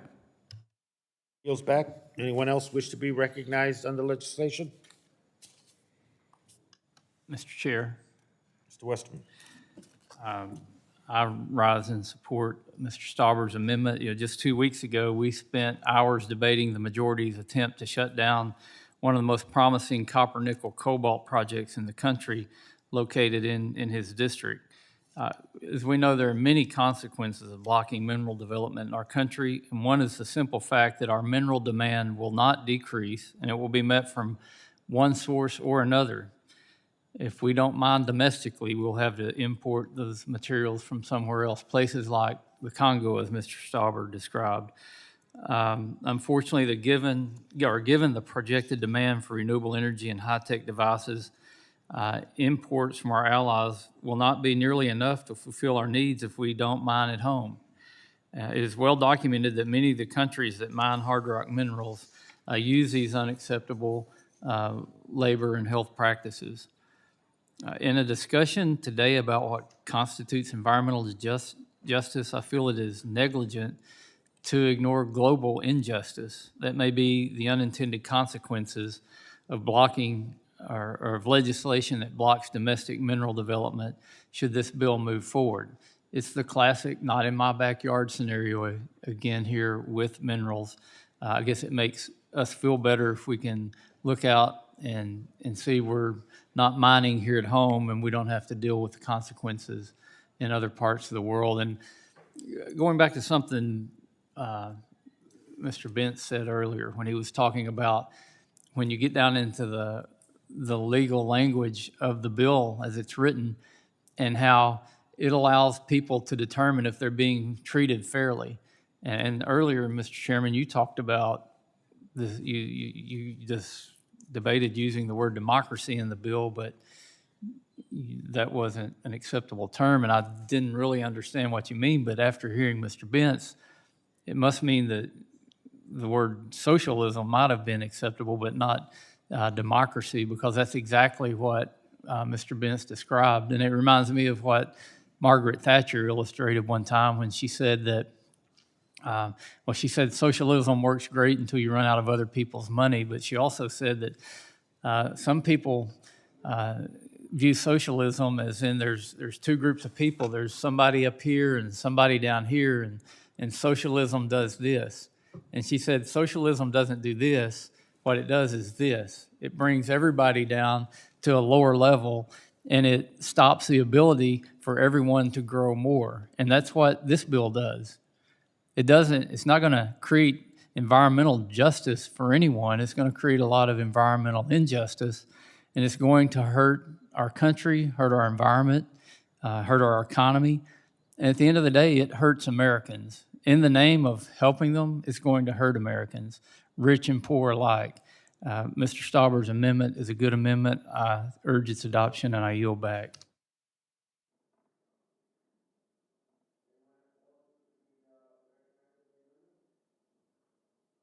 Anyone else wish to be recognized on the amendment?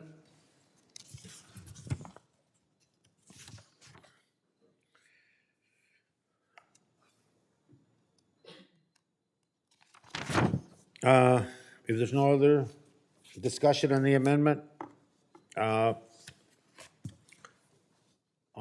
those in favor, please indicate by saying aye. Aye. Aye. All those opposed, no. No. The noes have it, and gentlemen would want a recorded vote. Recorded vote, please. Thank you, and so postpone. Next is Representative Moore. You have an amendment designated number 3, and you're recognized, sir. Number 3 or number 2? 2, I'm sorry. Thank you. Thank you, Mr. Chair.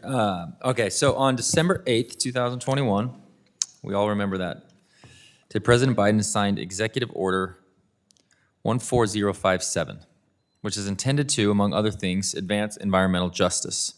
Now, while I have concerns with top-down, heavy-handed government regulations, I do believe my Democrat colleagues on this committee would not want this bill to be at odds with President Biden's executive order on environmental justice. My amendment would simply amend Section 14D, and Section 14D, what that does is creates a new community impact report designed to assess how federal actions affect environmental justice community. And, my amendment would simply add a requirement to study how HR 2021 would impact the timely meeting of the net zero goals in President Biden's executive order. So given the emphasis we've heard today on the importance of compliance with net zero goals, it is my hope this amendment will receive bipartisan support. I thank you and I yield back.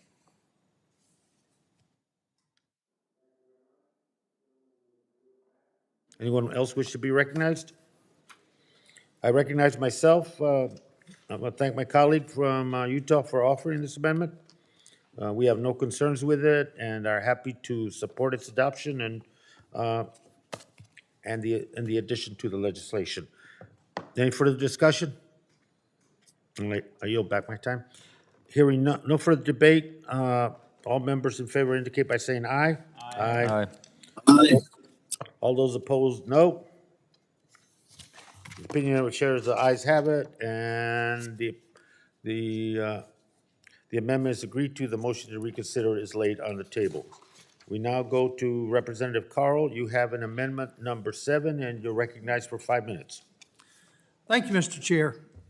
This amendment requires the Department of Interior to publish a 5-year offshore oil and gas leasing plan by December the 31st of this year that includes no less than 2 lease sales per year. Now, we're under the mandate or under the assumption that that's supposed to have already been done over the last 2 years, but we have not fulfilled that. So this is kind of holding their feet to it. And for me, it's very, very important that these lease sales come up and we make it where we can get companies that actually want to come in and do business and drill. Natural gas.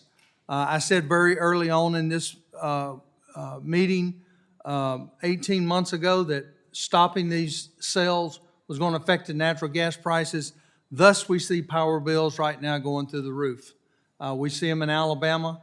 That cost of this natural gas is being passed on.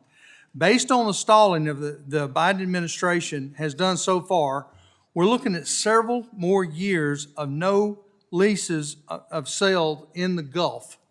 And that just can't happen. That's unheard of. This affects jobs in our community. It affects families, which obviously is their income to those families, and the taxes. I've talked about the taxes that are generated to the Go Mesa program that not only state and county and city government benefit from, but as a city and as a community, we benefit from tremendously. We've got to get the oil and gas production up and running in this country, and the way we do that is to support the oil industry. Don't just put a lease out there, but we've got to convince the oil industry that if they drill, if they do get these leases, that we're going to support them with further permitting in a timely fashion. I love to tell this story. You've said here you've heard about 20 years to get a mining permit. Henry Ford built an aircraft plant designed the plane, built the building, turned the first plane out in less than 12 months. Because you took an entrepreneur and you turned him loose. You told that entrepreneur there was no limits. He could do what he needed to do. We can do that in this country. We have people that can do that. And we've got to, and we have them in the oil industry. So let's turn them loose and let them drill.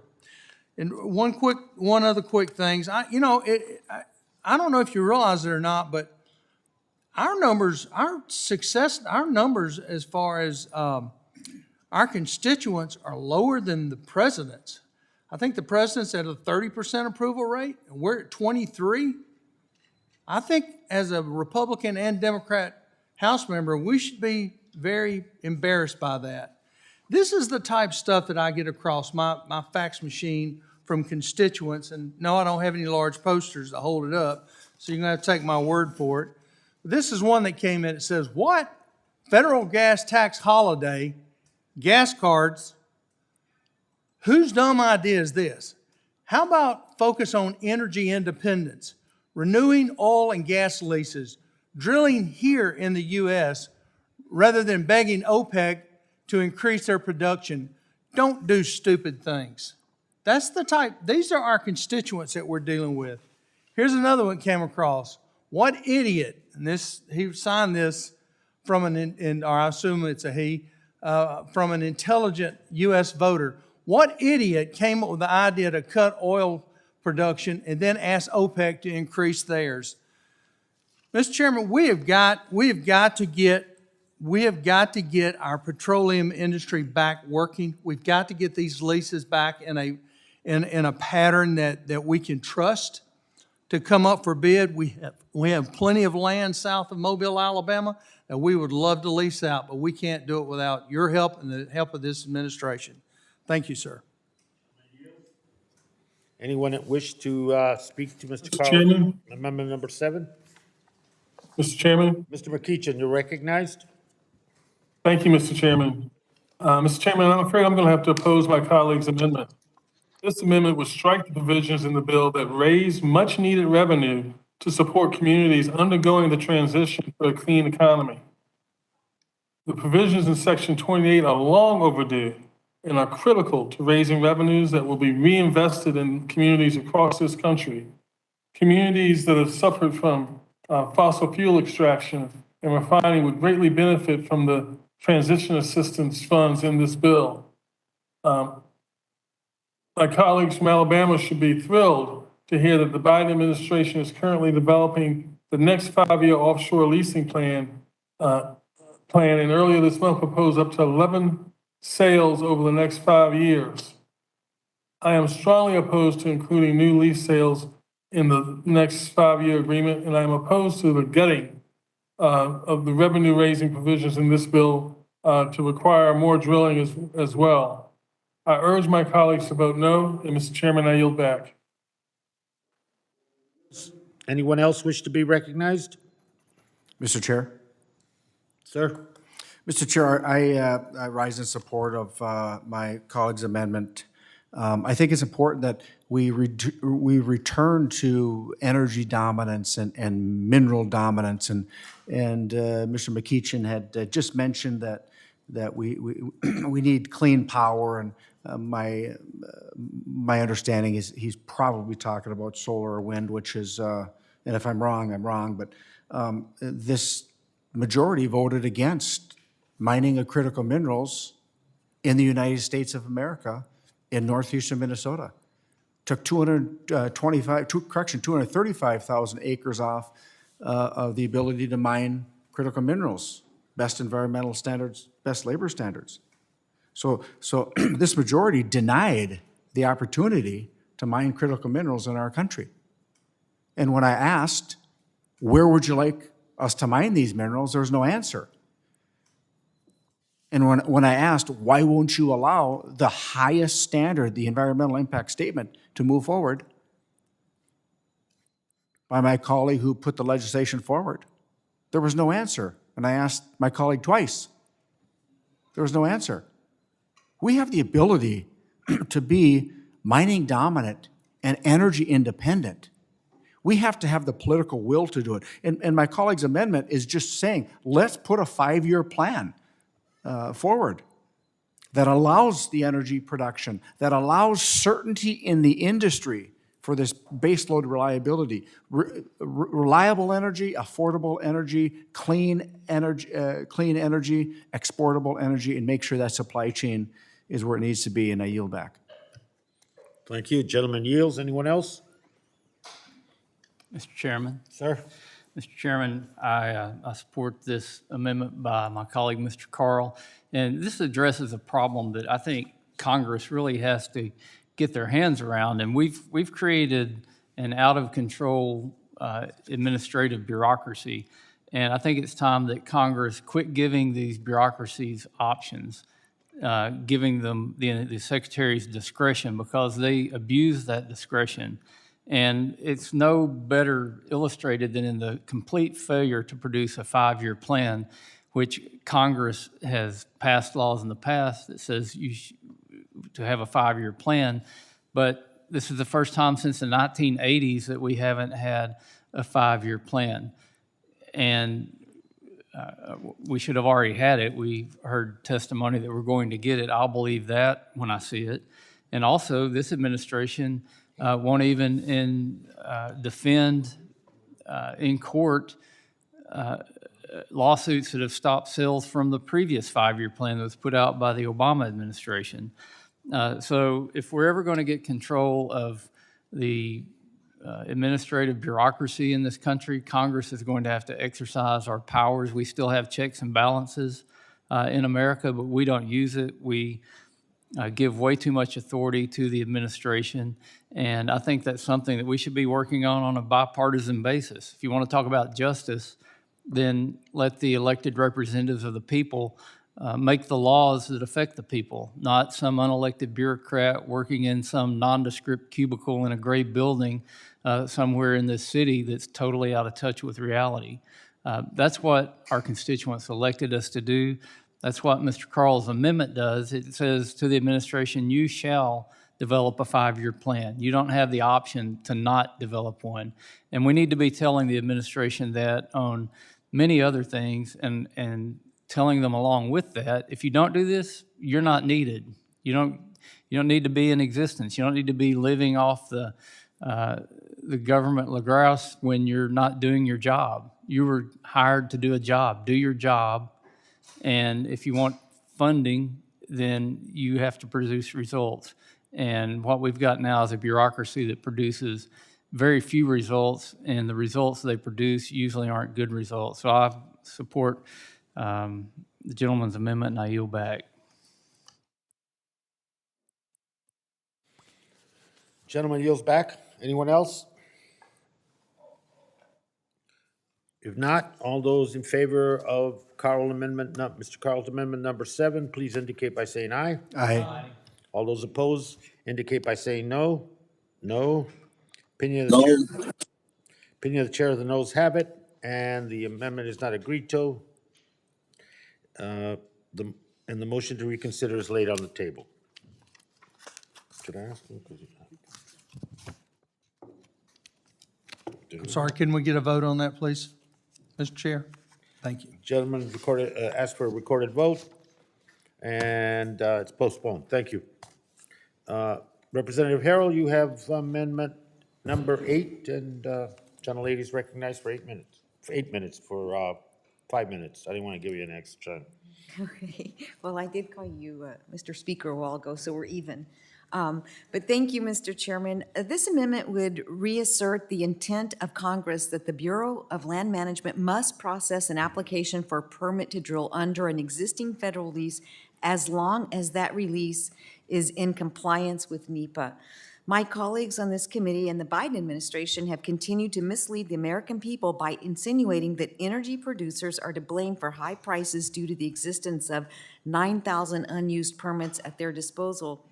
This premise is false in many ways, as many of these approved APDs are unusable because they require additional permits and rights of way, given the complex nature of today's methods of oil and gas development.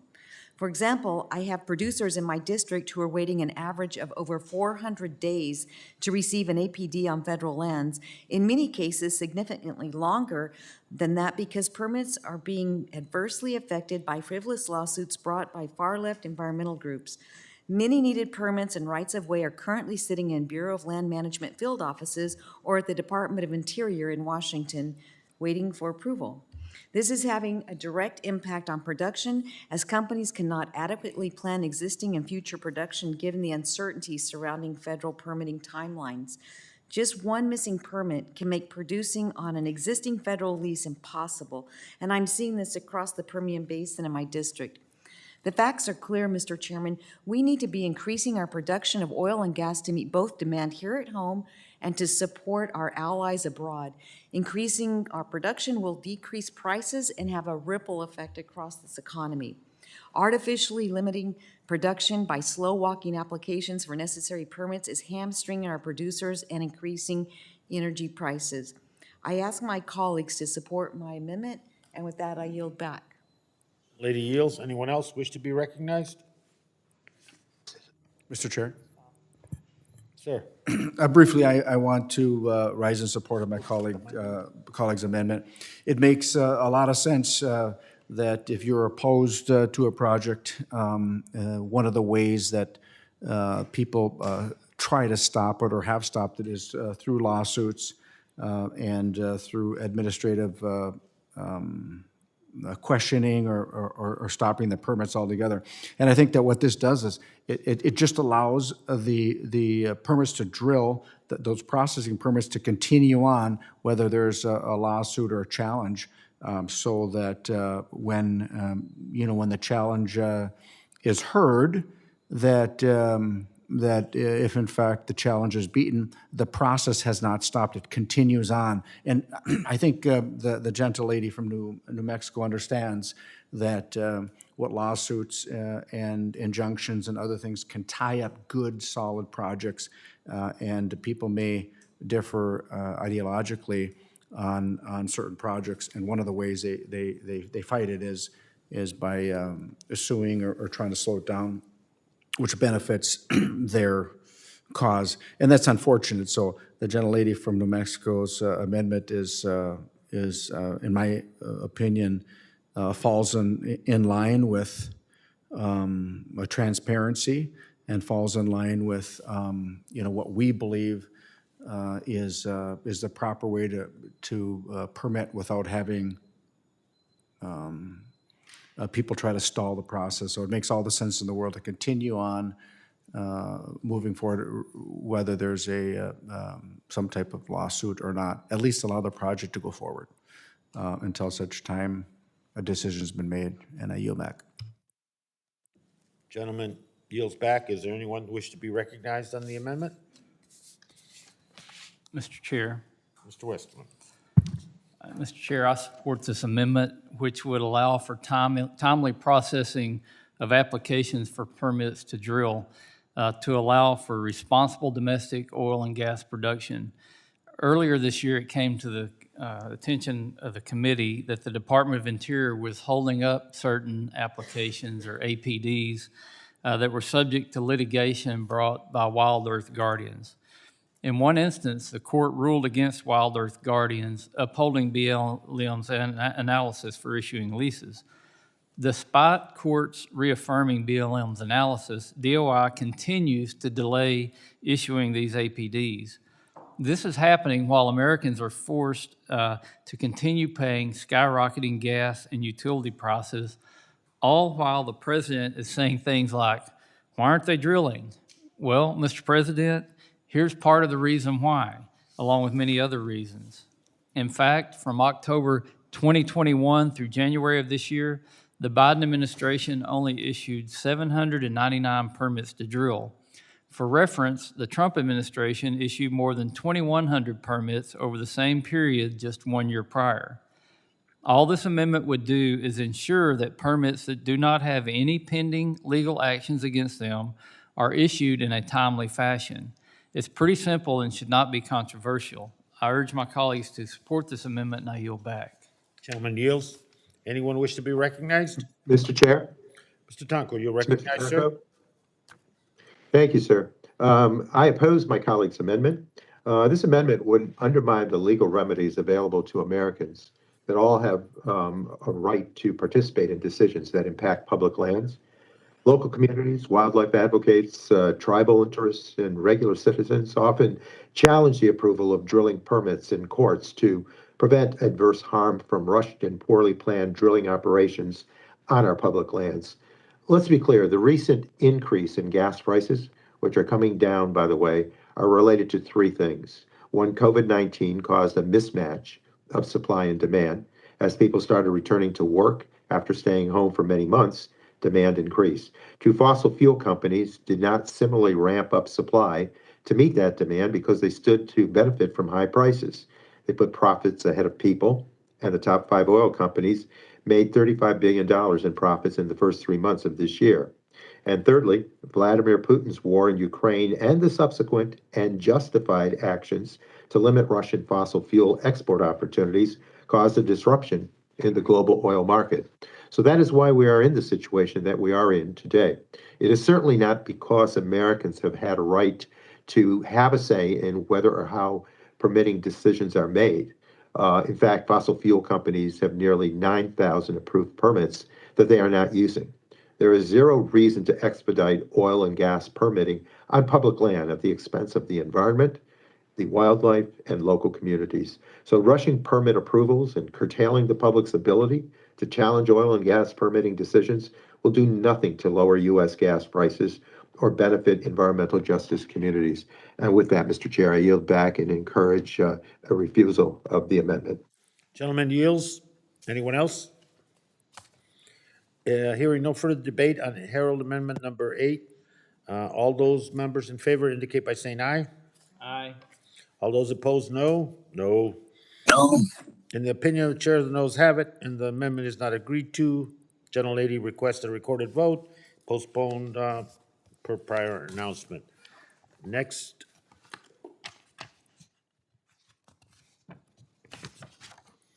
Representative Graves has amendment designated number 5, and the gentleman is recognized for 5 minutes.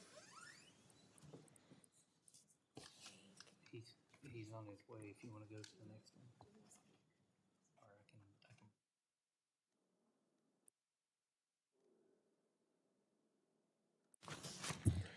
one. Is Representative Moore available to discuss amendment designated number 10? Thank you. Mr. Graves, you have amendment designated number 5 as you entered from stage right, and you're recognized for 5 minutes. Thank you, Mr. Chairman. Mr. Chairman, the Biden administration predicts that energy demand is going to increase 50% globally. A 50% growth in global energy demand on top of existing energy consumption. Looking specifically at natural gas consumption in developing countries, they predict that we could have up to 80% increase in demand. And so look, the reality is, once again, facts and data show by the Biden administration that we're going to have an increase in oil and gas demand. And of course, that doesn't even include the 80%, of course, that's developing countries.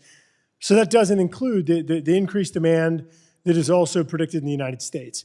So this strategy of, as Secretary Haaland has said, banning production on any public lands, the President of the United States has said that he's going to ban oil and gas. It is not consistent with what data, with what global demand is showing. Now, so we have a few options. One, Secretary Granholm indicated if she had a magic wand, she could solve the problem. And she said that, again, if she had a magic wand, she could just solve it. And that's one option, which I think this bill is sort of magic wandish. And then the other is that we're seeing the administration going out and asking other countries and asking, again, I mentioned this earlier, Venezuela, Iran, Saudi Arabia, countries that I would argue in many cases we do not share values with. So why would we want to enrich them, empower them? I make note again, and I hate to keep bringing up facts in light of this imaginary bill that we're discussing today, but it didn't work out well when this administration was enriching. Vladimir Putin was increasing its dependence, nearly tripling its dependence on Russian oil.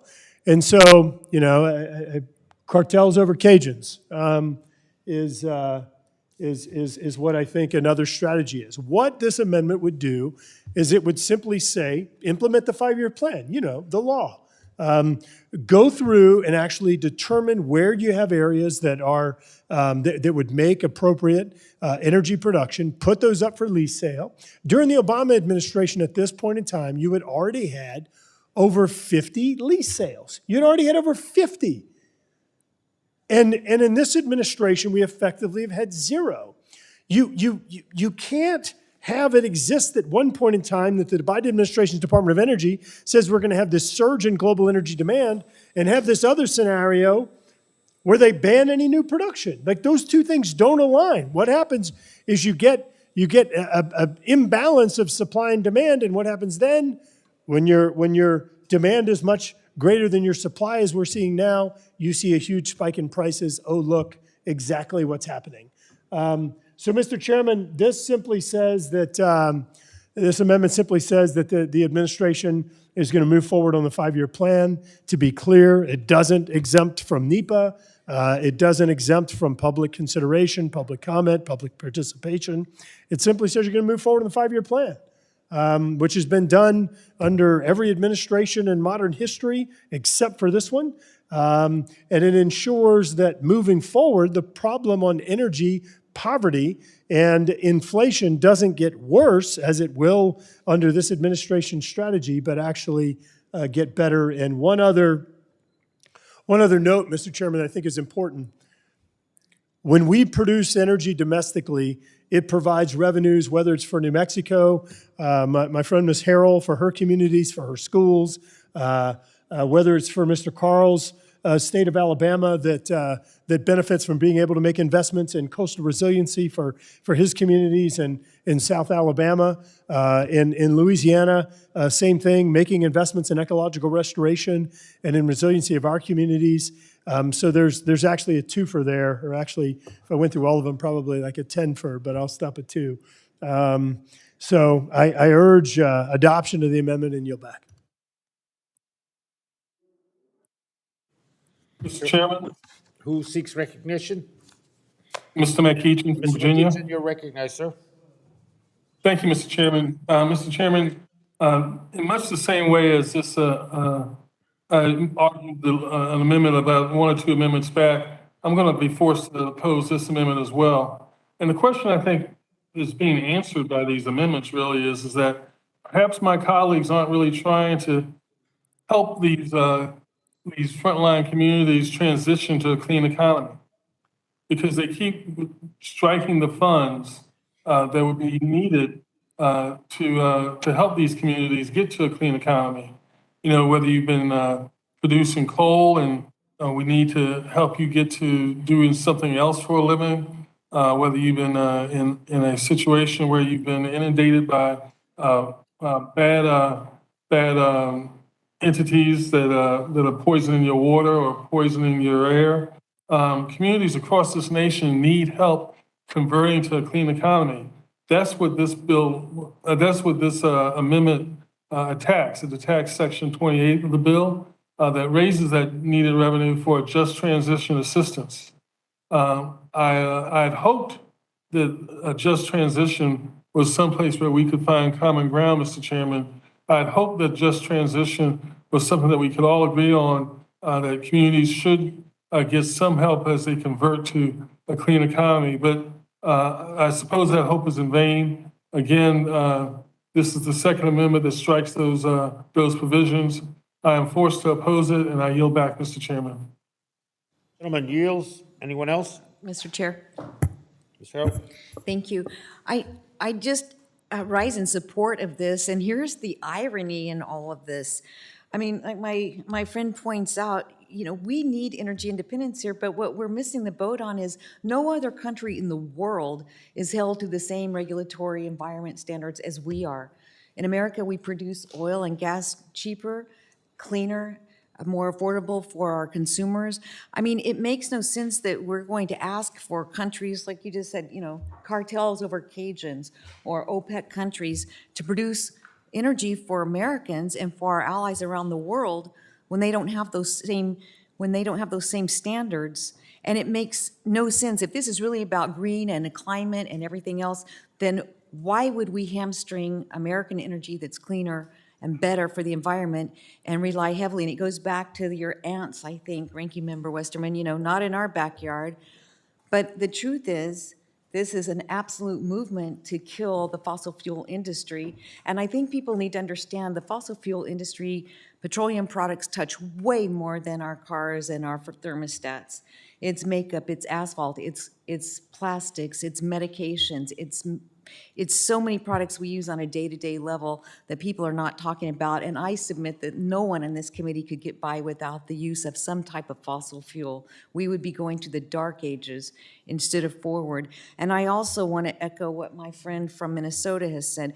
Why would we rely on countries that use child slave labor to produce cobalt or other minerals for us? How could we as Americans stand up and think that is absolutely okay, that we are going to allow children into these mines to produce the minerals that we need to actually go to the green environment, to have the wind turbines, to have the solar panels? It makes no sense that we would compromise our values and our moral ground for this.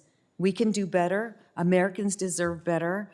I don't believe we should compromise our moral high ground. I don't think we should compromise our humanitarian standards. I don't think we should be compromising our environmental standards, but that's exactly what this bill is asking us to do. And I think we need to support Congressman Graves' amendment, and we need to bring back our moral high ground. And with that, I yield the rest of my time to Congressman Graves. Thank you, Congresswoman Harrell. I want to just briefly respond to the gentleman from Virginia's comments. The gentleman suggested that this amendment would cut funding to impacted communities, and I want to remind the gentleman from Virginia that actually the gentleman from Virginia has cut funding from impacted communities because, number one, under the Mineral Leasing Act for over 100 years, communities that produce energy and mineral resources actually receive a portion of those revenues. 50% of the revenues go to directly back to those communities. In the case of New Mexico and many other states, that's invested back in education. You also have funds that go into the reclamation fund that helps with water projects in many of those same states. And so just to finish connecting the dots here, when you block production, you stop production, or you make production impossible by inventing new imaginary criteria like this bill does, then you stop domestic energy production and send it overseas. The other thing is that the gentleman from Virginia has repeatedly voted to take revenues from impacted communities like South Louisiana and divert those to other states that have no impacts. For example, the Great American Outdoors Act that the gentleman from Virginia voted for, both in committee and on the floor last year, that took funds from impacted areas and actually gave it to the state of California and other states for what I would refer to as luxury recreational opportunities rather than investments in ecological restoration and resilience projects, which I remind the gentleman, I'm really curious what he would say to the people that we represent in South Louisiana, the people that Mr. Gomert represents in Texas, the people that Mr. Carl represents in Alabama, what he would say to them whenever these communities, these states have been impacted by hurricanes, and you are cutting the funds that are available to address those impacts. And let's be clear, not replacing them, not even kind of replacing them. So I'll say it again, I think it's important that we deal with facts.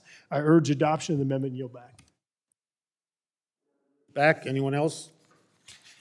Mr. Chairman. Mr. Gomer, excuse me. Gomer here. Mr. Gomer, you're recognized. Thank you, Mr. Chairman. And I appreciate the efforts of the majority wanting to move toward cleaner energy, but there is no country in the world that produces fossil fuel cleaner than we do. And what we see now as a result of the accords hadn't stopped China from building at least a couple of hundred more coal plants.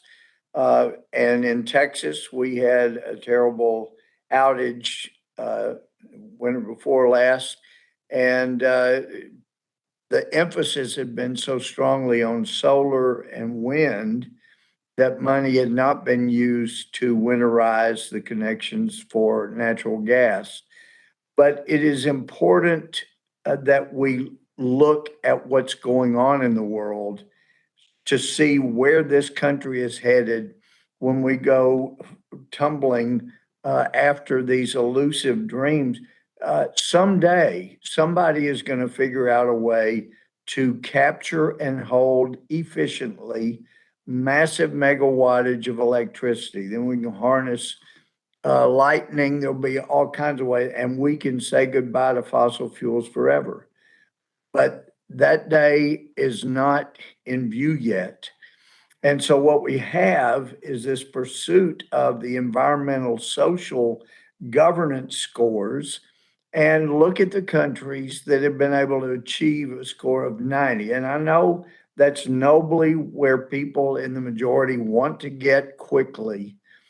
Ghana in Africa has been able to get over 90%, and they now have people starving. They're in just absolute chaos. Sri Lanka had a strong government, things going great, and they got over 90% with their environmental social governance score. But to get there, they had to get rid of ammonium hydrate, any chemical fertilizer. And so people were starving. And when people starve, you have all kinds of horrendous uprisings. And as I understand, the government in Sri Lanka is not functioning.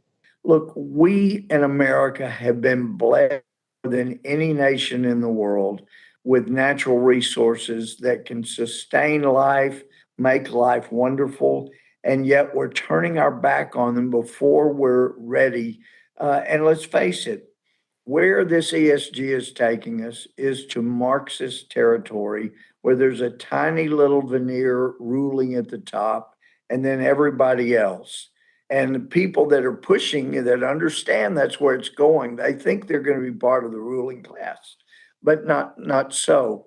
Look, we can produce oil and gas cheaply here, but we need to use what we have. It was a gift from heaven, and we need to use that and recognize it. The Biden policies have raised prices of gasoline, of diesel, which means they're raising prices of everything we have. And so what has that done? My friend from Louisiana mentions it's really cartels over Cajuns, but actually what it has done, it's raised the prices to the extent that Russia has been able to pay by the raised prices. Thank you to America. They've been able to pay for their war against Ukraine. And then we've appropriated billions, tens of billions of dollars. So American taxpayers, they're paying Russia through the price of fuel to have their war with Ukraine, and we're paying Ukraine to have their war with Russia. And in the end, we're going to have a miserable winter, and people die when we have bad decisions regarding energy, just like they have in Sri Lanka and just as they have in Ghana, and it's coming into a place near you. So I really beg the majority, look, you are the majority, but these policies are going to get people killed and living miserable lives, and it doesn't have to be. Let's go ahead, get these leases done. Let's use what we have in a cleanest way known to get fossil fuels in the world. and move a little more cautiously toward your goals so that we can live more comfortably. I yield back. Anyone else wish to be recognized? At this point, I'm breathless. Any other comments? If not, the question is on Mr. Graves' amendment number 5. All those in favor indicate by saying aye. Aye. Those Aye. opposed, no. No. The noes have it. Does the gentleman want a recorded vote? Will we request a recorded vote? And it's postponed till further as per announcement. Representative Moore, you have, believe designated number 10 amendment. You have 5 minutes. You recognized? Thank you, Mr. Chair. Thanks for the previous amendment. I'm currently sitting at 1 for 1. Looking forward to advancing that, continuing that batting average. I really like this amendment. This amendment is, much of it is actually already law or the expected statutory requirement that exists. And it just, we don't feel, and it's clear that the administration's not adhering to that. So this seemed like the best possible place to inject an amendment that will actually bring more justice to all of our communities and help lower costs so more families have flexible income, and then it's not all going into their energy bills every week with respect to gas or power grids and things. One of the most important ways we can pursue justice for members of our community is to ensure that they have the economic stability that they need to care for their families. Creating conditions that make it difficult for families to thrive is an affront to what Americans need during these trying times. However, the bill before us today will jeopardize the economic foothold of American families. My amendment would advance justice by lowering energy prices for Americans who are hurting by requiring the Department of Justice, the Department of the Interior, to issue any pending permits for which the department has completed environmental analysis and other required reviews within 30 days of enactment. We are not requesting to change that review process. We're not requesting to change the environmental review process or any of the things in place. We are just saying once those reviews have been completed, it's 30 days. It should be very reasonable. It's what is statutorily required right now. This bill is going to help emphasize that. This amendment will help emphasize that, and it also adds additional elements of reporting. So in the case where there's significant delays, we can pinpoint where and when those are happening. Right now, there are more than 4,600 permits to drill still pending at the Department of Interior, despite that statutory requirement that I mentioned earlier.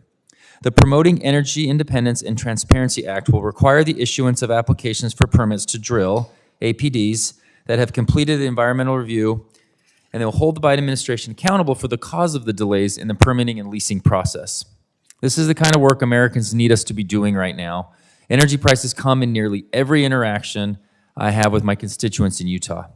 Every poll, every town hall, every comment from folks, this is what is on their minds. And they're paying over $110 to fill up the average vehicle back home. We can pursue justice for these Americans by adopting this amendment. I urge support for it, and I yield back. Gentleman yields back. Anyone else wish to be recognized on the gentleman's amendment? Let me recognize myself. Section 28 of the bill, which raises revenue for just transition assistance, and this amendment is replaced with Representatives Moore H.R. 7298, Promoting Energy Independence and Transparency Act. I oppose the amendment because this amendment strikes the provisions in the bill that raise much-needed revenues to support communities undergoing the transition to clean energy. The bill raises revenue by increasing oil and gas royalty rates, which haven't increased in over 100 years, and by adding minimal annual fees on federal leases. You know, the fossil fuel industry has been exploiting America's public lands and waters for decades, and often extracting valuable resources but only returning a fraction. In fact, mining returns nothing because they have no royalties to the U.S. taxpayers, and this is a shared asset by all of us, these lands and waters. The new revenue in the bill will go towards critical programs and activities, including helping communities remediate from fossil fuel sites, new economic opportunity, healthcare, and amenities and green spaces for communities. That's what that is about, to provide that transition. The provision in Section 28 are long overdue, are critical to raising revenue that will be reinvested in communities across this country. If we accepted my colleague's previous amendment to approve, to require the Bureau to approve all pending drilling within 30 days, this is, if accepted, my colleague's amendment would also require the Bureau of Land Management to approve all pending drilling permits within 30 days. This is unnecessary. We have companies that they don't use it, but they don't lose it. It's perpetual. And we have approved and unused permits across our public lands and waters. Gas and oil production on public land is at an all-time high.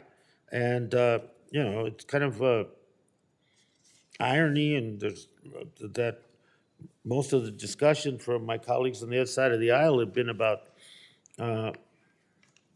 talking about victimhood. It seems that Exxon Oil and all the multinational corporations that are opposed to this legislation and want to shut down Nepa are the victims in this whole scenario.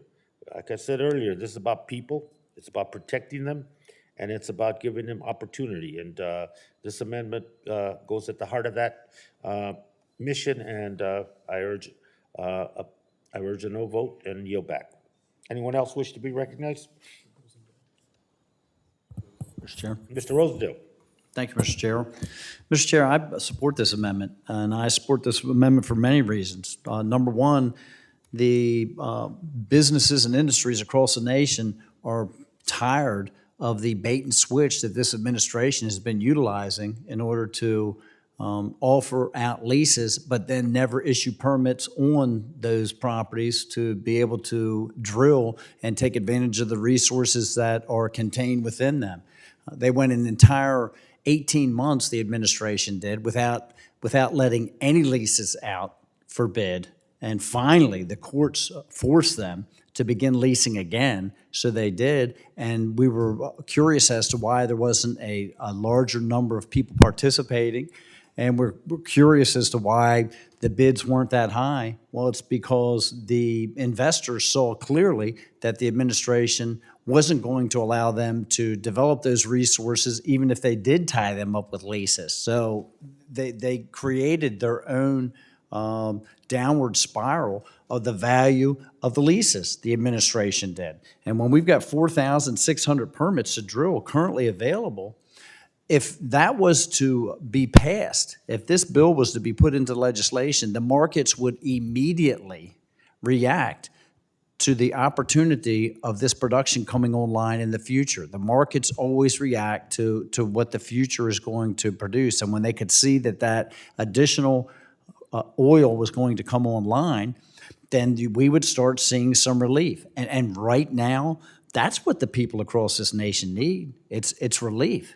We talk about the inflation, we talk about the price of groceries, we talk about the price of any product that someone's purchasing right now. Every single bit of it is impacted by the cost of energy.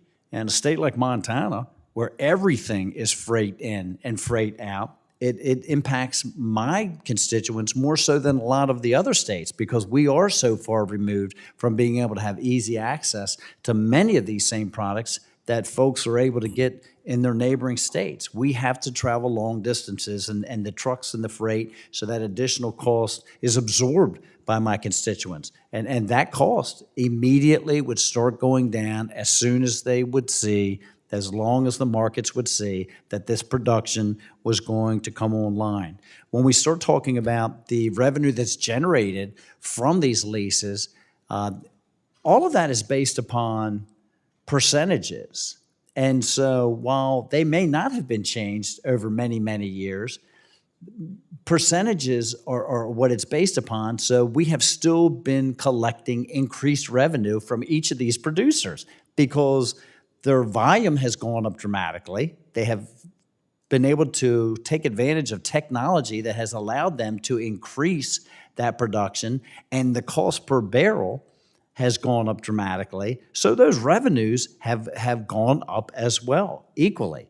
So the taxpayers are not getting shortchanged by any stretch of the imagination. As a matter of fact, what they're experiencing right now is an incredible tax increase, if you will, because inflation is consuming any additional increase in revenue that everybody across the nation might have experienced in the last 2 years. It's being completely consumed by inflation, and the main driving force of this inflation is additional spending by the federal government and the increase in energy costs. And so we have an opportunity in this committee to drive down the energy cost, and that's why I think we should pass this amendment, which will help us move in that direction. With that, I yield back, Mr. Chair. Anyone else? Mr. Westerman? I'm not Mr. Westerman, but Oh, I'll I'm take sorry. it. That's okay. I'm just. That's fine. I've been No, called much worse today. No, it's, I hope you're not offended or anything. No, not at all, not at all. I want to rise and support Representative Moore's bill. I think it's very important that we send a message out that the drilling industry, we support them. You know, the fact that they win these leases or get these leases is great. That's step A. Then it's step B, C, E, F, and on the alphabet, things that they have to do as far as permit issues. So we have got to find a way through this committee to help simplify the permit issues so we can get these companies drilling quicker and faster. To take 2 to 4 years to get a permit just to drill a site is way off the scale. We should be able to do that in a matter of weeks or months. So I push back, and I think Mr. Moore's got this one right, and I would like to transfer the rest of my time to Mr. Moore. Yeah, I'll be brief because I really appreciate my two colleagues' comments and just wanted to hit home the point of we truly would, if we add consistency to the market and we add something that companies and industry can rely on with respect to the process on how they go about doing their business, we are going to create opportunities for families with more flexible income. Like that truly is the goal for the things that we're talking about constantly with respect to energy policy. And like I said, like I'd mentioned, most of this is already expected or even on the books. And we just want to reemphasize adding in some additional reporting mechanisms that we can pinpoint areas where they get lost. I love the concept, I love the mention of the alphabet. Because if we were to have this reporting that exists in this amendment, we'd be able to say, well, this is that step that we keep getting bogged down with. Let's go fix that part of the regulatory system. So the consistency and the predictability that this amendment would allow will help families with their flexible income, and we can lower inflationary pressure on each American family. So I appreciate my colleagues' comments, and I yield back. Thank you. Let me recognize myself. Mr. Moore, on your amendment, is there a situation, is there a situation, I know the issue that you're trying to deal with, but how does this relate to the situation on this legislation? You see this legislation as onerous and would be destructive to any further development in the future, and there is, how do you, I don't understand the relationship. I understand the point that you're making, but in relationship to this, so it's just a vehicle to get that other done. I would absolutely love to pass this bill on its own. I don't see that being a potential in this Congress. So it's a vehicle toward an end. Yeah, so Okay. so I'll fully admit that this was an opportunity to say this, if we're trying to get to helping out these families, this is something that can actually really do it. So this is a bill that we've introduced. We're not seeing any traction with it. And so if there's an opportunity for the majority to say, hey, some of this stuff does make sense. We can include it and it's going to go in this bill. I'm not going to be able to control whether this bill passes or not. I'm not in the majority. But it is a way for at least to get some sensible legislation in with respect to energy policy. So thank you. But I admit that question that you have, and I'm being transparent in my response. I appreciate that, and that's why I asked. I urge a no vote. Mr. Chair? Somebody else? Yeah. Mr. Chair, real quick, I rise in support of my colleague's amendment. I think it's reasonable, and there's transparency in it. And you have to remember that candidate Biden said he's going to end the fossil fuel industry. This is what we're fighting against. Nobody else said that. Candidate Joe Biden said he's going to end the fossil fuel industry. And so we have to have, again, reliable, affordable, clean, exportable, and a supply chain of that baseload fuel that my constituents in northern Minnesota, when it's 35 below for weeks at a time, to be able to flip the switch and have energy to keep us alive, to keep us heated. And remember, candidate Joe Biden said he's going to end the fossil fuel industry. He's done everything he possibly can to do that. And the only reason that he allowed those sales was because of public pressure and the rising cost of fuel. It's doubled under this presidency in just 18 months, which is punishing the lower and middle class and minority communities in our nation, and it's simply unacceptable. I support this amendment. Somebody yields back. Anyone else? All those in favor of Moore Amendment number 10, please indicate by saying aye. Aye. All those members opposed indicate by saying no. No. No. The opinion of the chair is the noes have it, and the amendment is not agreed to. Request recorded vote. Thank you. Recorded vote has been requested by Mr. Moore and postponed pursuant to prior announcement. We now go, Representative Carl, you have amendment number 11. You're recognized. Thank you, Mr. Chairman. This amendment inserts a bill that I've introduced, the Unleash American Energy Act, into the bill we're debating today. My bill ensures that we have lease sales in the Gulf of Mexico every year and that the administration does not delay them. 2 weeks ago, Whip Clyburn said on the floor that my bill would get a debate time and a vote. So I'm asking you, Mr. Chairman, if we can debate that bill today. The American people need relief from inflation, and unleashing American energy production is a step in the right direction. So, Mr. Chairman, my question is, can we debate that bill today based on your leadership's promise? Despite where these conversations have got today, we're debating HR 2021, and that's the one we're going to debate.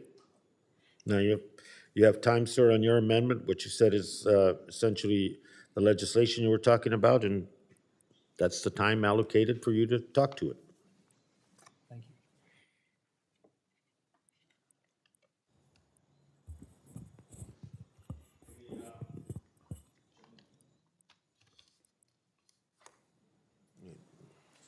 Gentleman yields back. I yield back. I'm sorry, sir. Oh, no, that's okay. I'm starting to get a little, It's been a long day. but We're almost there. yes, but it's been a test, Mr. Carl. You know, I've bitten my tongue so much, it's probably purple right now. But anyway, because, civility and all that. Any further discussion on the amendment? Let me recognize myself. I oppose my colleague's amendment for the same reasons that I opposed amendment number 7. It strikes the provisions that raise much-needed revenue to deal with the consequences of past actions and the communities that are undergoing a transition period. So,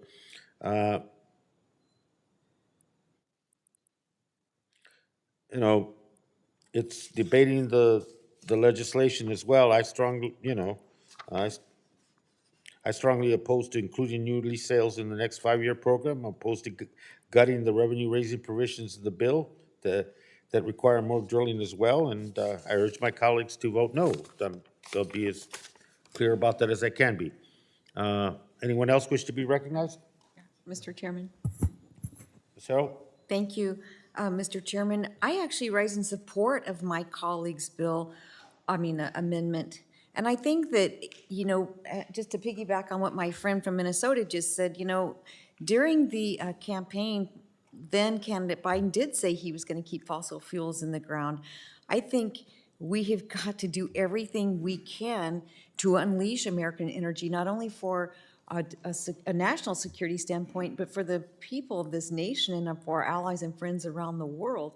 And it makes no sense that we would try to restrict growth and development in this space. And that seems what this committee's been doing over the last 18 months, is trying to work to hamstring the industry that employs so many people, that provides so many opportunities for Americans, and again, provides the fossil fuels, the petroleum products that we all take for granted every single day.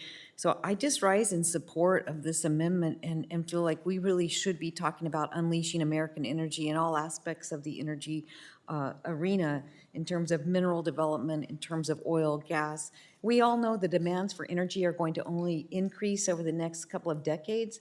And with the all of the above approach, I think we're foolish to try to eliminate oil and gas, fossil fuels, when we know we need these products as well as minerals in order to reach the goals of green energy. And I just feel like we're missing the boat by not enhancing the opportunities for our producers, for our miners around the country. So I rise in support of amendment number 11, and with that, I yield back. Gentlelady yields. Anyone else? Sir? Thank you, Mr. Chair. Mr. Chair, I support this amendment as well. One platform in the Gulf of Mexico will produce roughly 100,000 barrels of crude oil a day. 100,000 barrels of crude oil a day. We were importing 600,000 barrels of crude oil from Russia a year ago, a day. Why in the world would we force ourselves to be reliant upon resources coming from dictators and tyrants instead of producing it on our very own soil to help our economy, to help our national security, to drive down the cost of the global energy market?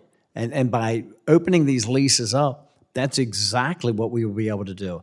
The developers of these resources spend billions of dollars doing their research out there on the Gulf of Mexico and on the inland areas where they have defined that they can extract these resources from. And they're ready, willing, and able to develop these resources. They just need for the current Biden administration to get out of the way and allow them to do so. We're rapidly approaching the fall and winter months.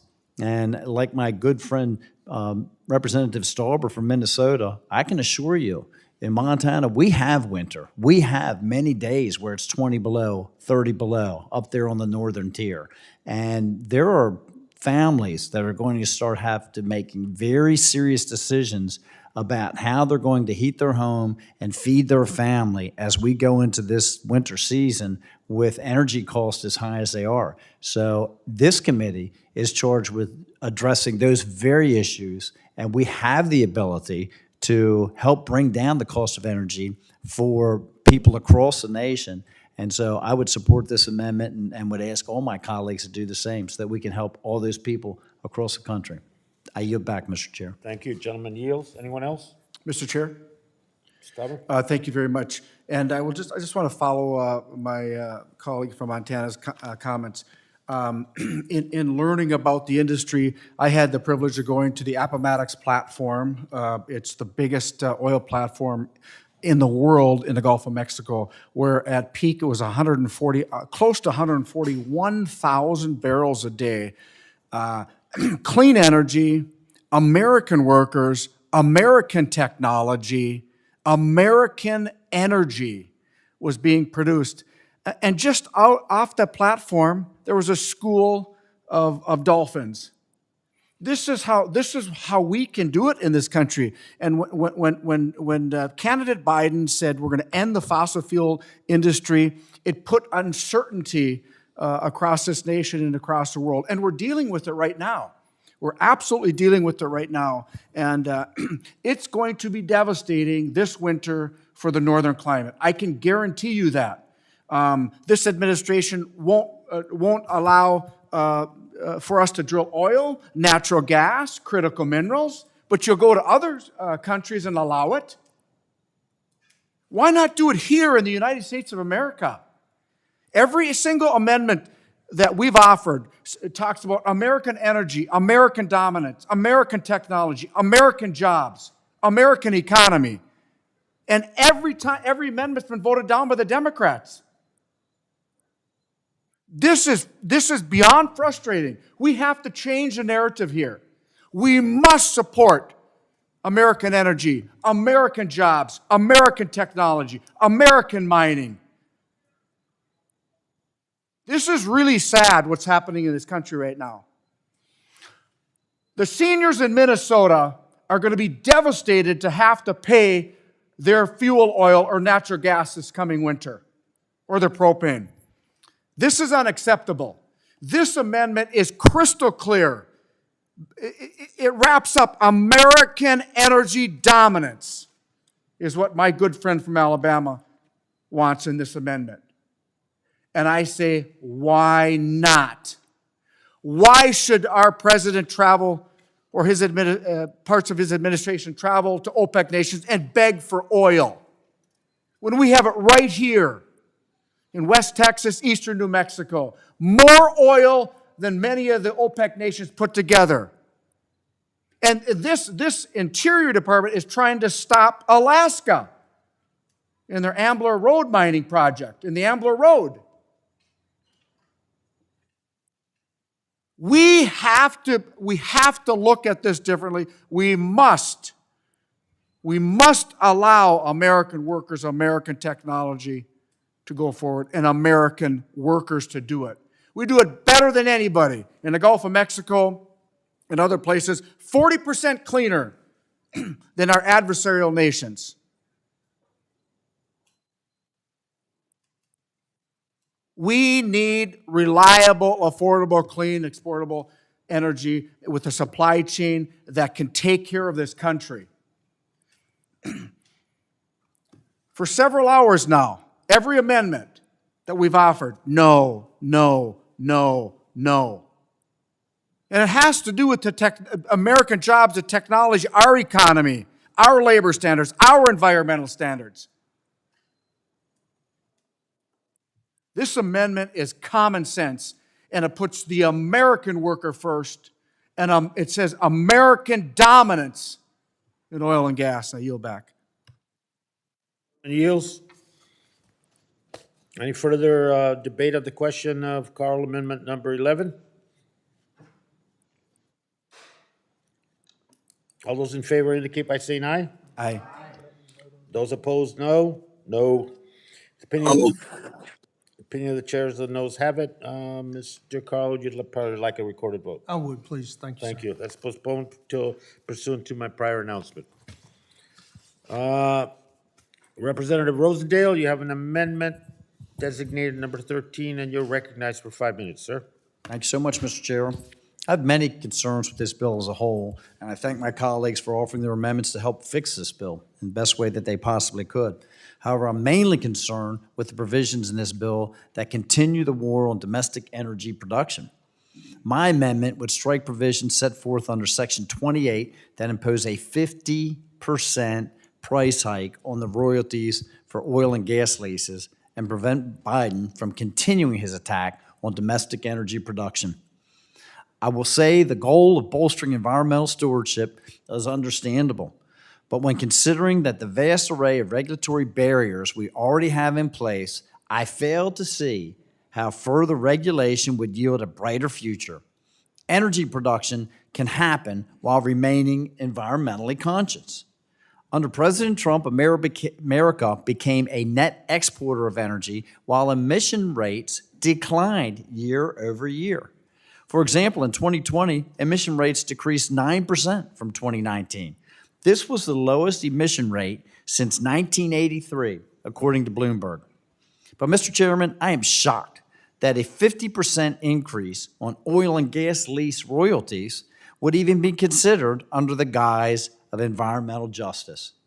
Clearly, this is purely punitive taxation. This will only create another barrier for energy producers, and if past decisions are any guide for the future, this bill will further strangle our energy sector and economy as a whole. To reiterate what this side of the aisle has always been harping on for months, currently, we have the highest inflation rate in decades at 9.1%. Gas prices are at historic highs, and the administration has refused to let producers do their job and cultivate American energy. These are not the result of nefarious industry leaders or foreign conflicts. These are the tragic results which follow drastic decisions. From day one, President Biden began his war on American energy with the decision to cancel the Keystone XL pipeline, which would have yielded 800,000 barrels of oil a day, 150,000 barrels from Montana and North Dakota, cut $60 to $80 million a year of revenue, tax revenue, from the state of Montana. This was quickly followed by decisions to impose a devastating and illegal moratorium on oil and gas leases on federal land and implement a series of radical reforms that make traditional energy exploration nearly impossible. Mr. Chairman, during my time serving here in Congress, I have remained steadfast in my commitment to my constituents. I believe we all must seriously consider the consequences of levying a 50% tax hike on royalties for oil and gas leases when our constituents are reluctant to fill their tank all the way up because they can't afford it. The simple fact is that Montanans and Americans across the country are paying the price that this committee and this administration's war on traditional energy, which now has put us on the brink of a recession. Given the dire situation we are in, I will pose this question to the committee, Mr. Chair. At what point will this committee be satisfied? When traditional energy development is regulated out of existence? When people can no longer leave their home because they can't afford gas to get to work? When the agricultural producers can no longer produce because fuel prices have put them out of business? I see I'm running out of time. So I urge my colleagues to support this amendment and embrace natural development of resources here in our country to help our national security. Thank you, Mr. Chair. I yield back. The gentleman yields. Who seeks to be recognized? Mr. Chair, Mr. Tanaka. Mr. Tunko, sir, you're recognized. Thank you, sir. I oppose my colleague's amendment. As we have discussed numerous times in this committee, oil and gas royalty rates are incredibly outdated and deprive our taxpayers of a fair return on public energy resources. The onshore royalty rate hasn't been increased in over 100 years, and states charge substantially higher amounts. For instance, Colorado and Texas charge 20%, and Montana charges close to 17%. By updating this archaic rate, the bill raises much-needed revenues and reinvests the funds in communities across our country.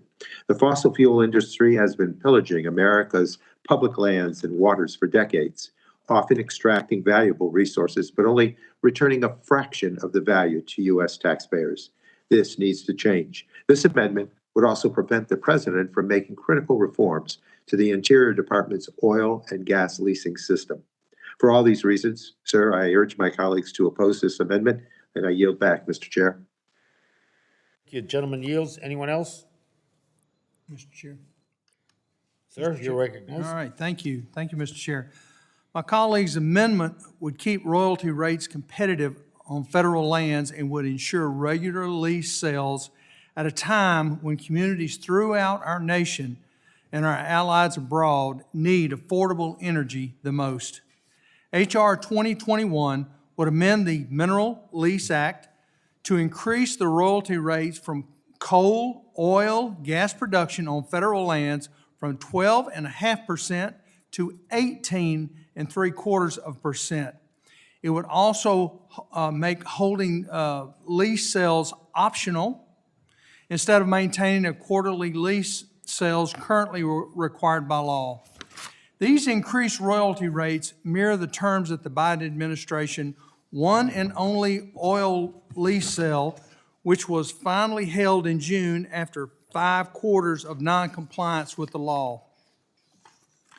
The increased royalties in this bill are meant to go to new federal energy transit economic development assistance fund. That's a mouthful there. But it is a deeply misguided idea. Rising royalty rates and possibly not holding lease sales at all would have a devastating impact on oil and gas production on federal lands and in federal waters, thus decreasing the royalty revenues and creating major job losses. This amendment would ensure low-cost American energy production continues in a regular, predictable manner as required by law. I urge my colleagues to support this, and I yield back. Thank you, sir. Thank you very much. Gentleman yields. Anyone else wish to speak to the amendment? Mr. Chair. Chairman. Who seeks recognition? Oh, go ahead, madam, go ahead. Oh, I'll go after the gentleman. Mr. Chairman, Yeah. I wasn't planning to speak on this particular amendment, but I want to rise in opposition to this amendment and just clarify some of the misinformation that's been shared in this hearing today. First of all, I think it's really important to recognize that what drives oil and gas prices is actually international markets, not royalty rates. And, you know, what's being discussed here about an increase in federal leasing royalty rates, it's important to acknowledge that leasing rates in the state of Texas, for example, are 25%. In New Mexico, they're 20%. They do not impact the price of oil per barrel. What is driving the cost of oil is international markets. And those rates are actually much higher at the state level on state lands than they are on federal lands. Secondly, I want to acknowledge that we're talking about public lands. We're talking about federal lands. We're talking about lands that belong to the people of the United States.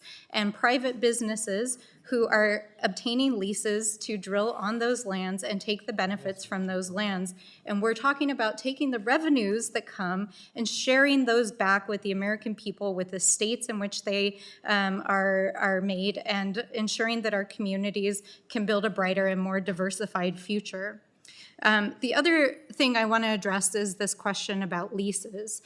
In New Mexico, we've seen the largest increase in oil and gas drilling over the last 10 years that we've ever seen. And that's what's driving our independence and our energy independence, is really the increase in oil and gas production in places like New Mexico and Texas.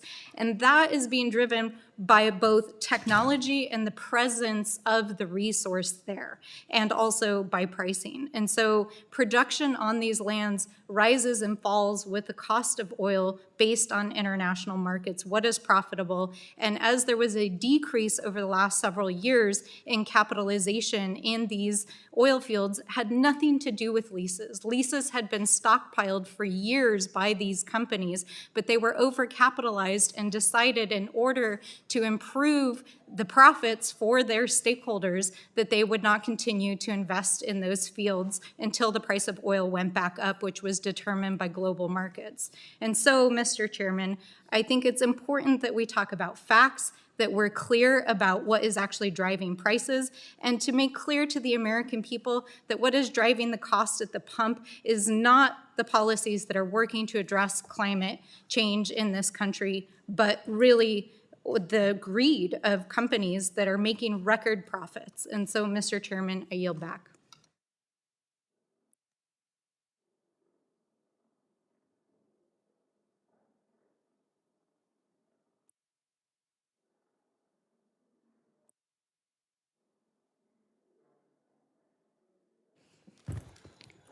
All right, that was a good trick. I've yielded to myself. Is there any further discussion on the amendment? Madam Chair, Yes. you're doing good dual roles. You're doing just fine.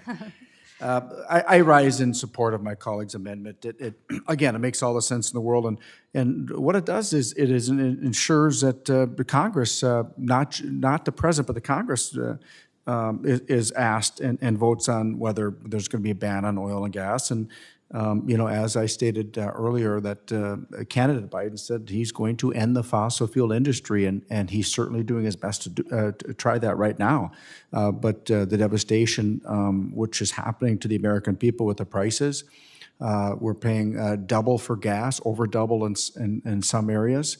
And it's just simply unacceptable. We have to get back to, as I've said numerous times, energy independence, energy dominance. And when we do that, we're able to help some of the smaller countries that we may be able to sell them clean, reliable natural gas so they can have energy equity and grow their country, knowing full well that the purchase of American oil and gas is much cleaner than anybody else. So this is a good amendment. What it does is it puts Congress in the seat, not just an administrative or an executive action.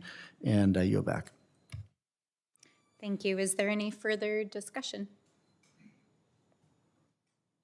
All right, hearing no further debate, the question is on Rosendale Amendment number 13. I will pause for a moment so that members joining remotely can unmute. All those in favor say aye. Aye. All those opposed say no. No. No. No. Members will please mute again. In the opinion of the chair, the noes have it and the amendment is not agreed to. The motion to reconsider is laid on the table. Madam Chair, I'd request a recorded vote, please. A recorded vote has been requested. The vote will be postponed pursuant to the prior announcement. Okay, next, Representative Obernolte, you have an amendment designated as number 17, and you are recognized for 5 minutes. Thank you very much, Madam Chair. Earlier today, we were talking about the Hippocratic Oath that physicians take before practicing medicine, and the fact that one of the things that we ask of prospective physicians is for them to agree to first do no harm. And I'm very concerned about some of the potential unintended consequences of the bill that we are marking up today. In particular, I'm concerned that in our pursuit of environmental justice, we might inadvertently actually increase the amount of damage we're doing to the earth by increasing global greenhouse gas emissions. And let me take a moment and tell you how that could occur. Some of the provisions of this bill will lead to much greater difficulty in permitting energy projects here in the United States. If we constrain supply without also constraining demand, that demand will require importing more energy from other countries. And Madam Speaker, and I guess it's Mr. Speaker now, Mr. Chairman, right now the United States produces energy more cleanly than any other country on earth. To give you an example, an imported barrel of oil from Venezuela has a 40% higher greenhouse gas emission life cycle value than a barrel of oil produced in the Permian Basin in Texas. A unit of natural gas imported from Russia has a 50% higher lifetime greenhouse gas emission than a similar unit of gas produced here domestically. So if we inadvertently are catalyzing a larger import of this energy from other countries, we could actually be harming the planet with a bill that we're intending to have the opposite consequence, the consequence of making our planet a greener place. So this amendment would be a safeguard against that. It would condition the enactment of the bill on a finding by the Secretary of the Interior that the bill will not increase global greenhouse gas emissions. And I think I'm not overstepping when I say that that's something that no one on this dais would like to see happen, to actually increase global greenhouse gas emissions instead of decreasing it. So I respectfully request your support on this amendment, and I yield back. Any further debate? Does anyone seek to be recognized? Mr. Chairman? Ms. Dunkel. Thank you, Mr. Chair. I oppose my colleague's amendment. This amendment would delay the bill until the Secretary of the Interior approves a negative and impossible requirement that my colleagues know full well and will kill the bill. The National Environmental Policy Act weighs the pros and cons of a federal action, and this bill tries to make certain that the damages of an action are fairly evaluated. There is no need to prove a negative before this bill is implemented. If Republicans were interested in lowering global greenhouse gas emissions, they would support our efforts to limit new fossil fuel leasing, as we know that new drilling will lead to increases in global greenhouse gas emissions. And if Republicans were interested in lowering global greenhouse gas emissions, they would support efforts to reduce U.S. reliance on fossil fuels, expand clean energy incentives, and penalize companies that vent and flare harmful methane pollution into the atmosphere. I do not believe this amendment is truly designed to combat climate change by reducing global emissions. It's simply intended to undermine the environmental justice legislation that is before us today. And with that, I urge my colleagues to vote no, Mr. Chair, and I yield back. Gentleman yields back. And anyone else seek to be recognized on the gentleman's amendment number 17? Mr. Chair. Ms. Harrell? Yeah, I strongly support this because this goes to what I was saying a little bit earlier. And with that, I'd like to relinquish the balance of my time to Representative. Gentlelady yields. I thank my friend and colleague from New Mexico for yielding. And just to take a minute to rebut what was just said in opposition to the amendment, and I almost couldn't believe my ears. These are not impossible requirements that we're putting on this. All we're asking is a certification that we're not going to make the environmental problem with greenhouse gas emissions worse. That's all. That's not impossible, and that's not unreasonable. Another assertion that was made is that we're attempting to delay implementation of the bill.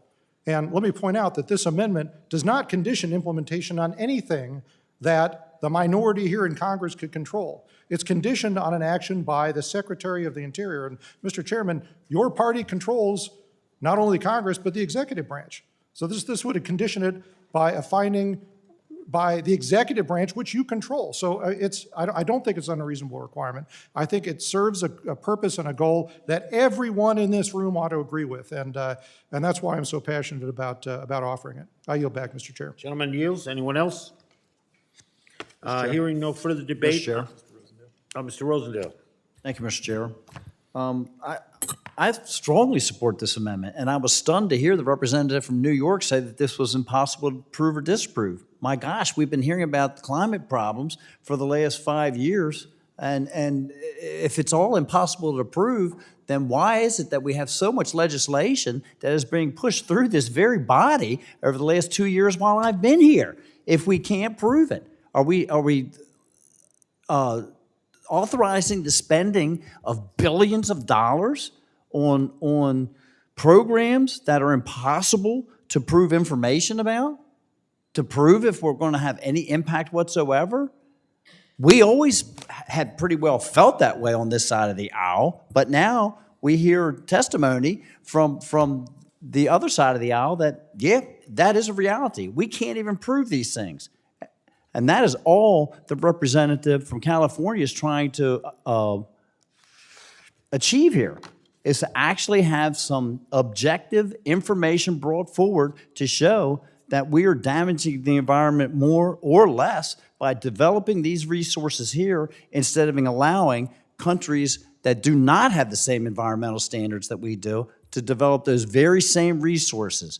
And I think that it's a very important piece of legislation, an amendment that we should all embrace. It would be would go a long ways towards not only helping the environment, but certainly helping our very economy here. And I hope that my colleagues can also see the way to support it as well. I yield back.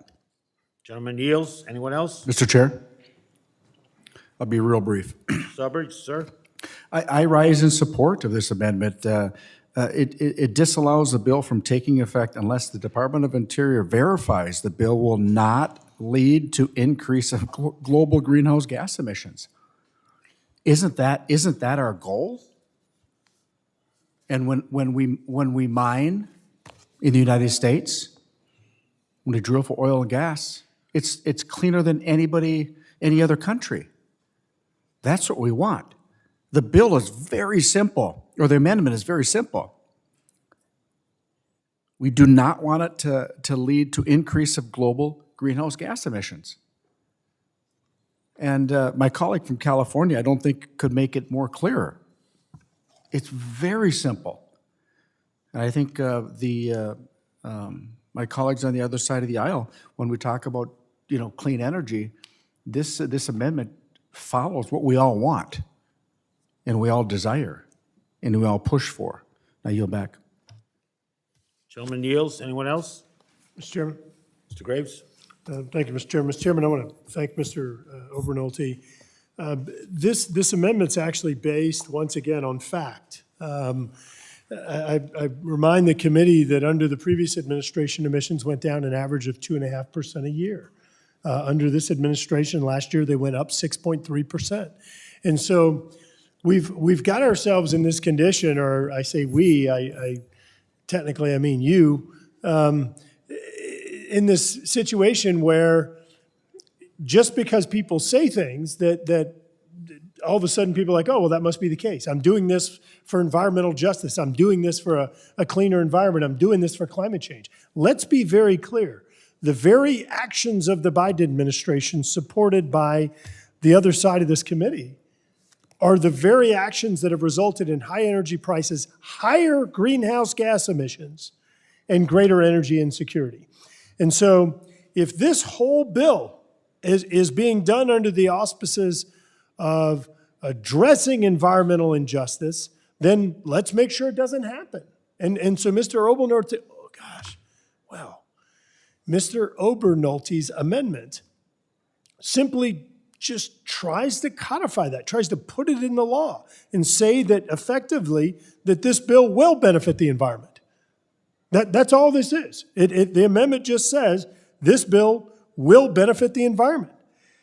And so I strongly urge that if you're concerned about the environment, and I've heard you over and over again say that, again, everything is the result of climate change. Well, here is an opportunity to ensure that you put your money where your mouth is. Here is your opportunity to ensure that this legislation does not result in higher greenhouse gas emissions. And you can say, oh, you're making things up, this is Trojan horse or whatever. But let me say it again. The very energy and climate actions of this administration are the policies that have resulted in greater greenhouse gas emissions and unaffordable energy. So this isn't just making up things. This is based upon real evidence, real facts, and real concerns. I urge adoption of the amendment and yield back. Gentleman yields. Let me recognize myself. Just and I'm not in the substance of the gentleman's amendment, but just Mr. Graves, from the beginning of this process of putting this bill together, and working with Mr.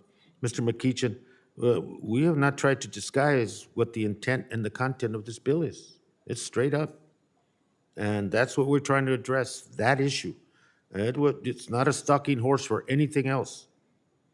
And to put, unattainable demands on a piece of legislation that is trying to deal with a reality that has been ignored for years, we don't support that. But no, I'm on a roll right now. Let me finish, okay? So we never lied to anybody about this. And to say that at the end there has to be a certification that nothing has been added to the warming of this planet. Well, and it's not just one senator. There's 50 of senators of your party there. We have been stuck in limbo on any investment dealing with transition and with addressing climate change now. And it's not just one senator playing that role. You have 50 senators on your side that could walk over and begin to negotiate a piece of legislation to deal with those issues. That is frozen there. You didn't support it coming out of the House, but it did get out of the House and onto the Senate. So, to try to put the onus and the weight of inaction on the part of the Senate on issues of climate change on this piece of legislation, and to once again burden these communities with the political consequences of no action or bad action on the part of government, I think is unfair. And I just wanted to assure you, we have never lied to anybody about the intent of this bill is, and the communities that have supported this and organizations know what that intent is, and that was the scrutiny that we went through writing this bill, drafting this bill, and working with those communities. We're not trying, that's the agenda. What's on paper here is the agenda. No. Go ahead. Go ahead, Mr. Grace. Thank you, Mr. Chairman. Mr. Chairman, so one, you said that it wasn't attainable. So maybe Mr. Obernolte's amendment, maybe it's not the right approach. Maybe you've got a better idea on how that can be done. If you're saying, and please, I didn't intend to if I said it. I'm not saying that you're sitting here lying, but I do think that a lot of us kind of have questionable or questioning the real intent here, because the things that are being said and what the actual outcomes have repeatedly been very different with energy prices, emissions, and others. So question number one is, if Mr. Obernolte's approach isn't the right approach, how can you work with us to guarantee that this isn't going to result in increased emissions? So just ask you that. I don't have a good answer for you, because we're starting from different premises. My earlier question to you, if I may, was what is the role of industry in the situation that we're in? And there was no response. And if we can't fundamentally deal with what's causing where we're at, then how do we move forward? I welcome that, and I do. But if our premises and our intents are, if the premise of where we begin is totally different, I think that makes it very hard to do. But my willingness to try to find some level of common ground on issues is fine.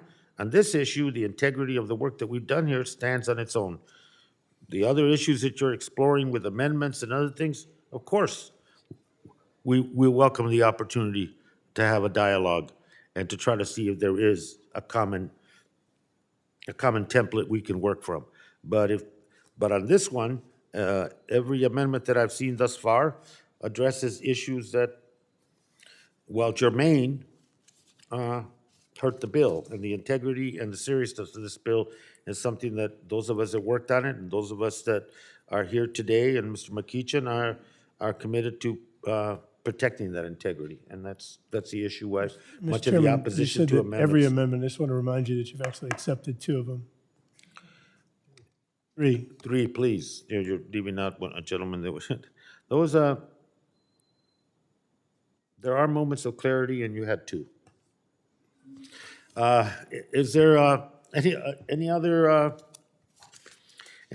debate on the gentleman's amendment? If not, all those members in favor, please indicate by saying aye. Aye. All those opposed? No. And No.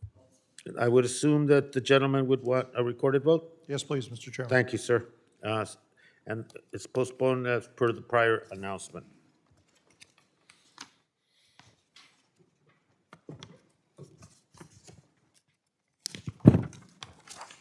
Representative Graves, sir, you have an amendment number 6, and you're recognized for 5 minutes. Thank you, Mr. Chairman. Mr. Thank Chairman, you. Mr. Chairman, you'll be pleased to learn that this is another moment of clarity. Mr. Chairman, what this amendment does is it adds a new section to the bill.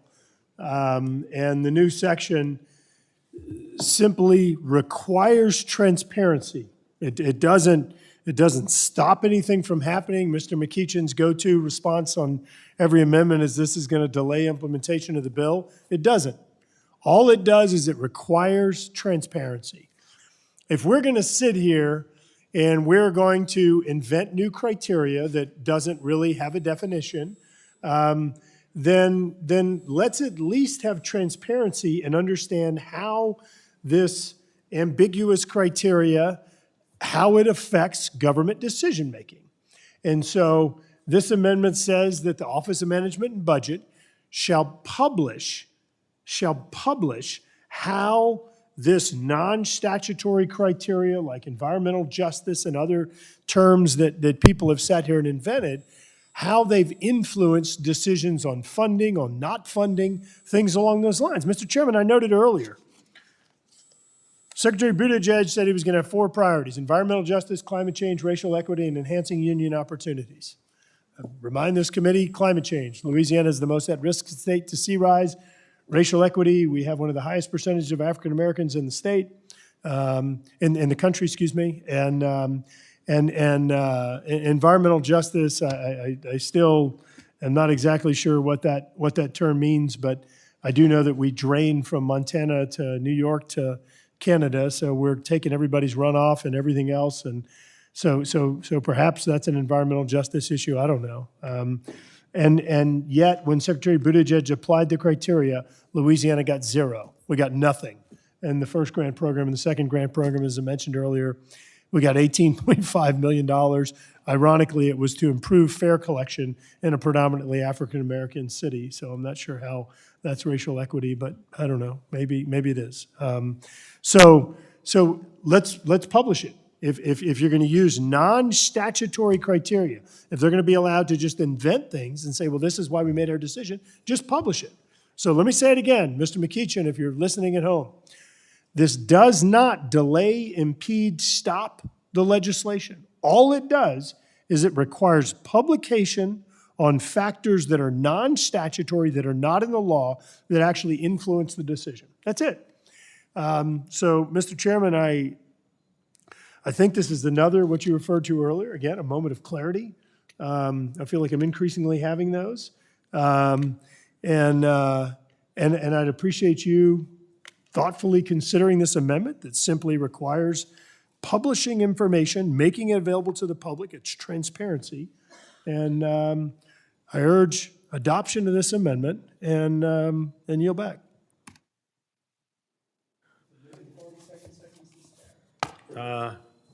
Gentleman yields back, and anybody wish to be recognized on the amendment?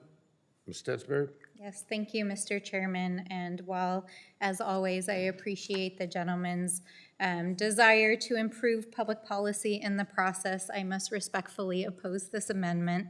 It is duplicative of other reporting requirements that are already existent in the bills and underlying statutes that this bill amends, including Nepa, the Clean Air and Clean Water Act, other regulatory processes that are already required to explain why certain decisions were made.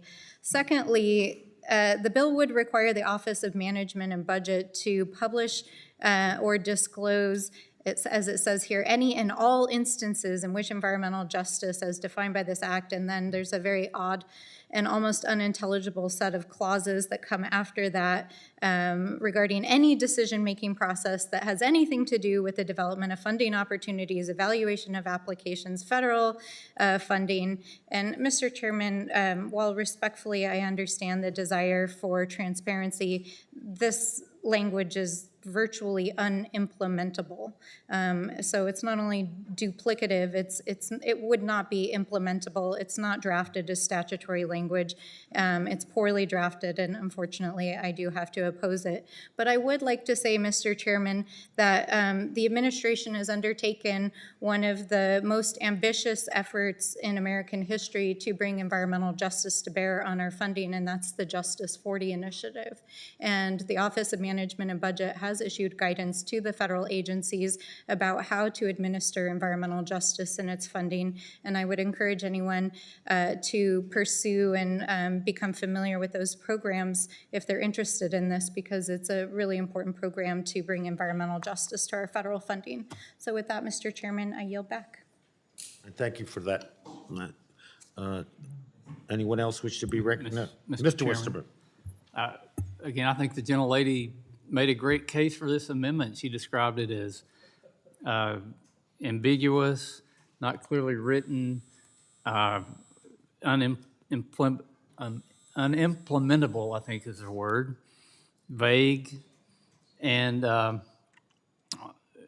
think that Mr. Graves has done a great job of writing an amendment that blends right in with the overall bill. So I would think the majority would want to accept this. You probably wouldn't even notice it was in the text the way it was described. And I don't know if Mr. Graves would like any time to respond, but I would yield time to him. I would say thank you, Mr. Westerman, but I'm not sure that that's what I mean. So, Ms. Stansberry, that's a fascinating response that you gave. So you said that this is already required under the law, and you cited the Clean Air Act and Clean Water Act. Let me remind you that those are not funding opportunities that this amendment is targeted to address. You read it, and so to those grammar experts out there, and I appreciate your in-depth legal analysis there, fascinating. Let me go ahead and read this. The Director of the Office of Management and Budget shall publicly disclose and publish or require the appropriate federal agency to publicly disclose and publish. Okay, so far, all it says is that OMB has to do something or an agency has to do something. Any and all instances in which environmental justice, as defined by this act, or if any non-statutory criteria are relied upon in the decision-making process as it relates to the development of funding opportunities. So let's be clear. This only applies to funding opportunities. That's where it applies. Evaluation of applications for federal funding, the allocation of federal funds, or the awarding of federal funds. I mean, maybe there's a comma somewhere that should have been thrown in. I'm pretty sure that everybody out here, including the kids watching at home, they understand exactly what that means. And then it has Subsection 2, the public disclosure of any circumstance in which the environmental justice or non-statutory criteria are relied upon in the grant-making process shall provide a thorough explanation and quantified basis for how such criteria are considered and weighted into the decision-making process. This is called accountability. That's exactly what this amendment does. It doesn't stop the bill.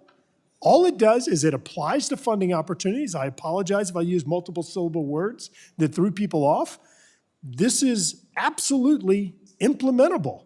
There's nothing about this that's implementable. The only thing that's confusing is the gentlelady's explanation that was inaccurate. The other provisions of law that you were making reference to do not apply here because this is about funding opportunities that are affected by the bill. So this whole underlying bill is nothing more than fodder for litigation. This is just a gift to the trial lawyer community because you invent a legal standard that you want to use the word unimplementable, a word that my good friend from Arkansas, unimplementable is the legal threshold that you establish. You can't even have a court really apply it. You could apply it to anything. It's the silly standard that's in the Marine Mammal Protection Act. The potential to harass. I mean, that's a ridiculous standard. And so that's what the whole bill does. So I appreciate the gentlelady's explanation. I'm sure that explanation applied to an amendment somewhere out there, but it's not this one. And there's absolutely nothing that she said that justifies or in any way substantiates opposition to this transparency amendment. If we are the board of directors for America, we're the ones that are supposed to be holding agencies accountable and ensuring the people that we represent that the right decisions are made. We need information. Sorry. Yield back to the gentleman from Arkansas. Another word that I didn't throw out, a multi-syllable word, was duplicative. And if there's one area that we need duplicity is in transparency. This bill is duplicative in many, many instances, unnecessarily duplicative. So I encourage support for the gentleman's amendment, and I yield back. Gentleman yields back. Anyone else? Let me recognize myself. I know that it's for my colleagues on the other side, it's a little frustrating right now because this bill is about human beings. And, we can ridicule each other and be sarcastic with each other relative to this bill. But, what we're trying to address here and what this legislation does is to understand that these communities, that their situation is vital, in many instances dire, and the issues that this legislation addresses continues to pile up to it. I really believe that they should not be open to ridicule. They should not be dismissed and ignored as they have been in the past and stepped over as they have been in the past. What we're trying to do is to say these communities are valid. They're Americans. They live with us. And they should be protected and have ability to defend themselves and grow in a different direction. That's all. That's not a complication. It shouldn't be. And if we put some value in the fact that, like I said earlier, this committee, that there's nothing fundamentally wrong with the legislation because it cares for people and because it opens that to people, it empowers people. I think we should be celebrating this legislation, built from the ground up, representing real feelings. And so my reaction is that I don't, this communities that we visited and that are represented in this legislation through their efforts, they really shouldn't be ridiculed. These are decent Americans who find themselves in a situation where nobody listens to them. And this bill listens to them, and it responds to what they felt were their priorities. Simple as that. And we try to defend it, but, you know, all the extraneous stuff that is being talked about today, fine. It's germane. But the people that this bill addresses might be new to some of you, but they're there, hundreds of million, over 100 million in frontline and fence line communities that merit the serious nature that we need to take with this bill, because that's what it is. And so, so we ask anybody else to be what's recognized on this legislation. If not, hearing no further debate, Graves Amendment number 6, all those in favor say aye. Aye. Opposed? No. The No. ayes have it. A recorded vote has been requested by Mr. Graves and will be postponed as per prior announcement. What else we got? All members, we now have votes on the House floor. We'll take a recess and reconvene after this vote series, and the staff will bug you about timing, and thank you very much, and we're recessed and the beat goes on.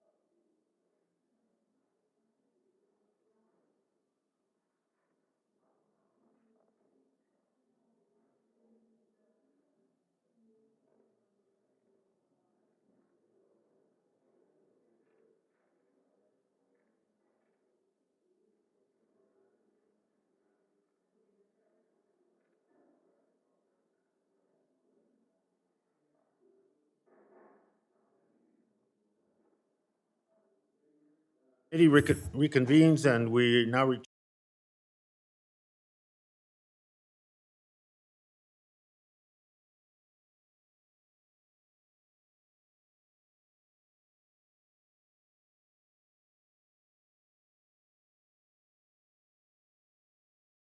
should answer the clerk by saying your name and then your vote. This allows the camera enough time to switch to you, and it helps reduce confusion, of which we've had none. The item is HR 2021, and the question is on the unfinished business, the amendments to ANS. By the unanimous consent, and the ranking member and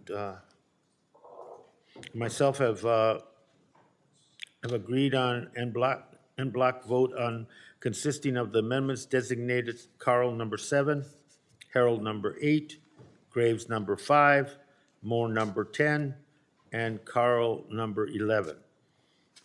On those amendments, the clerk will read the name, the clerk shall call the roll. Mr. Grijalva? No. Mr. Grijalva votes no. Mr. Westerman? Aye. Mr. Westerman votes aye. Mrs. Napolitano? No. Mrs. Napolitano votes no. Mr. Gomert? Mr. Costa?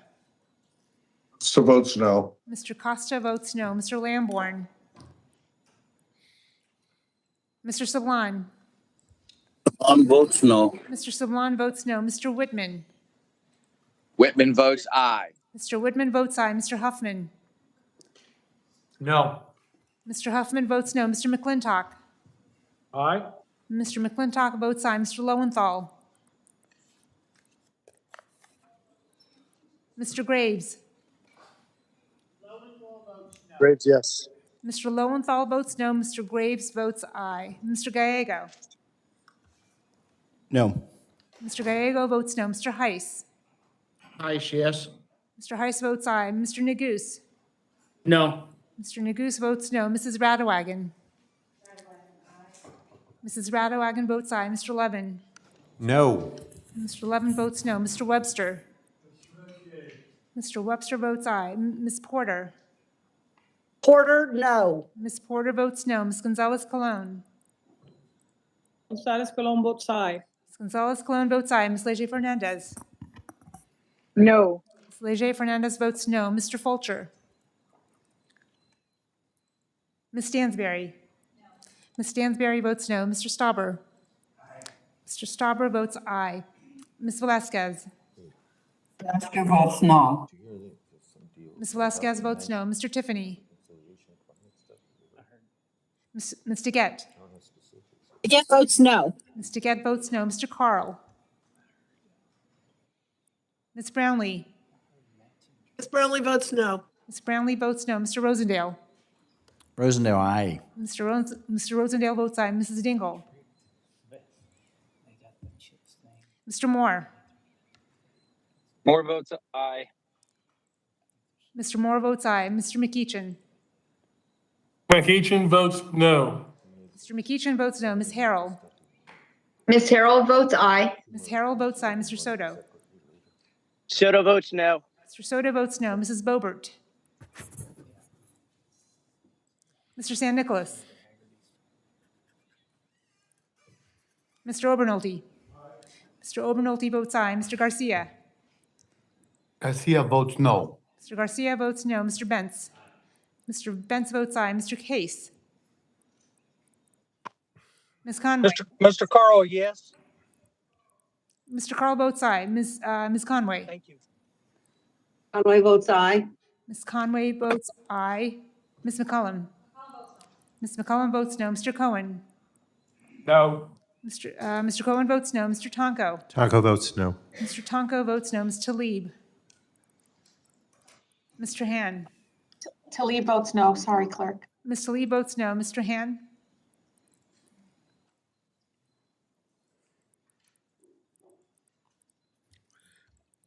Are there members who wish to vote or? Mr. Chairman? Yes, Fulcher votes aye. Mr. Fulcher votes aye. Mr. Chairman, Dingle votes no. Mrs. Dingle votes no. Mr. Chairman. Aye. Lamborn votes aye. Mr. Lamborn votes aye. Hand Gomer votes votes no. aye. Mr. Hand votes no. Mr. Gomert? Gomer still votes aye. Mr. Gomert votes aye. Case, Bober votes aye. Ms. Bober votes aye. Case votes no. Mr. Case votes no. are there any other members that wish to vote, be recorded? If not, the vote is closed and the clerk shall report. Mr. Chair, on this vote, the yeas are 20 and the nays are 25. Yeah, the en bloc amendments fail. Again, by unanimous consent, an en bloc consisting of amendments designated Graves number 2 and Graves number 4. The clerk she'll call the roll. Mr. Grijalva? No. Mr. Grijalva votes no. Mr. Westerman? Aye. Mr. Westerman votes aye. Mrs. Napolitano? No. Mrs. Napolitano votes no. Mr. Gomert? Mr. Costa? I'm trying to figure that out. No. Costa votes no. Mr. Costa votes no. Mr. Lamborn? Lamborn votes aye. Mr. Lamborn votes aye. Mr. Sablon? Sablon votes no. Mr. Sablon votes no. Say Mr. yes. Whitman? Yes. Whitman votes yes. Mr. Whitman votes aye. Mr. Huffman? No. Mr. Huffman votes no. Mr. McClintock? Aye. Mr. McClintock votes aye. Mr. Lowenthal? Mr. Lowenthal votes no. Mr. Graves? Yes. Mr. Graves votes aye. Mr. Gallego? Mr. Gallego votes no. Mr. Heiss? Heiss votes yes. Mr. Heiss votes aye. Mr. Neguse? Mrs. Radawagon? Mrs. Radawagon votes aye. Mr. Levin? No. Mr. Levin votes no. Mr. Webster? Mr. Webster votes aye. Ms. Porter? Porter, no. Ms. Porter votes no. Ms. Gonzalez-Colon? Gonzalez-Colon votes aye. Ms. Gonzalez-Colon votes aye. Ms. Leger-Fernandez?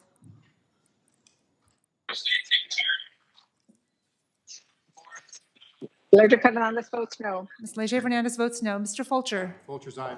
Mr. Fulcher votes aye. Ms. Stansberry? Ms. Stansberry votes no. Mr. Stauber? Goose votes no. Mr. Stauber votes? Stauber votes aye. Mr. Stauber votes aye. Mr. Neguse votes no. And Ms. Velasquez? Velasquez votes no. Ms. Velasquez votes no. Mr. Tiffany? Ms. DeGette? That votes no. Ms. DeGette votes no. Mr. Carl? Yes. Mr. Carl votes aye. Ms. Brownlee? Yes. Ms. Brownlee votes no. Ms. Brownlee votes no. Mr. Rosendale? Rosendale, aye. Mr. Rosendale votes aye. Mrs. Dingle? Dingle votes no. Mrs. Dingle votes no. Mr. Moore? Aye. Mr. Moore votes aye. Mr. McEachin? McEachin votes no. Mr. McEachin votes no. Ms. Harrell? Ms. Harrell votes aye. Ms. Harrell votes aye. Mr. Soto? Soto votes no. Mr. Soto votes no. Mrs. Boebert? Mr. San Nicolas? Mr. Obernolte? Mr. Obernolte votes aye. Mr. Garcia? Garcia is a no. Mr. Garcia votes no. Mr. Bentz? Mr. Bentz votes aye. Mr. Case? Aye. Mr. Case votes aye. Ms. Conway?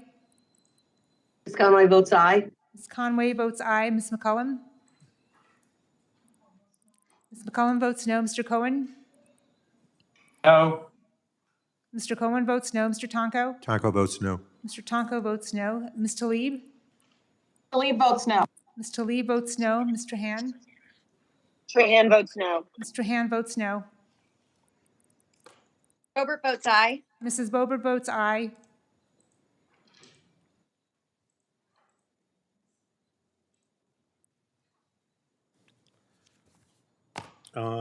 Any members aren't recorded wish to vote?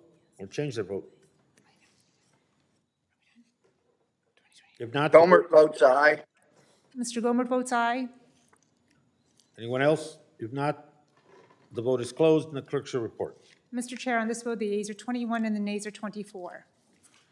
The en bloc amendments fail, and let me first thank the members for agreeing to do those en bloc. Appreciate it. Try to move this along, and with that, let me now move to amendment Musterman number 4. The clerk shall call the roll. Mr. Grijalva? No.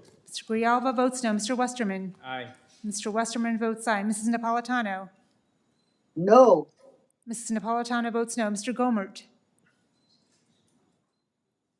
Mr. Costa? Mr. Lamborn? Yes, only. Whitman votes yes. Mr. Woodman votes aye. Mr. Costa? Mr. Lamborn? Mr. Sablon? No. Mr. Sablon votes no. Mr. Huffman? No. Mr. Huffman votes no. Mr. McClintock? Aye.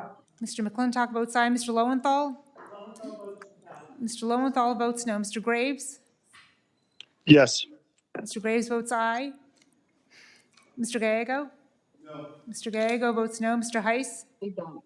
Because it's gonna go off, and I don't need it. Mr. Heiss? Yes. Mr. Heiss votes aye. Mr. Neguse? Mrs. Radewagen? Neguse votes no. Mr. Neguse votes no. Mrs. Radewagen? Mrs. Radewagen votes aye. Mr. Levin? Nope. Mr. Levin votes no. Mr. Webster? Mr. Webster votes aye. Ms. Porter? Votes no. Ms. Porter votes no. Mrs. Gonzalez-Colon? Gonzalez Colon votes aye. Ms. Gonzalez-Colon votes aye. Ms. Leger Fernandez? Mr. Fulcher? Mr. Fulcher votes aye. Ms. Stansberry? Ms. Stansberry votes no. Mr. Stauber? Aye. Mr. Stauber votes aye. Ms. Velasquez? Velasquez votes no. Ms. Velasquez votes no. Mr. Tiffany? Ms. DeGette?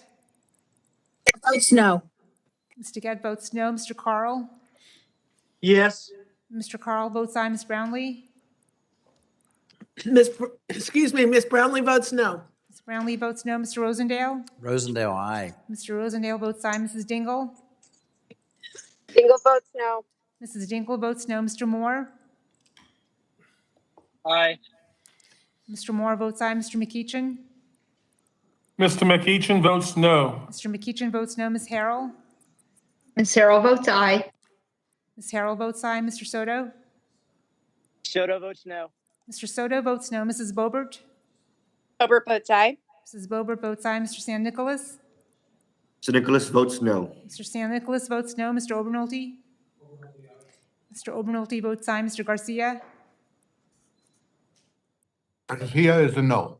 Mr. Garcia votes no. Mr. Bentz? Mr. Bentz votes aye. Mr. Case? No. Mr. Case votes no. Ms. Conway? Conway votes aye.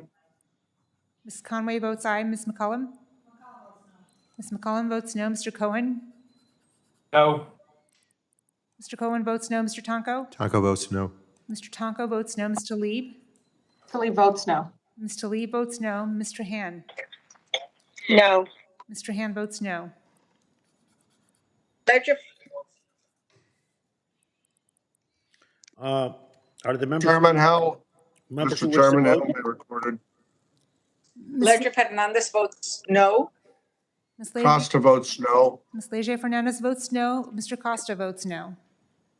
Gomer votes aye. Mr. Lamborn votes aye. Anyone else? Gomer votes aye. Mr. Gomer votes aye. The vote is closed. The clerk shall report. Mr. Chair, on this vote, the yeas are 20 and the nays are 26. Yeah. Sorry, may I vote? I just closed the vote up. Yep. The amendment fails, and we move to amendment designated Stauber number 6. The clerk shall please call the roll. Mr. Grijalva? No. Mr. Grijalva votes no. Mr. Westerman? Aye. Mr. Westerman votes aye. Mrs. Napolitano? No. Mrs. Napolitano votes no. Mr. Gomert? Aye. Mr. Gomert votes aye. Mr. Costa? Mr. Costa. Mr. Costa? Mr. Costa votes no. Mr. Costa votes no. Mr. Lamborn? Lamborn votes aye. Mr. Lamborn votes aye. Mr. Sablan? Sablan votes no. Mr. Sablan votes no. Mr. Whitman? Whitman votes aye. Mr. Whitman votes aye. Mr. Huffman? No. Mr. Huffman votes no. Mr. McClintock? Aye. Mr. McClintock votes aye. Mr. Lowenthal?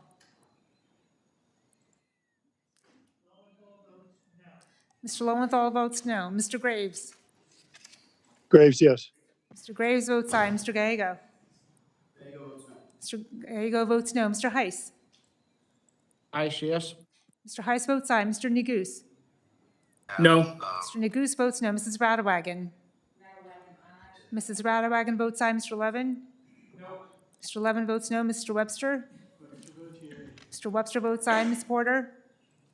Porter votes no. Ms. Porter votes no. Ms. Gonzalez-Colon? Gonzalez-Colon votes aye. Ms. Gonzalez-Colon votes aye. Ms. Leger-Fernandez?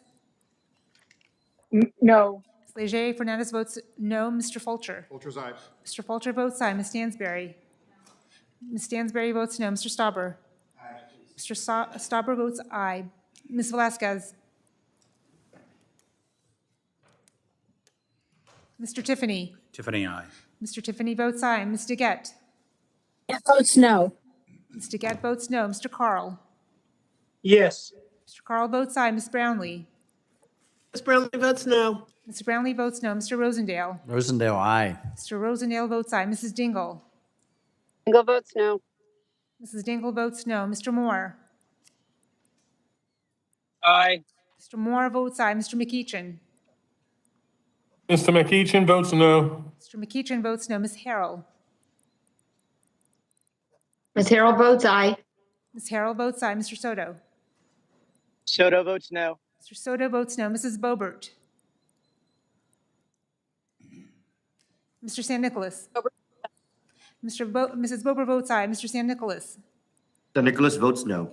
Mr. San Nicolas votes no. Mr. Obernolte? Mr. Obernolte votes aye. Mr. Garcia? Garcia votes no. Mr. Garcia votes no. Mr. Bentz? Mr. Bentz votes aye. Conway votes aye. Ms. Conway votes aye. Ms. McCullum? Ms. McCullum votes no. Mr. Cohen? No. Mr. Cohen votes no. Mr. Tonko? Taco votes no. Mr. Tonko votes no. Ms. Talib? Talib votes no. Ms. Talib votes no. Mr. Han? No. Mr. Han votes no. Any member wish to vote that isn't recorded or change their vote? Hearing none, the vote is closed, and the clerk shall report. Mr. Chair, on this vote, the ayes are 21 and the nays are 25.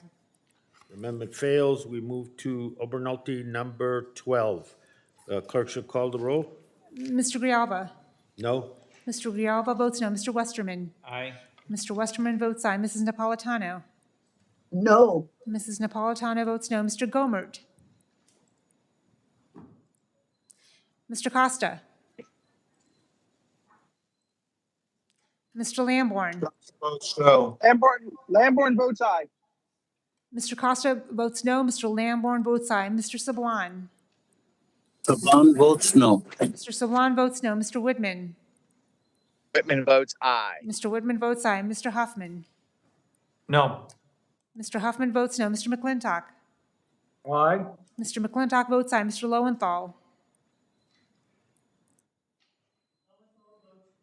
Mr. Lowenthal votes no. Mr. Graves? Yes. Mr. Graves votes aye. Mr. Gallego?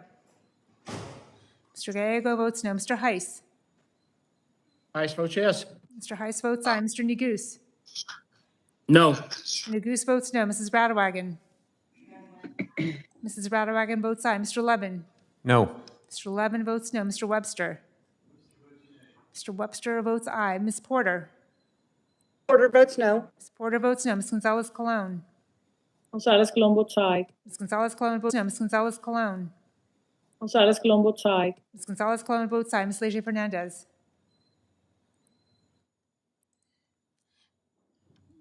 Mr. Fulcher. Fulcher's aye. Mr. Fulcher votes aye. Ms. Stansberry. Ms. Stansberry votes no. Mr. Stauber. Aye. Mr. Stauber votes aye. Ms. Velazquez. Mr. Tiffany. Mr. Tiffany votes aye. Ms. DeGette. DeGette votes no. Ms. DeGette votes no. Mr. Carl. Mr. Carl votes aye. Ms. Brownlee. Brownlee votes no. Ms. Brownlee votes no. Mr. Rosendale. Rosendale, aye. Mr. Rosendale votes aye. Mrs. Dingle. Dingle votes no. Mrs. Dingle votes no. Mr. Moore. Aye. Mr. Moore votes aye. Mr. McEachin. No. Mr. McEachin votes no. Ms. Harrell. Ms. Harrell votes aye. Ms. Harrell votes aye. Mr. Soto. Soto votes no. Mr. Soto votes no. Mrs. Boebert. Boebert votes aye. Mrs. Boebert votes aye. Mr. San Nicolas. San Nicolas votes no. Mr. San Nicolas votes no. Mr. Obernolte. Mr. Obernolte votes aye. Mr. Garcia. Garcia is a no. Mr. Garcia votes no. Mr. Bentz. Mr. Bentz votes aye. Mr. Case. Mr. Case votes no. Ms. Conway. Conway votes aye. Ms. Conway votes aye. Ms. McCullum. Ms. McCullum votes no. Mr. Cohen. No. Mr. Cohen votes no. Mr. Tonko. Tonko votes no. Mr. Tonko votes no. Ms. Talib. Talib no. Ms. Talib votes no. Mr. Han. Strahan no. Mr. Han votes no. Leger Fernandez votes no. Ms. Leger Fernandez votes no. Does any other member wish to be recorded that's not recorded? Gohmert votes no, or aye. Mr. Vote Gohmert. aye. Mr. Gohmert votes aye. Anyone else? If not, the vote is closed. The clerk shall report. Mr. Chair, on this vote, the yeas are 21 and the nays are 25. Amendment fails, and we move to amendment designated McEachin number 51.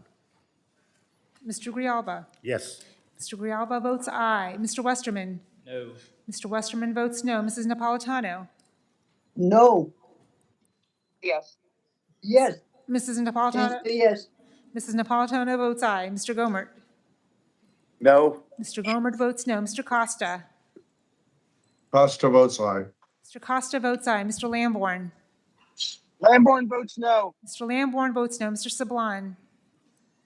Sablon votes yes. Mr. Sablon votes aye. Mr. Whitman. Whitman votes no. Mr. Whitman votes no. Mr. Huffman. Yes. Mr. Huffman votes aye. Mr. McClintock. No. Mr. McClintock votes no. Mr. Lowenthal. Mr. Lowenthal votes aye. Mr. Graves. Mr. Gallego. Mr. Gallego votes aye. Mr. Heiss. Heiss no. Mr. Heiss votes no. Mr. Neguse. Mrs. Radewagen. No. Neguse votes no. Mr. Neguse. No. Mr. You Neguse. vote yes. Mr. Neguse. Mrs. Sorry, Radewagen. Neguse votes no. Mr. Neguse votes no. Mrs. Radewagen. Mrs. Radewagen votes no. Mr. Levin. Mr. Levin votes aye. Mr. Webster. Mr. Webster votes no. Ms. Porter. Porter votes no. Ms. Porter votes no. Ms. Gonzalez-Colon. No. Ms. Gonzalez-Colon votes no. Ms. Leger Fernandez. Mr. Fulcher. Mr. Fulcher votes no. Ms. Stansberry. Ms. Stansberry votes aye. Mr. Stauber. Mr. Stauber votes no. Ms. Velazquez. Mr. Tiffany. Mr. Tiffany votes no. Ms. DeGette. DeGette votes aye. Ms. DeGette votes aye. Mr. Carl. No. Mr. Carl votes no. Ms. Brownlee. Brownlee votes aye. Ms. Brownlee votes aye. Mr. Rosendale. Rosendale, no. Mr. Rosendale votes no. Mrs. Dingle. Dingle votes aye. Mrs. Dingle votes aye. Mr. Moore. No. Mr. Moore votes no. Mr. McEachin. McEachin votes yes. Mr. McEachin votes aye. Ms. Harrell. Ms. Harrell votes no. Ms. Harrell votes no. Mr. Soto. Soto votes no. Mr. Soto. Wake up, people. Mr. Soto votes. votes no. Mr. Soto votes aye. Oh, sorry. Soto votes aye. Forgive me. Mr. Soto votes aye. Mrs. Boebert. Boebert votes no. Mrs. Boebert votes no. Mr. San Nicolas. Mr. Nicholas votes yes. Mr. San Nicolas votes aye. Mr. Obernolte. Mr. Obernolte votes no. Mr. Garcia.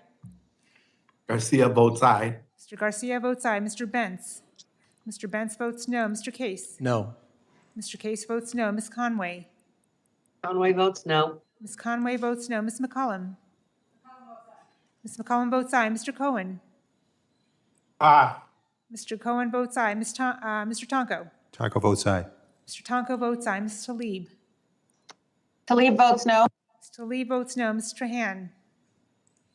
Trahan votes aye. Ms. Trahan votes aye. Mr. Chair, how am I recorded? This is Mr. Neguse. How's Mr. Neguse recorded? No, is it no? Mr. Neguse is recorded as a no. Neguse proudly votes yes for the McEachin amendment. Mr. Neguse votes aye. Thank you. Madam Chair, recorded? Madam Clerk, this is Representative Porter. I would like to change my vote to a yes. Ms. Porter votes aye. And Ledger Fernandez would like to vote yes too. Ms. Leger Fernandez votes aye. How is Lamborn recorded? Mr. Lamborn is recorded as a no. Thank you. Graves, no. Graves, no. Mr. Lambert didn't want to change his vote to a yes? How was Talib voted? Ms. Talib is recorded as a no. Madam Clerk, can I please be a yes? Ms. Talib votes aye. I was wondering what we had on this. Graves, no. Mr. Graves votes no. Any other members wish to be recorded or change their vote? If not, vote is closed and the clerk shall report. Mr. Chair, on this vote, the yeas are 24 and the nays are 22. The amendment passes. Next is amendment number 15. Mr. Carl, number 15. The clerk shall call the roll.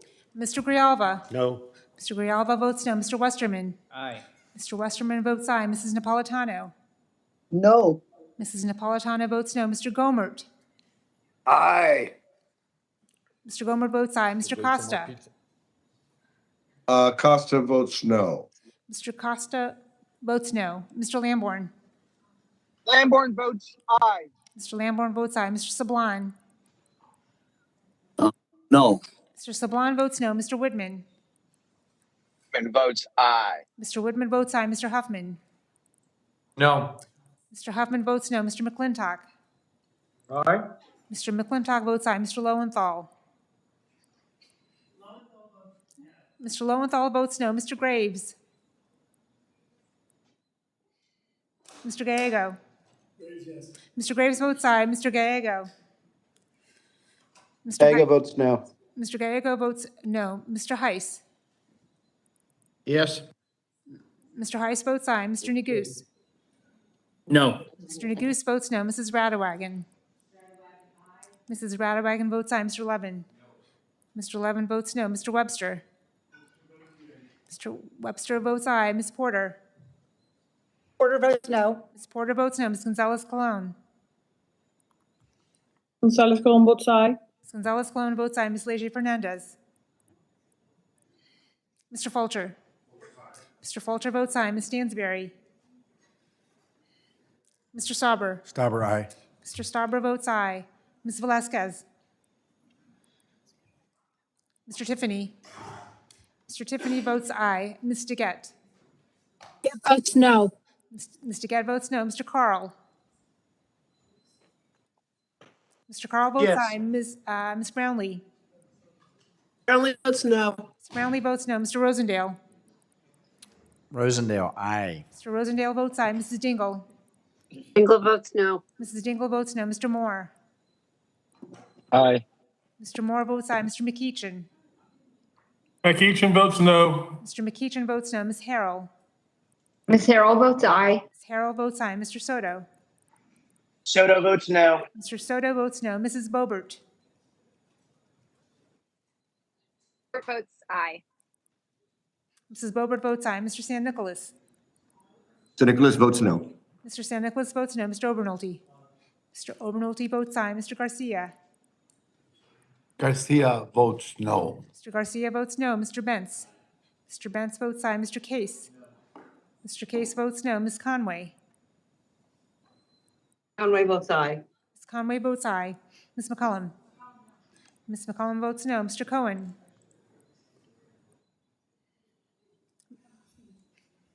Mr. Tonko. Taco votes no. Mr. Tonko votes no. Ms. Talib. Talib votes Ms. Talib. Mr. Han. I'm so sorry. Talib votes no. Ms. Talib So votes sorry. no. Mr. Han. I thought I had muted. Trahan votes no. Mr. Han votes no. Ledger Fernandez votes no. Ms. Leger Fernandez votes no. Any member not recorded who wishes to record their vote or change their vote? Ms. Stansberry votes no. Thank you. If there's no one else, the vote is closed. The clerk shall report. Mr. Chair, on this vote, the yeas are 21 and the nays are 24. Amendment fails, and we move to amendment designated Herald number 21. The clerk shall call the roll. I don't even remember. Mr. Grijalva. No? Mr. Grijalva votes no. Mr. Westerman. Mr. Westerman votes aye. Mrs. Napolitano. No. Mrs. Napolitano votes no. Mr. Gomert. Aye. Mr. Gomert votes aye. Mr. Costa. Mr. Lamborn. Mr. Costa votes no. Mr. Costa votes no. Mr. Lamborn. Lamborn votes aye. Mr. Lamborn votes aye. Mr. Sablan. Votes no. Mr. Sablan votes no. Mr. Woodman. Mr. Huffman. Votes aye. Mr. Woodman votes aye. Mr. Huffman. No. Mr. Huffman votes no. Mr. McClintock. Aye. Mr. McClintock votes aye. Mr. Lowenthal. Mr. Lowenthal votes no. Mr. Graves. Mr. Graves votes aye. Mr. Gallego. Hager votes no. Mr. Gallego votes no. Mr. Heiss. Heiss, yes. Mr. Heiss votes aye. Mr. Neguse. No. Mr. Neguse votes no. Mrs. Radewagen. Mrs. Radewagen votes aye. Mr. Levin. Mr. Levin votes no. Mr. Webster. Mr. Webster votes aye. Ms. Porter. Porter votes no. Ms. Porter votes no. Ms. Gonzalez-Colon. Gonzalez-Colon votes aye. Ms. Gonzalez-Colon votes aye. Ms. Leger-Fernandez. No. Ms. Leger-Fernandez votes no. Mr. Fulcher. Mr. Fulcher votes aye. Ms. Stansberry. Ms. Stansberry votes no. Mr. Stauber. Yes. Mr. Stauber votes aye. Ms. Velazquez. Mr. Tiffany. Mr. Tiffany votes aye. Ms. DeGette. DeGette votes no. Ms. DeGette votes no. Mr. Carl. Yes. Mr. Carl votes aye. Ms. Brownlee. Brownlee votes no. Ms. Brownlee votes no. Mr. Rosendale. Rosendale, aye. Mr. Rosendale votes aye. Mrs. Dingle. Dingle votes no. Mrs. Dingle votes no. Mr. Moore. Aye. Mr. Moore votes aye. Mr. McEachin. McEachin votes no. Mr. McEachin votes no. Ms. Harrell. Ms. Harrell votes aye. Ms. Harrell votes aye. Mr. Soto. Soto votes no. Mr. Soto votes no. Mrs. Boebert. Mr. San Nicolas. San Nicolas votes no. Mr. San Nicolas votes no. Mr. Obernolte. Mr. Obernolte votes aye. Mr. Garcia. Garcia votes no. Mr. Garcia votes no. Mr. Bentz. Mr. Bentz votes aye. Mr. Case. Mr. Case votes no. Ms. Conway.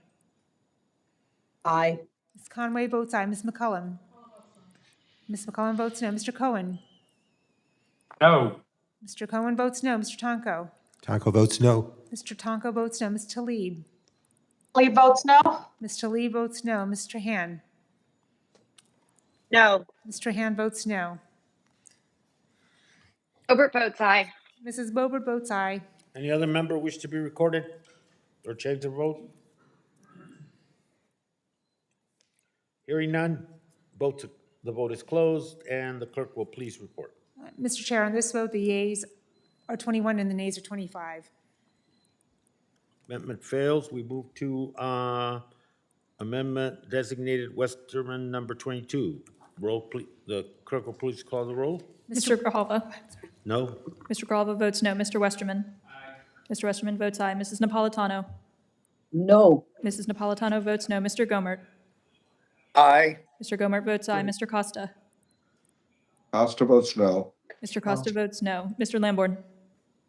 Lamborn votes aye. Mr. Lamborn votes aye. Mr. Sablon. Votes no. Mr. Sablon votes no. Mr. Whitman. Whitman votes aye. Mr. Whitman votes aye. Mr. Huffman. No. Mr. Huffman votes no. Mr. McClintock. Mr. Lowenthal. Mr. Graves. Mr. Lowenthal votes no. Mr. Graves. Mr. Graves votes yes. Mr. Gallego. Mr. Heiss. Gallego votes no. Mr. Gallego votes no. Mr. Heiss. Heiss, yes. Mr. Heiss votes yes. Mr. Neguse. No. Mr. Neguse votes no. Mrs. Radwagen. Mrs. Radwagen votes aye. Mr. Levin. Mr. Levin votes no. Mr. Webster. Mr. Webster votes yea. Mrs. Porter. Porter, no. Ms. Porter votes no. Ms. Gonzalez Colon. Gonzalez Colon votes aye. Ms. Gonzalez Colon votes aye. Ms. Ledger Fernandez. No. Ms. Ledger Fernandez votes no. Mr. Fulcher. Mr. Fulcher votes aye. Ms. Stansberry. Ms. Stansberry votes no. Mr. Stauber. Mr. Stauber votes, excuse me, Mr. Stauber votes aye. Ms. Velasquez. Mr. Tiffany. Mr. Tiffany votes aye. Ms. DeGette.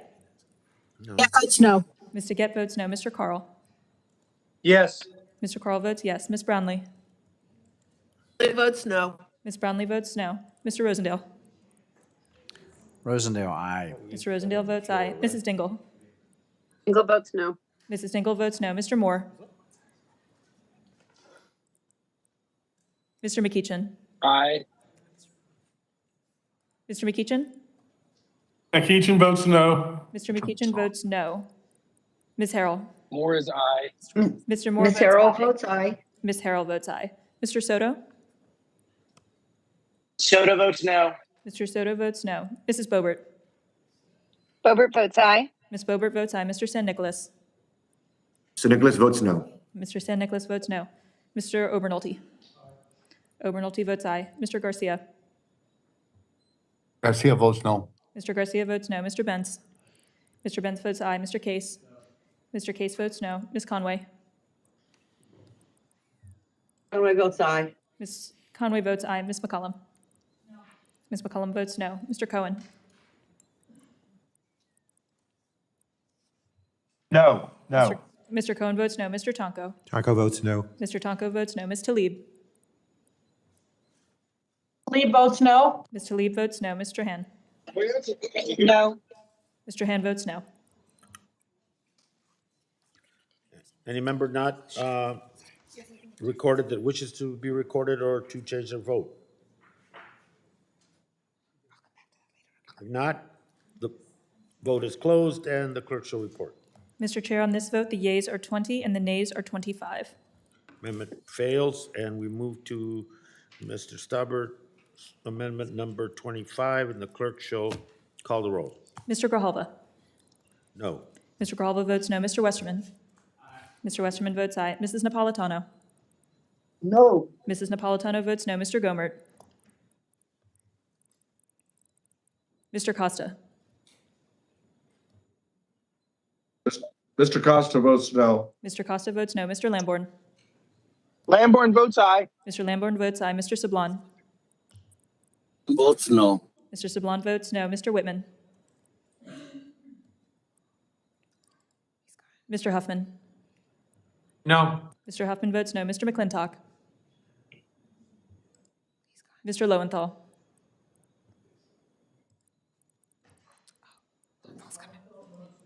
Mr. Lowenthal votes no. Mr. Graves? Mr. Graves votes yes. Mr. Gallego? No. Mr. Gallego votes no. Mr. Heiss? Heiss, yes. Mr. Heiss votes yes. Whitman votes aye. Mr. Whitman votes aye. Mr. Neguse? No. Mr. Neguse votes no. Mrs. Radewagen? Mrs. Radewagen votes aye. Mr. Levin? Mr. Levin votes no. Mr. Webster? Mr. Webster votes yea. Ms. Porter?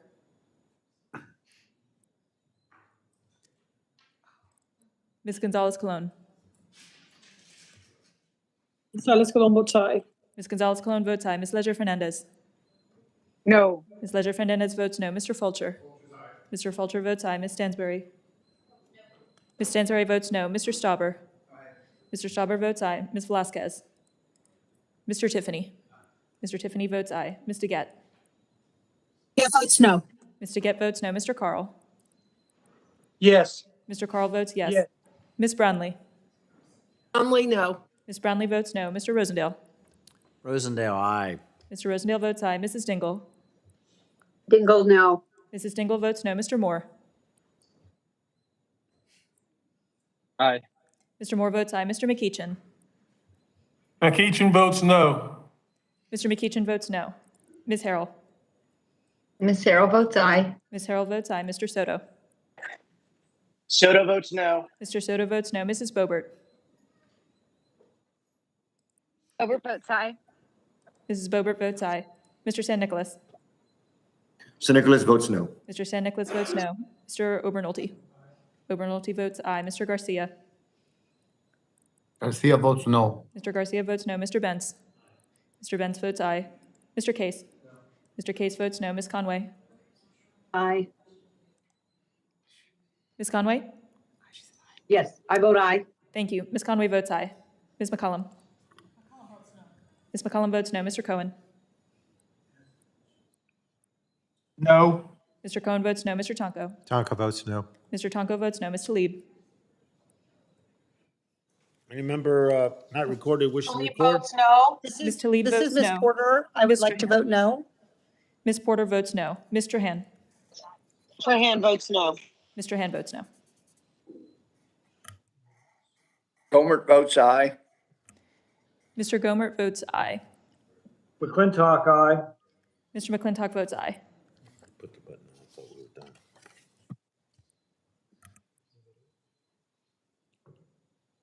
Any other member? Apologize to, that I started calling for people that hadn't recorded prematurely. If there's no members that wishes to record their vote or change their vote, the vote is closed and the clerk shall report. Mr. Chair, on this vote, the yeas are 21 and the nays are 25. Amendment fails, and we move to Mr. Tiffany's amendment number 18, and the clerk shall call the roll. Mr. Grijalva? No? Mr. Grijalva votes no. Mr. Westerman? Mr. Westerman votes aye. Mrs. Napolitano? No. Mrs. Napolitano votes no. Mr. Gomert? Aye. Mr. Gomert votes aye. Mr. Costa? Mr. Lamborn? Lamborn votes aye. Mr. Lamborn votes aye. Mr. Sablon? Votes no. Mr. Sablon votes no. Mr. Whitman? Whitman votes aye. Mr. Whitman votes aye. Mr. Huffman? No. Mr. Huffman votes no. Mr. McClintock? Aye. Mr. McClintock votes aye. Mr. Lowenthal? Mr. Lowenthal votes no. Mr. Graves? Mr. Gallego? Nope. Mr. Gallego votes no. Mr. Heiss? Heiss, yes. Mr. Heiss votes yes. Mr. Neguse? No. Mr. Neguse votes no. Mrs. Radewagen? Mrs. Radewagen votes aye. Mr. Levin? No. Mr. Levin votes no. Mr. Webster? Mr. Webster votes no. Ms. Porter? Porter votes no. Ms. Porter votes no. Apologies. Mr. Webster votes aye. Ms. Gonzalez-Colon? Gonzalez Colon votes aye. Ms. Gonzalez Colon votes aye. Ms. Ledger Fernandez. No. Ms. Ledger Fernandez votes no. Mr. Fulcher. Mr. Fulcher votes aye. Ms. Stansberry. Ms. Stansberry votes no. Mr. Stauber. Mr. Stauber votes aye. Ms. Velasquez. Velasquez votes no. Ms. Velasquez votes no. Mr. Tiffany. Mr. Tiffany votes aye. Ms. DeGette. Votes no. Ms. DeGette votes no. Mr. Carl. Yes. Mr. Carl votes yes. Ms. Brownlee. Brownlee votes no. Ms. Brownlee votes no. Mr. Rosendale. Rosendale, aye. Mr. Rosendale votes aye. Mrs. Dingle. Dingle votes no. Mrs. Dingle votes no. Mr. Moore. Mr. McEachin. McEachin votes no. Mr. McEachin votes no. Ms. Harrell. Ms. Harrell votes aye. Ms. Harrell votes aye. Mr. Soto. Soto votes no. Mr. Soto votes no. Mrs. Boebert. Mr. San Nicolas.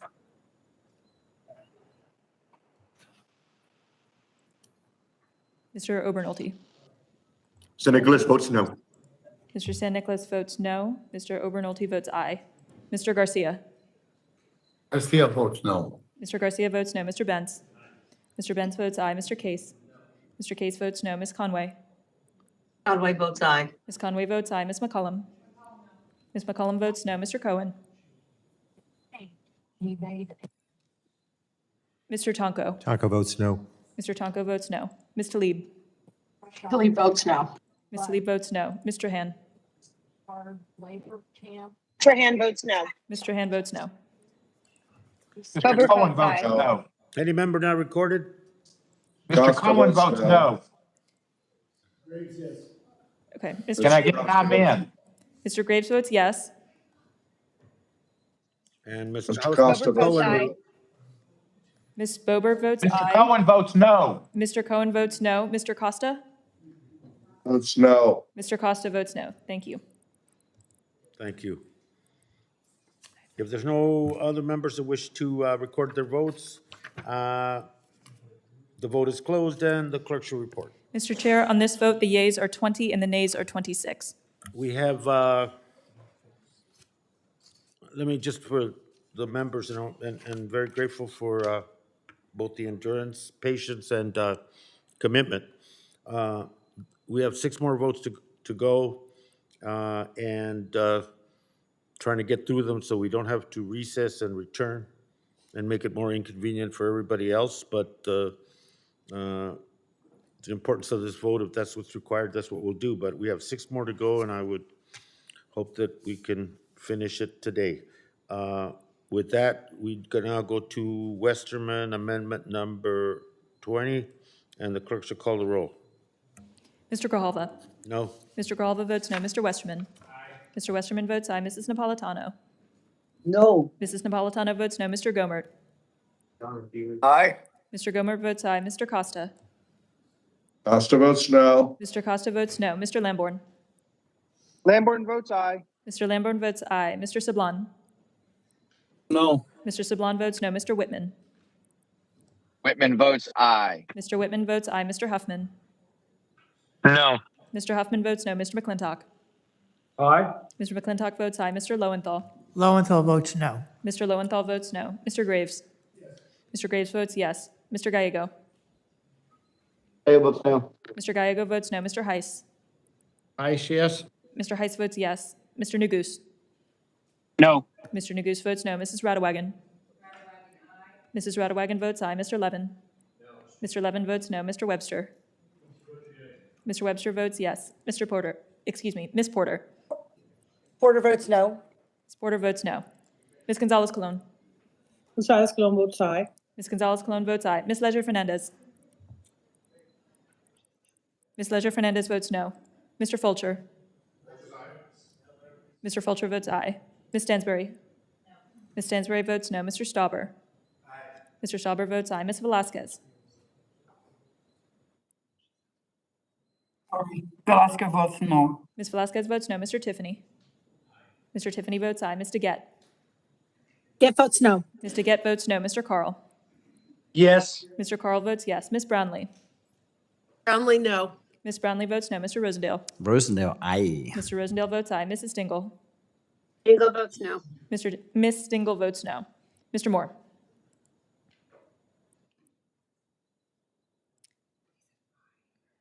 Aye. Mr. Moore votes aye. Mr. McEachin. McEachin votes no. Mr. McEachin votes no. Ms. Harrell. Ms. Harrell votes aye. Ms. Harrell votes aye. Mr. Soto. Soto votes no. Mr. Soto votes no. Mrs. Boebert. Boebert votes aye. Mrs. Boebert votes aye. Mr. San Nicolas. San Nicolas votes no. Mr. San Nicolas votes no. Mr. Obernolte. Mr. Obernolte votes aye. Mr. Garcia. Garcia votes no. Mr. Garcia votes no. Mr. Benz. Mr. Benz votes aye. Mr. Case. Mr. Case votes no. Ms. Conway. Conway votes aye. Ms. Conway votes aye. Ms. McCollum.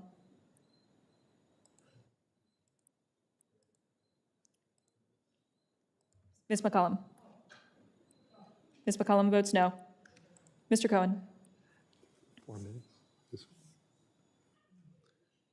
Mr. Cohen votes no. Mr. Cohen votes no. Mr. Tonko. Taco votes no. Mr. Tonko votes no. Ms. Talib. Talib votes no. Ms. Talib votes no. Mr. Han.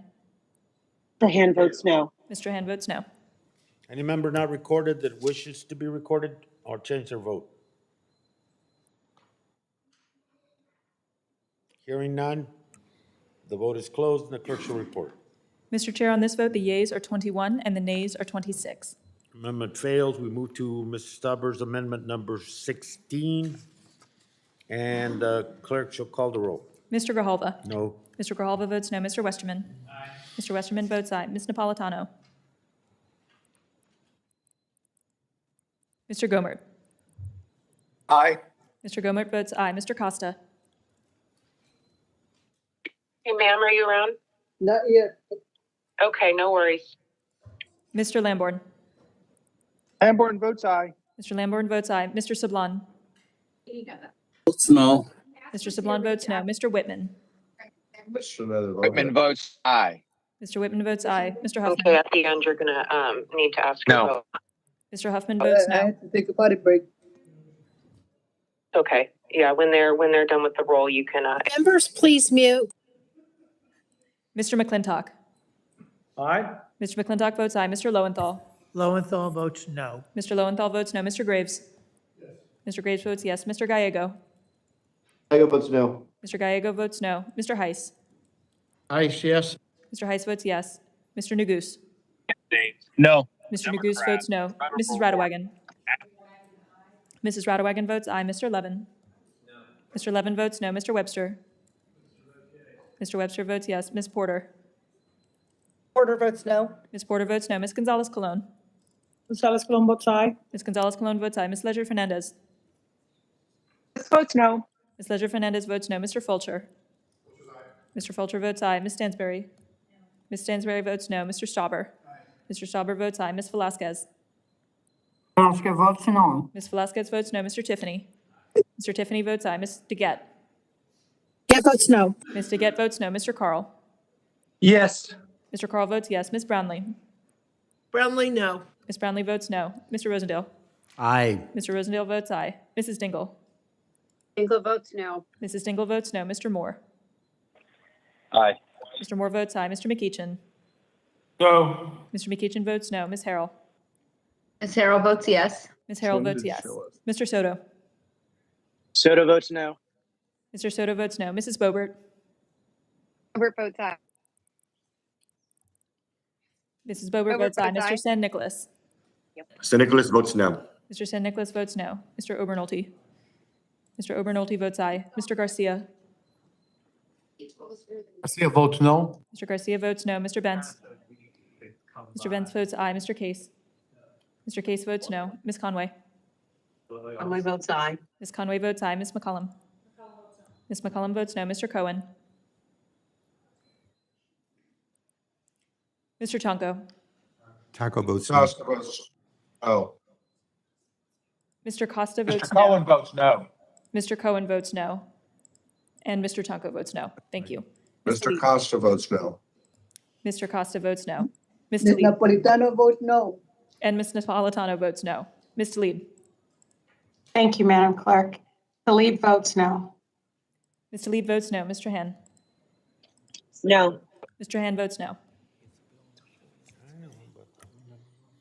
Has every member been recorded, or is someone who wishes to be recorded to change their vote? If not, vote is closed, and the clerk will please report. Mr. Chair, on this vote, the yeas are 21 and the nays are 26. Amendment fails, and we move to Mr. Rosendale's number designated 13. The clerk will call the roll. Mr. Grijalva? No. Mr. Grijalva votes no. Mr. Westerman? Aye. Mr. Westerman votes aye. Mrs. Napolitano? No. Mrs. Napolitano votes no. Mr. Gomert? Aye. Mr. Gomert votes aye. Mr. Costa? Mr. Lamborn? Mr. Costa votes no. Mr. Costa votes no. Mr. Lamborn? Lamborn votes aye. Mr. Lamborn votes aye. Mr. Sablon? Votes no. Mr. Sablon votes no. Mr. Whitman? Whitman votes aye. Mr. Whitman votes aye. Mr. Huffman? No. Mr. Huffman votes no. Mr. McClintock? Aye. Mr. McClintock votes aye. Mr. Lowenthal? No. Mr. Lowenthal votes no. Mr. Graves? Yes. Mr. Graves votes yes. Mr. Gallego?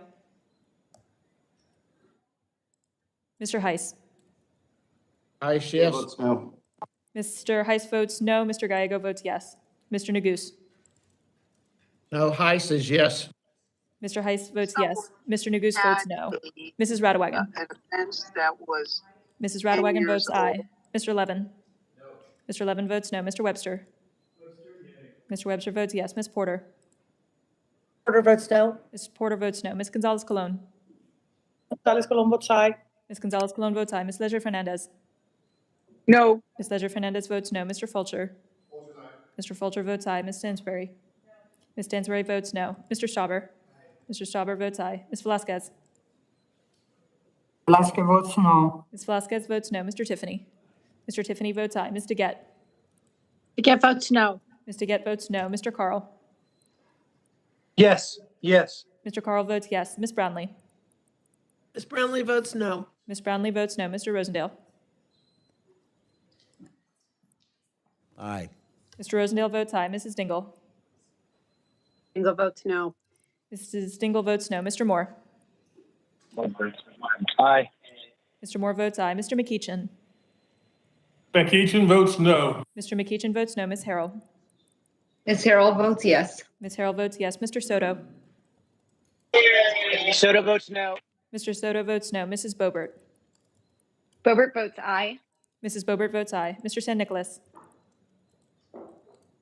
San Nicolas votes no. Mr. San Nicolas votes no. Mr. Obernolte? Mr. Obernolte votes aye. Mr. Garcia? Garcia votes no. Mr. Garcia votes no. Mr. Bentz? Mr. Bentz votes aye. Mr. Case? Mr. Case votes no. Ms. Conway? Conway votes aye. Ms. Conway votes aye. Ms. McCollum? Ms. McCollum votes no. Mr. Cohen? No. Mr. Cohen votes no. Mr. Tonko? Taco votes no. Mr. Tonko votes no. Ms. Talib? Talib votes no. Ms. Talib votes no. Mr. Han? No. Mr. Han votes no. Any member not recorded wishes to record their vote? If not, Chair, how was that recorded? who's 6? Huh? Gallego. Every race in the country. Mr. Gallego is recorded as a no. Thank you. Thank you. Anyone else? If not, the vote is closed and the clerk shall report. Mr. Chair, on this vote, the yeas are 21 and the nays are 26. Amendment fails, and we move to Obernolte number 17, and the clerk shall call the roll. Mr. Grijalva? No? Mr. Grijalva votes no. Mr. Westerman? Mr. Westerman votes aye. Mrs. Napolitano? No. Mrs. Napolitano votes no. Mr. Gomert? Aye. Mr. Gomert votes aye. Mr. Costa? Costa votes no. Mr. Costa votes no. Mr. Lamborn? Lamborn votes aye. Mr. Lamborn votes aye. Mr. Sablon? No. Mr. Sablon votes no. Mr. Whitman? Whitman votes aye. Mr. Whitman votes aye. Mr. Huffman? No. Mr. Huffman votes no. Mr. McClintock? Aye. Mr. McClintock votes aye. Mr. Lowenthal?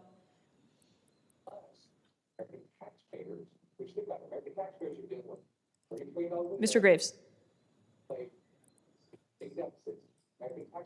Mr. Gallego? Gallego votes no. Mr. Gallego votes no. Mr. Heiss. Heiss, yes. Mr. Heiss votes yes. Mr. Neguse.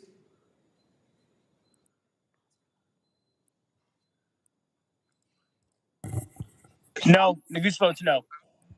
Mr. Neguse votes no, and Mr. Lowenthal votes no. No. Mrs. Radewagen. Mrs. Radewagen votes aye. Mr. Levin. Mr. Levin votes no. Mr. Webster.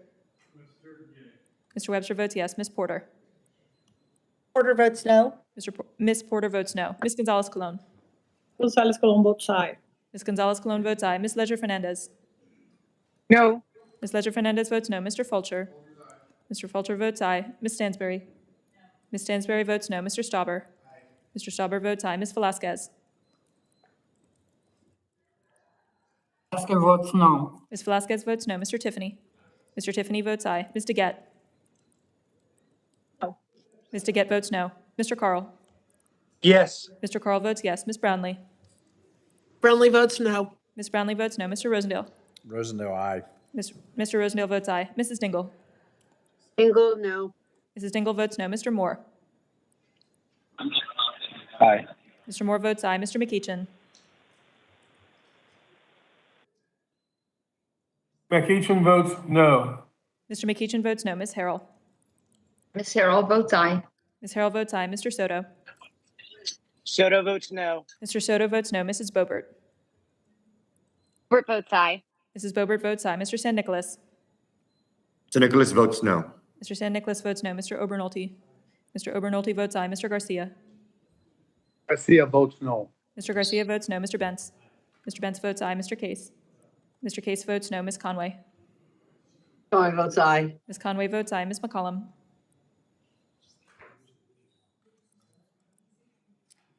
Mr. Cohen.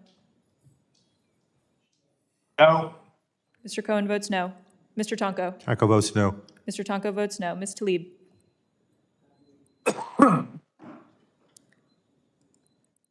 Mr. Han. No. Mr. Han votes no. Ms.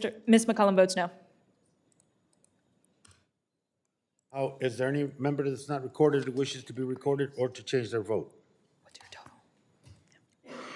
If not, vote is closed. The clerk shall report. Mr. Chair, on this vote, the yeas are 20 and the nays are 25. Amendment fails, and we move to amendment designated Mr. Graves, number 6. The clerk shall call the roll. Mr. Grijalva. No. Mr. Grijalva votes no. Mr. Westerman. Aye. Mr. Westerman votes aye. Mrs. Napolitano. No. Mrs. Napolitano votes no. Mr. Gomert. Aye. Mr. Gomert votes aye. Mr. Costa. Costa votes no. Mr. Costa votes no. Mr. Lamborn. Lamborn votes aye. Mr. Lamborn votes aye. Mr. Sablon. Votes no. Mr. Sablon votes no. Mr. Whitman. Looks like. Whitman votes aye. Mr. Whitman votes aye. Mr. Huffman. Mr. Huffman. Hey, Derek. Mr. Huffman votes no. Mr. McClintock. Aye. Mr. McClintock votes aye. Mr. Lowenthal. No. Mr. Lowenthal votes no. Mr. Graves. Yes. Mr. Graves votes yes. Mr. Gallego. He votes no. Mr. Gallego votes no. Mr. Heiss. Heiss, yes. Mr. Heiss votes yes. Mr. Neguse. No. Mr. Neguse votes no. Mrs. Radewagen. Mrs. Radewagen votes aye. Mr. Levin. Mr. Levin votes no. Mr. Webster. Mr. Webster votes yes. Ms. Porter. Porter, no. Ms. Porter votes no. Ms. Gonzalez Colon. Gonzalez Colon votes aye. Ms. Gonzalez Colon votes aye. Ms. Ledger Fernandez. No. Ms. Ledger Fernandez votes no. Mr. Fulcher. Mr. Fulcher votes aye. Ms. Stansberry. Ms. Stansberry votes no. Mr. Stauber. Mr. Stauber votes aye. Ms. Velasquez. Velasquez votes no. Ms. Velasquez votes no. Mr. Tiffany. Mr. Tiffany votes aye. Mrs. DeGette. DeGette votes no. Ms. DeGette votes no. Mr. Carl. Yes. Mr. Carl votes yes. Ms. Brownlee. Ms. Brownlee, no. Ms. Brownlee votes no. Mr. Rosendale. Rosendale, aye. Mr. Rosendale votes aye. Mrs. Dingle. Dingle votes no. Mrs. Dingle votes no. Mr. Moore. Aye. Mr. Moore votes aye. Mr. McEachin. McEachin votes no. Mr. McEachin votes no. Ms. Harrell. Miss Harrell votes aye. Ms. Harrell votes aye. Mr. Soto. Soto votes no. Mr. Soto votes no. Mrs. Boebert. Mr. San Nicolas. San Nicolas votes no. Mr. San Nicolas votes no. Mr. Obernolte. Mr. Obernolte votes aye. Mr. Garcia. Garcia votes no. Mr. Garcia votes no. Mr. Benz. Mr. Benz votes aye. Mr. Case. Mr. Case votes aye. Ms. Conway. Conway votes aye. Ms. Conway votes aye. Ms. McCollum. Ms. McCollum votes no. Mr. Cohen. No. Mr. Cohen votes no. Mr. Tonko. Tonko votes no. Mr. Tonko votes no. Ms. Talib. Ms. Trahan. Lee votes no, so sorry. Ms. Talib Trahan votes no. And Ms. Trahan votes no. Boebert votes aye. Ms. Boebert votes aye. Any other member wishes to record their vote or change it? Hearing none, the vote is closed and the clerk shall report. Mr. Chair, on this vote, the yeas are 22 and the nays are 25. Amendment fails, and then we move. The question is now on the Grijalva ANS as amended to HR 2021. All those in favor indicate by saying aye. Aye. Aye. Aye. All those opposed say no. No.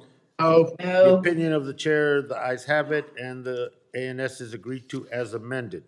We now move to final passage of EJ for All Act. The question is on adopting HR 2021 as amended, ordering it favorably reported to the House. A recorded vote will be requested, so we'll skip with the voice vote. The clerk now shall call the roll. Mr. Grijalva. Aye. Mr. Grijalva votes aye. Mr. Westerman. No. Mr. Westerman votes no. Mrs. Napolitano. Aye. Mrs. Napolitano votes aye. Mr. Gomert. No. Mr. Gomert votes no. Mr. Costa. Costa votes aye. Mr. Costa votes aye. Mr. Lamborn. Lamborn votes no. Mr. Lamborn votes no. Mr. Sablon. Votes aye. Mr. Sablon votes aye. Mr. Whitman.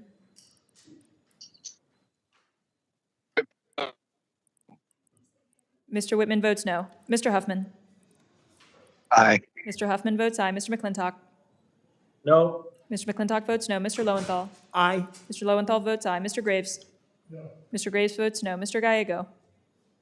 Aye. Mr. Gallego votes aye. Mr. Heiss. Aye, no. Mr. Heiss votes no. Mr. Neguse. Aye. Mr. Neguse votes aye. Mrs. Radewagen. Mrs. Radewagen votes no. Mr. Levin. Mr. Levin votes aye. Mr. Webster. Mr. Webster votes no. Ms. Porter. Yes. Porter votes yes. Ms. Porter votes yes. Ms. Gonzalez-Colon. Gonzalez Colon votes no.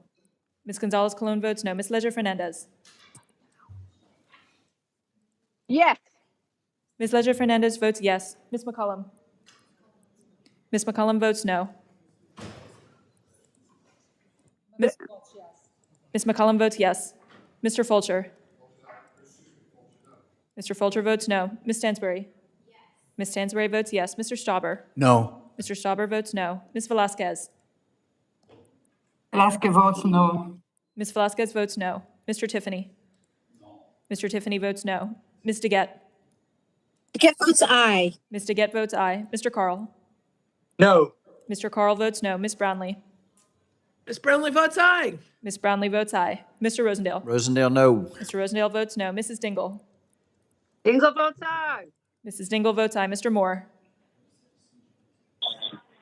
No. Mr. Moore votes no. Mr. McEachin. McEachin votes aye. Mr. McEachin votes aye. Ms. Harrell. Ms. Harrell votes no. Ms. Harrell votes no. Mr. Soto. Soto votes aye. Mr. Soto votes aye. Mrs. Boebert. Votes no. Mrs. Boebert votes no. Mr. San Nicolas. San Nicolas votes yes. Mr. San Nicolas votes yes. Mr. Obernolte. Mr. Obernolte votes no. Mr. Garcia. Garcia votes aye. Mr. Garcia votes aye. Mr. Benz. Mr. Benz votes no. Mr. Case. Mr. Case votes aye. Ms. Conway. Conway votes no mas. Ms. Conway votes no. Mr. Cohen. Aye. Mr. Cohen votes aye. Mr. Tonko. Tonko votes aye. Mr. Tonko votes aye. Ms. Talib. Talib votes aye. Ms. Talib votes aye. Mr. Han. Aye. Mr. Hand votes aye. How is, how is Representative Velasquez recorded? Ms. Velasquez is recorded as a no. How am I recorded, Madam Clerk? Mrs. Velasquez is recorded as a no. It's a yes. Ms. Velasquez votes yes. Thank you. Any members wish to be recorded or change their vote? If not, the clerk shall report. Mr. Chair, on this vote, the yeas are 26 and the nays are 21. The ayes have it. The bill is adopted as amended and ordered favorably reported to the House. The motion to reconsider is laid on the table. Thank you very much. Ranking Member Westerman, you got some regarding views, motion regarding views?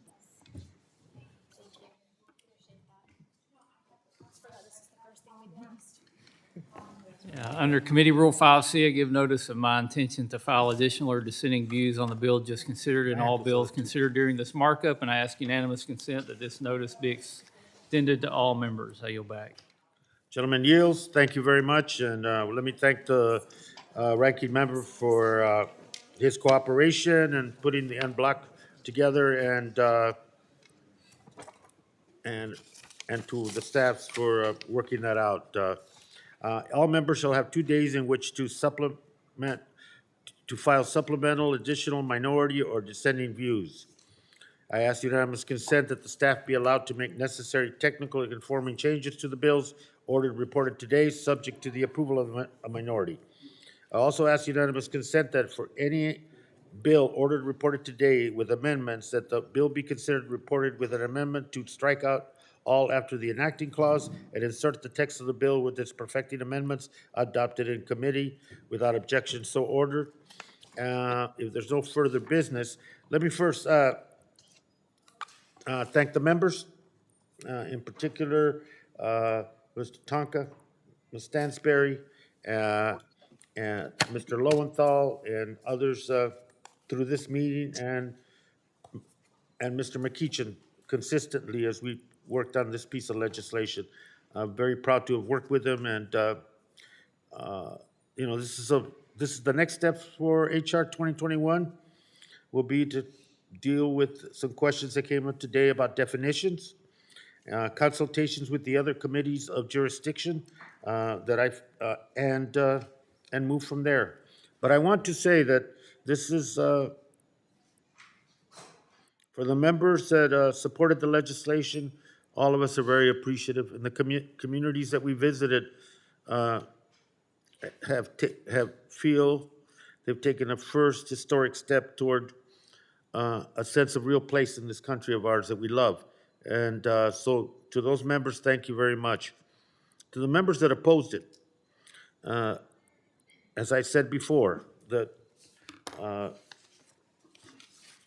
much of what we dealt with today was extraneous to the issue we were dealing with, but nevertheless, I consider it germane. I think to deny the opportunity for people to state their mind is probably not the right thing, and I don't appreciate it when it's done to me, and I don't appreciate it doing to others. But this bill was serious, historic, and a culmination of a lot of work on the part of real people out there in that country of ours. So you should be proud of your work and the work that was put into this bill on the part of all the members, particularly those that feel that this legislation needs to move on and needs to have an opportunity to be enacted into law. The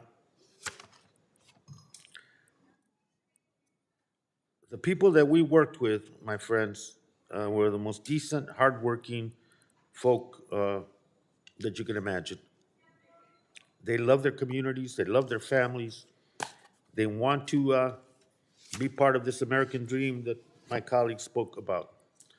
And this is an opportunity to provide to them a sense of place, a sense of respect, and not to stop development, not to end oil, not to shut down Exxon, but to breathe easier, to drink good water, to feel that their kids can go play in a playground, not worry about the contamination in the dirt, to have their cancer rates and respiratory infections start to go down. And that births are not, that they don't have the high level of troubled births in these neighborhoods. That's what we are offering with this bill, not an onslaught on fossil fuel, but a real effort on the part of this Congress and this legislation to give these communities, these families, these folks an opportunity to be at the beginning of a process that affects their lives and their public health and their well-being, and for that process to be meaningful. They've been used before, they've been dumped on before, and today it's the first step in breaking clean from that legacy. And I'm proud of the work we all did. I claim no credit other than to give credit, and the credit to these communities that taught me, the staff, and the other members that joined me a lesson, that the work that we do here does have meaning. And with this bill, it's not the end of the line for it, but it is a first step of signaling to them that their democracy can work for them as well, and that there is a sense of hope that their communities will become the communities that they envisioned, and that they can begin to look at the future not from a sense of loss, but with a sense of hope. Poverty is a horrible thing, but crocodile tears about the condition that these people live in is not the answer. What's the answer is meaningful legislation that empowers, protects, and respects the rule of law. That's all this bill is about. I'm proud of it, and I'm proud of all the work that the people put into it, and the committee as a whole. Today, very proud to be on it. Thank you very much, and the meeting is adjourned.